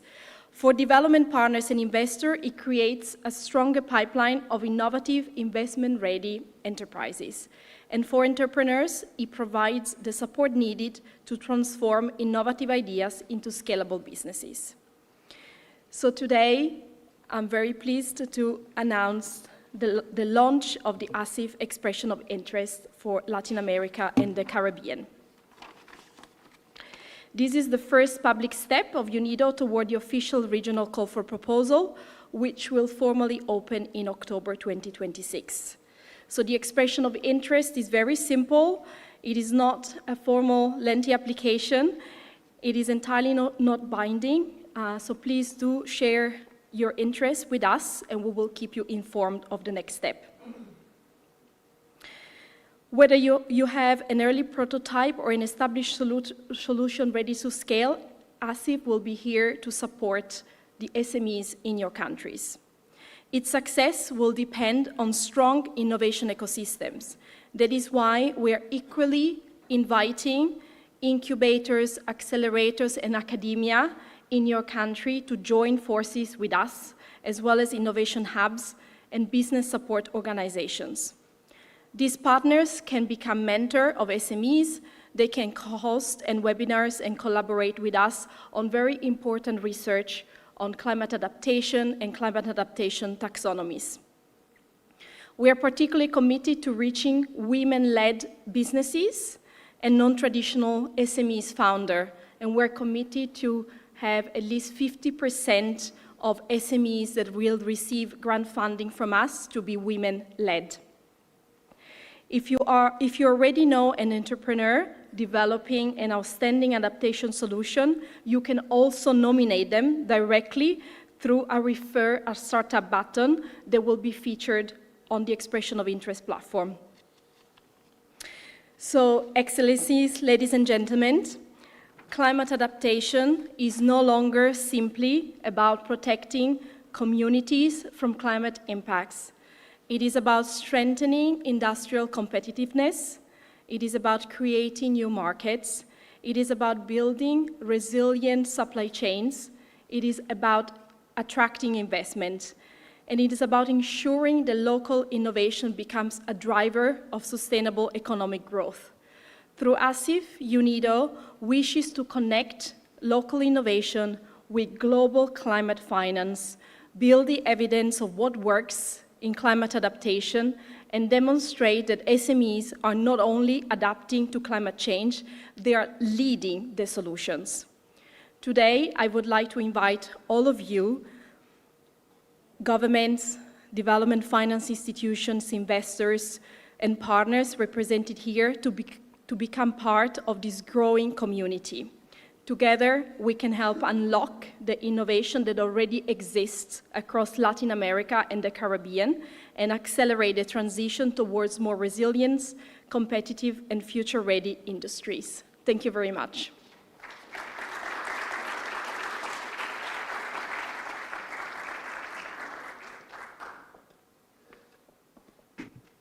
Muchas gracias, Eleonora, por esta intervención, a quien ya le pedimos que se quede Thank you very much for your presentation. She will be staying with us because she'll be moderating the next panel.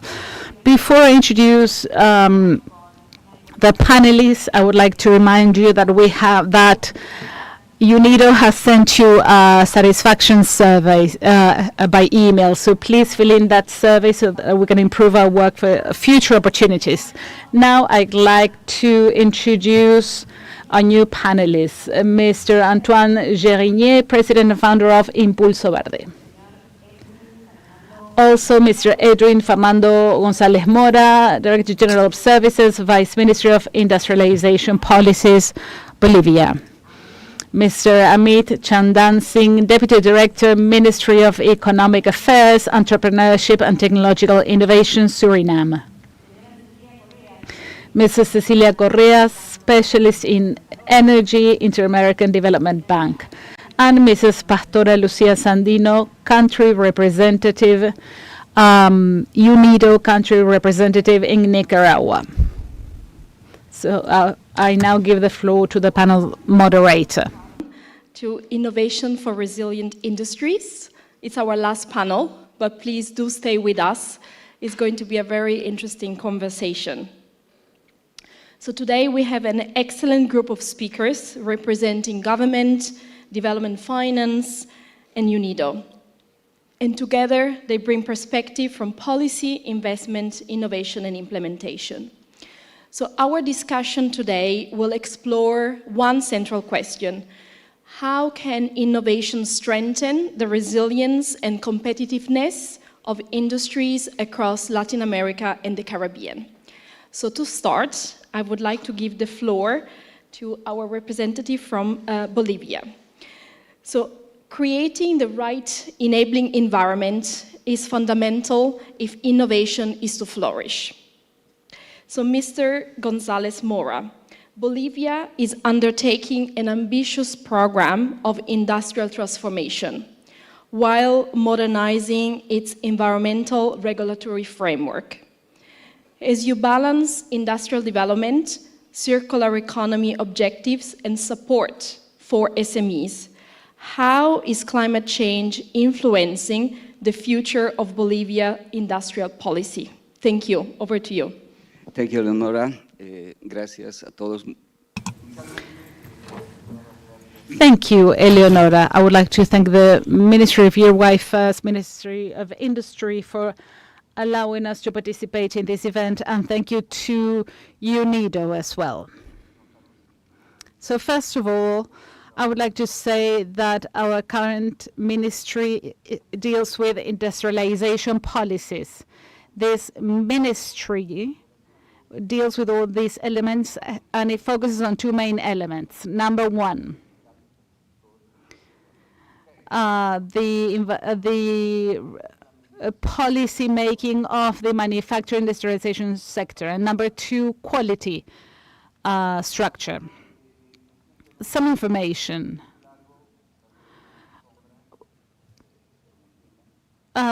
We have been under a 20-year shadow. I hope you understand me.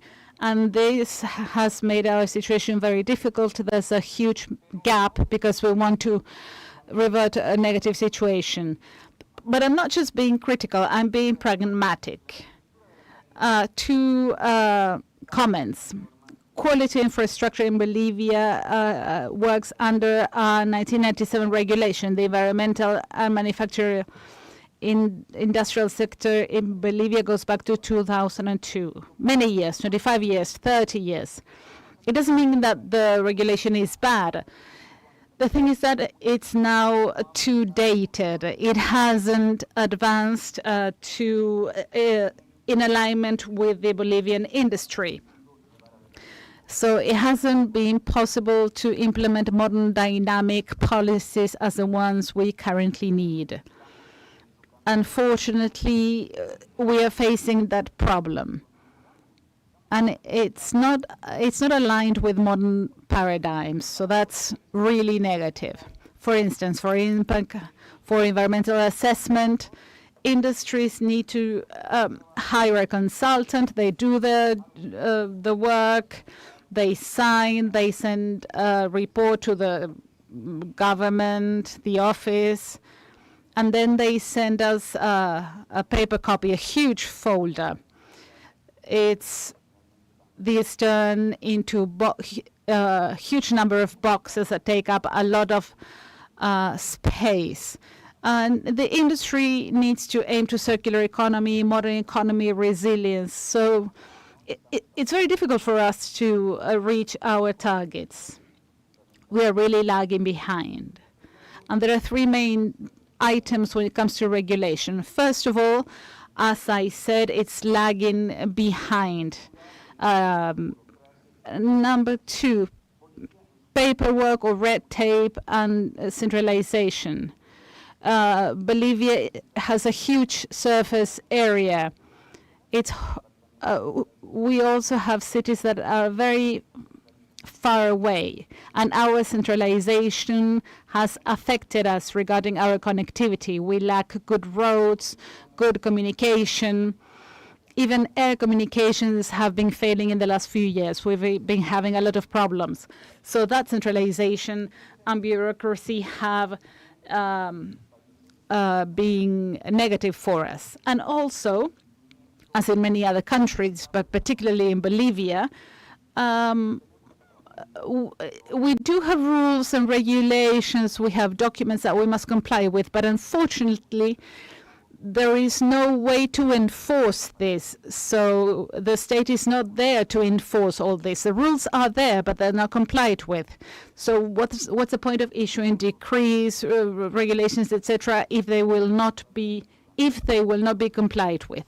So these three aspects have harmed us in the last few years. Also, this environmental regulation, this mandatory environmental regulation, is only followed by 40% of the companies. So there's a huge gap. 60% of the companies do not comply with the regulation. And also they're damaging the environment with their emissions. There are no environmental assessments. So unfortunately, we are really behind in this regard. What are we suggesting? We are working to update the regulations in both aspects, quality infrastructure and the environment. The environmental regulation for the manufacturing industry. But it's not a new process. People, legal entities are now used to, working, not working properly. They kind of sending a report, but it's not enough. We're working on a serious diagnostic test. We have already mapped important stakeholders.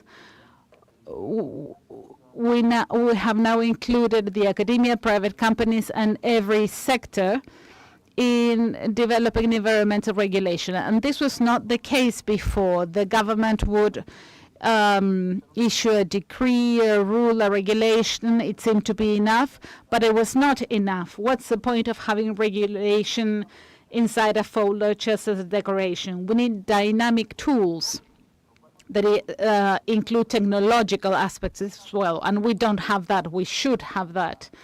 Once we have the new regulation, we'll be able to issue a new regulatory decree that will be modern, valid, and the state shouldn't should not persecute people. It should actually provide companies with necessary conditions for them to comply with the rules, and that's a mindset change. But it shouldn't be just a document. We want a structural, cultural, philosophical change throughout society. I'm sure we will be doing and implementing this in this administration, but we won't see instant results. We want things to actually happen in the future. So this negative, old, outdated scenario has created many problems. We've been working on this. I'm sure we will have an updated decree by the end of the year. The relevant commission is working on this to refer the document to the central government. And that's our current regulation situation. Thank you. Explaining all the steps that Bolivia is taking. So now we move, if policy creates the framework, transforming industries also requires investments and access to finance. So I would like to turn the floor to the Interdevelopment American Bank, to Ms. Cecilia Correa. And I would like to ask you, as a development bank, what actions and financing mechanisms are you advancing to drive industrial transformation and innovation in the region? Over to you. Muchísimas gracias. Buenas tardes a todos. Yo creo que el rol de los Thank you very much. I think the role of multilateral agencies and development banks with regards to industrial transformation is mainly bridging the gaps that the market alone cannot bridge. So in the first place, I want to congratulate UNIDO for the new fund that you've launched for MSMEs and tell you what the bank is doing with the energy intensive industries, large industries. Cement industries, steel, fertilizers. There are available technologies for industrial transformation. They are available, they are proven, but from a business standpoint might not be so active. There's still a long way to go. So they require large investment, and it's a relatively long investment recovery time. So there are substantial risks, and this comes in hand with difficulty to accessing funding for these large projects. So the bank believes there is a huge opportunity for Latin America and the Caribbean. If we look at Brazil, Brazil currently exports 400 million tons of iron mineral a year. And in a recent study, Brazil's going to export less reduced iron, and if they were to do that, they could double their exports from $3 billion a year to 6.6 and produce and generate over 35,000 jobs. So the potential is huge, but there are some restrictions around funding. So what we're doing, well, the bank is mobilizing resources. It's a funding mix with sovereign guarantee from the bank and also concessional funds and mobilizing private capital as well. What is important to mention is that we don't just want to support particular projects or specific projects, but for them to be an example to be replicated in other countries. An example I wanted to bring up is that of the Climate Investment Fund recently approved funds. I think it's an unprecedented of $500 million for Mexico and Brazil for industrial transformation, especially across energy intensive industries like cement, steel, fertilizers, and chemicals. These 500 million are highly concessional at 1% rate, 250 for Brazil, 250 for Mexico, and the idea is to also mobilize $500 million. $4.5 billion.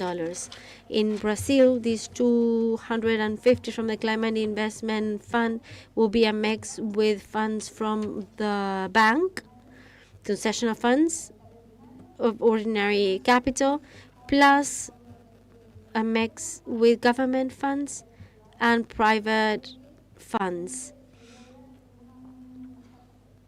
we will achieve very attractive rates and mobilize a large amount of resources and funds. So we are going to support these initial projects, very large-scale projects, and will also generate a pipeline of potential future projects for further investment.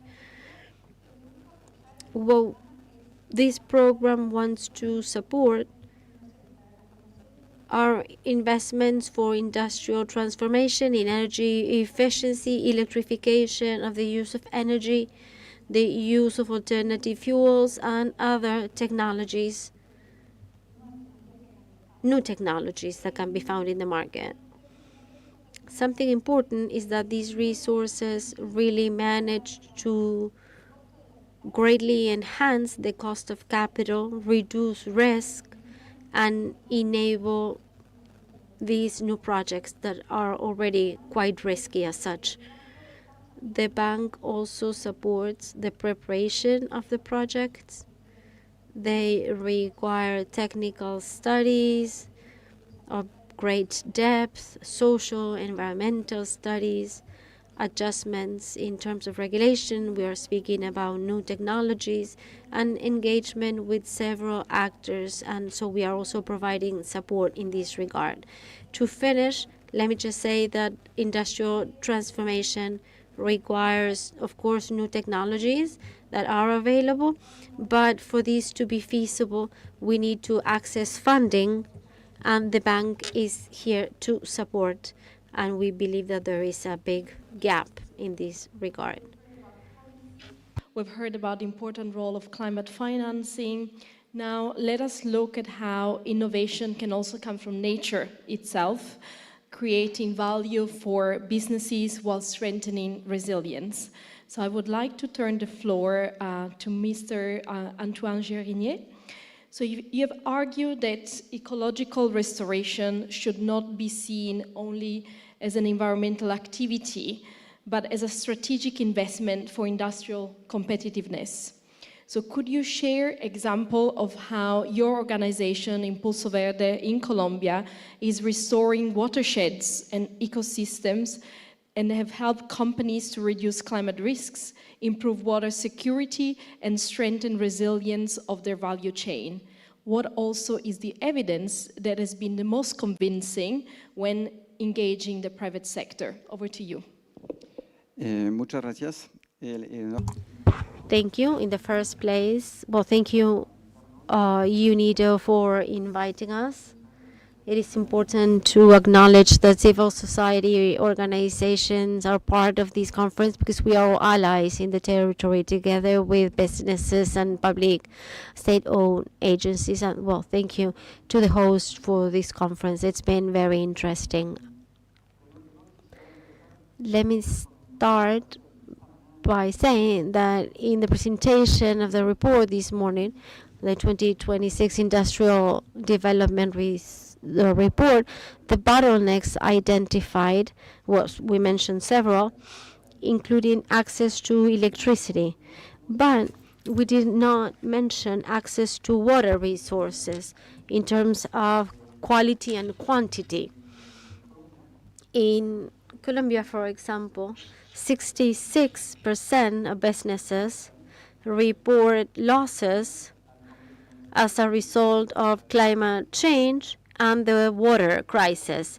What do I mean by water crisis? Well, there's water shortage, lack of water resources, El Nino, or on the opposite end, too much water and floods as an La Niña effect.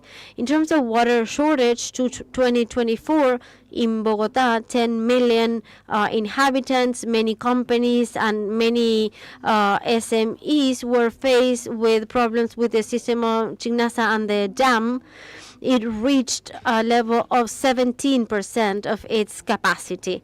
That led to rationing for 1 year in the city and surroundings, and SMEs costs increased as they couldn't operate during the outage days. They had to purchase water. They needed to purchase emergency tanks to store water. Hotels also were faced with difficulties. Malls in Bogota signed a pact for water savings and had to invest in a water recirculation system and capture of rainfall water to keep these shared grounds open. Now, the risk is not just about not having water, but in Colombia and many other countries, water makes it possible to produce power. 70% of power in Colombia comes from water sources, so water rationing due to the dam level led for big cities, and we are a mountainous country. When the level goes down significantly, the government makes the decision to turn on the thermoelectric plants, and electricity costs go significantly up, and many companies cannot afford to pay them in Barranquilla, Cali, Medellin, Bogota, and the large cities. So there's a problem with water scarcity. And excess water. Both can be a problem.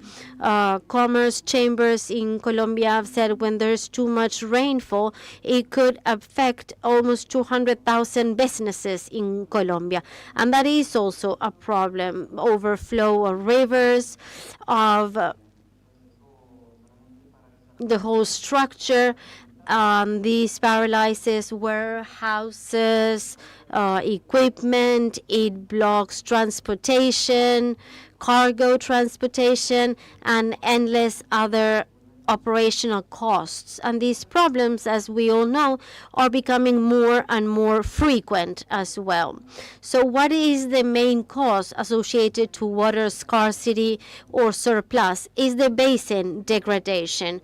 So there's a lack of vegetation coverage, trees, and ecosystem that can capture, store, and regulate water flows, avoiding drought or floods. And the green infrastructure is that it is a basin. When we speak with different environmentalists or ecologists, of course, we might not have the same opinion. But when we start speaking about infrastructure, we can understand that this is a strategic investment, as we would invest in roads. And infrastructure needs to be maintained. And that is the case for any basin. For example, we can do so by planting trees, but also supporting the reconversion of production models for sustainable models. For example, in Colombia, we speak about livestock farmers, coffee farmers, and let me provide an example, a significant example. Today, we spoke about cement quite a bit. So in Colombia, there's a very important group. It's called Corona. It is a business group that's been in Colombia for 145 years, and they produce products for households and the industry, and they've invested $1.5 billion for environment preservation, community sustainability in the ecosystem that they depend on. The an area close to Medellin. So the first place, we have the Paramo ecosystem. I believe that we are all familiar with this ecosystem across the Andean region. Colombia has half of the total in Central America, and they supply up to 70% of the drinking water in the country. So it is a water factory, and what we did in Corona was to invest $1.5 million to preserve 126 hectares of water reserves to protect the area and to pay in incentives, and that is the second element. to pay an incentive for them to become park rangers, environmental activists, to make a commitment to stop the agriculture and livestock expansion in the paramo or grasslands. In the third component is to build capacities and to strengthen the communities so they can reconvert their production models. So we can clearly see that in Corona, we speak about compensation, preservation, environmental preservation, but the reality for them clearly shows that we need to seek for adaptation and production continuity. When there are healthy basins upstream, we can reduce the risk of critical shortage and turbidity in water resources. These are key elements for the ceramic manufacturing process. So in the case of this business, they invested a lot of money. And how did they do it? And I will finish with this. They adopted quite an innovative plan. It could be useful in other places in Latin America, is the tax system, collecting taxes for these works. Ricardo, I believe, mentioned this same example this morning. He mentioned that only Peru and Colombia have similar mechanisms in place. So this allows companies to devote up to 50% of their tax income in the execution of projects that have a social and economic impact in a given territory. This started in Colombia in 2018, and over $1 billion have been invested so far in around 350 projects.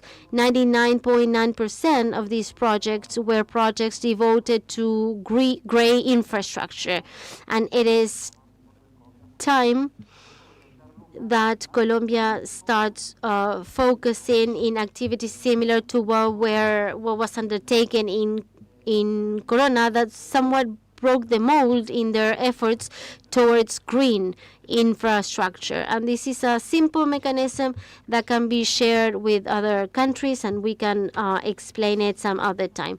Thank you, Mr. Antoine. Reminder that resilience is built not only through large infrastructure, but also through local value chains, through green infrastructure and SMEs that sustain them. So UNIDO has been supporting exactly that, this type of transformation in Nicaragua. So I would like next to pass the floor to my colleague, Ms. Pastora Sandino from Nicaragua. So what lessons from UNIDO's work with Nicaragua's cocoa producers are most transferable to other countries in Latin America and the Caribbean? What would be needed to help more SMEs benefit from similar innovative approaches? Thank you. Over to you. Mil gracias. Primeramente, gracias a Uruguay por... Thank you so much. First of all, thank you to the host, Uruguay, for having us here today and promoting such an important conference for all. Thank you for the opportunity to share this experience with you. This project, let me describe it very quickly as a project for agro industries. We work with 2,500 small cocoa farmers, supporting them to become more competitive and to be able to enter more demanding markets. A more demanding market means that we require quality certifications, they require a series of parameters, and even some environmental aspects to be considered. In addition, since we are speaking about agricultural production, they are exposed to the consequences of climate change, and it's been necessary to incorporate across all efforts elements to do the correct assessments, to adapt and adopt further elements for greater competitiveness. Part of the actions that we've incorporated in the project are the adoption of AI, the design of very simple applications that farmers, these are small farmers, as I said, can have on their smartphones and be able to monitor their crops and are able to implement the necessary actions to prevent the impact on their crops. We are speaking about 2,500 farmers that started producing a total of 35 metric tons and now currently exporting 500 tons with quality certifications that are demanded by export markets containing environmental elements. Our reflection, part of our reflection, is that, as several panelists have mentioned, we need to supplement the actions of different actors within ecosystems. And this is critical. Institutions cannot work alone. We need to supplement the work with all government agencies that provide different services, laboratory services, technical assistance. This has been critical to incorporate all of the quality elements and the entry into more demanding markets. Price difference and the entry of these small farmers, it's really impactful, 3 or 4 times more of what they would receive in a market where these type of certifications are not required. So complementation with other institutions, the university, various organizations that provide technical assistance and creative funding methods. All this is important, but I would also like to focus on the importance of the market, because something that stood out to me during these 2 days of reflection is that someone said that the market was not that important. I believe the opposite, actually. In our case, market requirements have been a huge incentive that has helped us incorporate new technologies, accreditations, and better ways to produce that have allowed SMEs to increase their income, as I was saying. Partnerships with clients are also very important, because clients are the ones that tell you what they want to buy, clients or customers, which type of product they want, what are the characteristics of that product. And if the product has certain characteristics that small producers cannot provide, then we need to help small producers to reach that quality required to enter the market. So that's major engagement. My point is that we are not just international cooperation, government institutions, credit institutions, universities. It's also about customers, the market. Because customers can become a change agent, helping the productive system or small producers change as such. Thank you. Our final speaker brings together entrepreneurship, technical innovation, and economic development, 3 ingredients that are essential if adaptation solutions are to scale across the region. So very shortly, I will pass the floor to Mr. Chandan Singh. So your portfolio brings together entrepreneurship, technological innovation, and economic development. Could you share an example of an SME or an innovative initiative in Suriname that illustrates the potential of adaptation innovation? What enabled it, and what lessons does it offer for other countries that are present here today? Thank you. Over to you. Thank you. Thank you all. Before going into this, I want to congratulate you on the launch of the SF, and I want to assure you that Suriname will definitely participate and engage with private sector on this. Going into the question, Suriname is one of the few carbon negative countries in the world, with more than 90% of forest coverage. But we are still highly vulnerable on climate change. Most of our population live on the coastal area, which is exposed to flooding, drought, and saltwater intrusion. With this, an example of adaptive innovation is a climate resilience initiative in the district of Koroni. That's a pure example of how adaptive innovation works. Koroni is an agriculture district where farmers are increasingly affected by drought and water shortages. In January, together with the GAF, we launched a $3 million climate financing innovation project for this district, basically on SMEs. This program will introduce practical solutions such as rainwater harvesting, small water reservoirs, micro-irrigation, improved drainage, and climate resilience farming practices. The innovation is not one single technology. It's a combination of different solutions tailored to the specific needs of these small farmers and communities in the district of Koroni.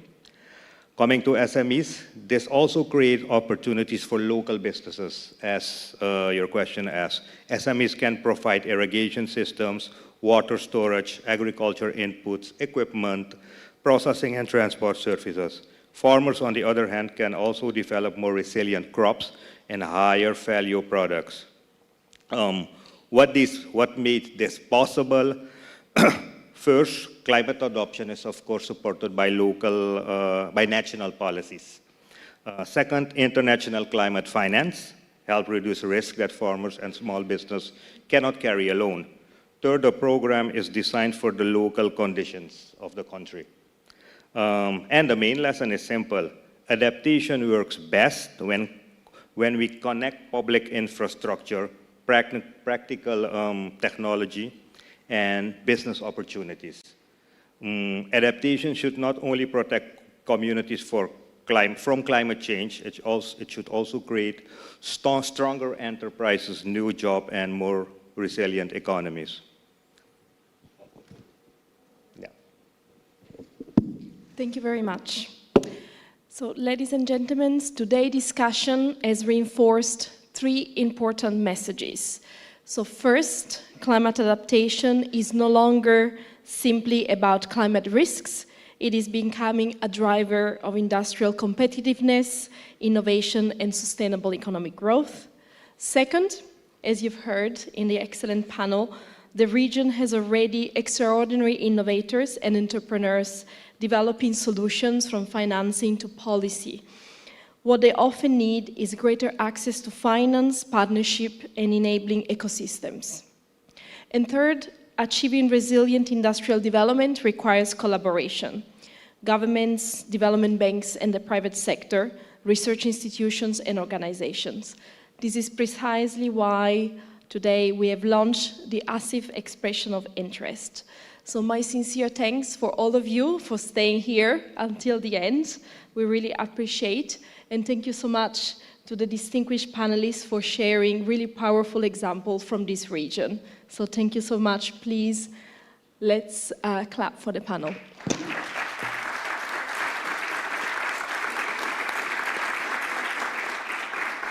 Gracias a cada uno de los panelistas.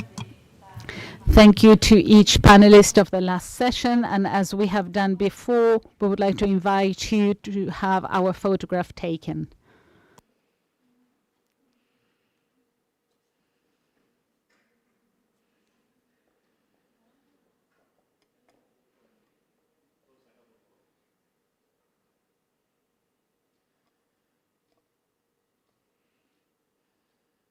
Muy bien, gracias. Bueno, y para concluir esta conferencia regional. Finally, to close this UNIDO Regional Conference for Latin America and the Caribbean, We would like to invite to the stage Mrs. Cecilia Ugas. She will be sharing the main takeaways of these 2 days of the UNIDO Regional Conference for Latin America and the Caribbean. Cecilia, you have the floor.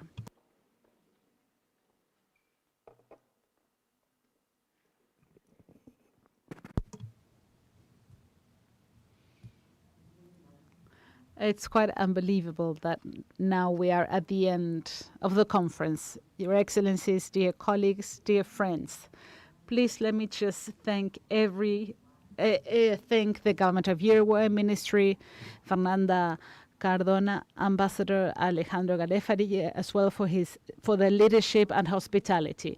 Uruguay has opened up the doors to this executive tower, but it has also allowed us to create something more permanent, a shared vision on the industrial future of our region.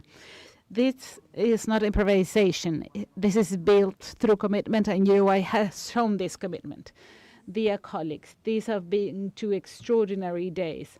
We have brought together ministers and vice ministers from over 15 countries, leaders from the private sector, academicians, representatives from financial institutions, and from the civil society. We gathered here through an agenda, but also for a common vision. The future of Latin America and the Caribbean lies on its industries to a great extent. As the DG said, the world is looking towards this region. The fields, of course, these have been amazing days, but also with more attention on its transformation potential and resources. Here we have 40% of the biodiversity. We have the reserve of critical minerals that our energy transition requires. We have the conditions to create green hydrogen, agro industry, and other things. It's not just a speed. It's a true competitive advantage, and we have to make the most of it. But as we have been reminded here, having potential doesn't mean that things will come true. The energy transition cannot move forward without becoming development for the region and cannot exist outside of it. And this is why we're here in Montevideo. What we have heard throughout these 2 days leave us with a clear and urgent message. On day 1, we found out that industrial policies are here to stay, not as a tool from the past, but as a new strategic tool to sustain innovation, inclusion, and competitiveness. The countries in the region are not asking for a magical formula. They want technical capacities, partners, and work and field work. And this is what UNIDO wants to do, and it's included in the 2026-2030 plan launched yesterday. We also learned that trade barriers are not mainly tariff barriers. They are regulatory, technical, quality and traceability barriers, and that no country in the region can face these barriers alone. Regional cooperation is not an aspiration, it's an operational need. AI and digital transformation are not the future, they're the present of industrial competitiveness. The question is not whether the region should take this train, but actually how we should do this in a sovereign, inclusive way and with supporting institutional infrastructure. UNIDO excellence centers in the region are part of the answer. Today, on day 2, we have studied levers. We see that there is green funding and that the region has the necessary assets to attract this, but it needs institutional frameworks and risk reduction mechanisms to scale this up. The Industrial Development Report showed us data to support what we already believed. This sustainability is not utopic, it's possible. There are some sectors and experiences that prove this. Human capital, SMEs and regional cooperation are the 3 main levers for the region to participate in global value chains and even shape them. Finally, regarding circular economy and clean technologies, it is clear that throughout Latin America. This is a central comment for the efficient production of resources, competitiveness, and sustainable industrial development that can be applied in different sectors throughout value chains in every link. The debates focused on the potential to harness circularity for market access and strategic investment. Dear colleagues, before closing, I would like to show my solidarity with the people and government of the Bolivarian Republic of Venezuela, given the recent and painful events. The entire region supports the recovery efforts, and so does UNIDO.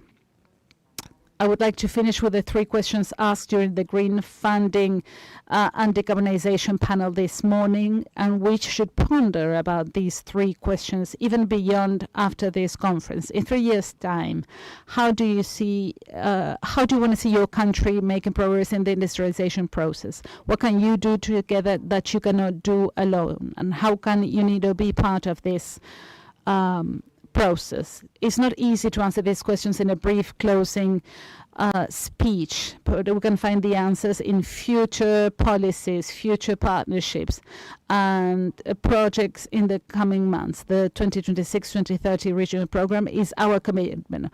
We'll be there at every step of the way. The world needs this region, and now this region is in the best position to lead.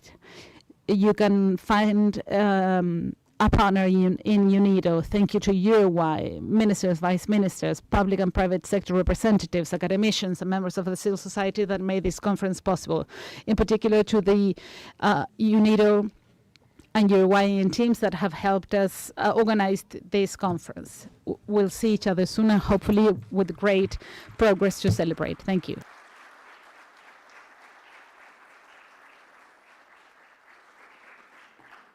Bueno, gracias Cecilia Ugas por estas conclusiones para dar cierre. Y bueno, y ahora sí, llegamos. Well, thank you for these conclusions. And now we are at the end of this UNIDO Regional Conference for Latin America and the Caribbean. We have exchanged so much information and experiences. Every presentation has been so interesting. Now, we would like to ask every UNIDO representative to come up to the stage to take a final photograph. So thank you. Hopefully this has been valuable for you as well. It's been a pleasure to be here with you, and we'll see each other again next time. Thank you.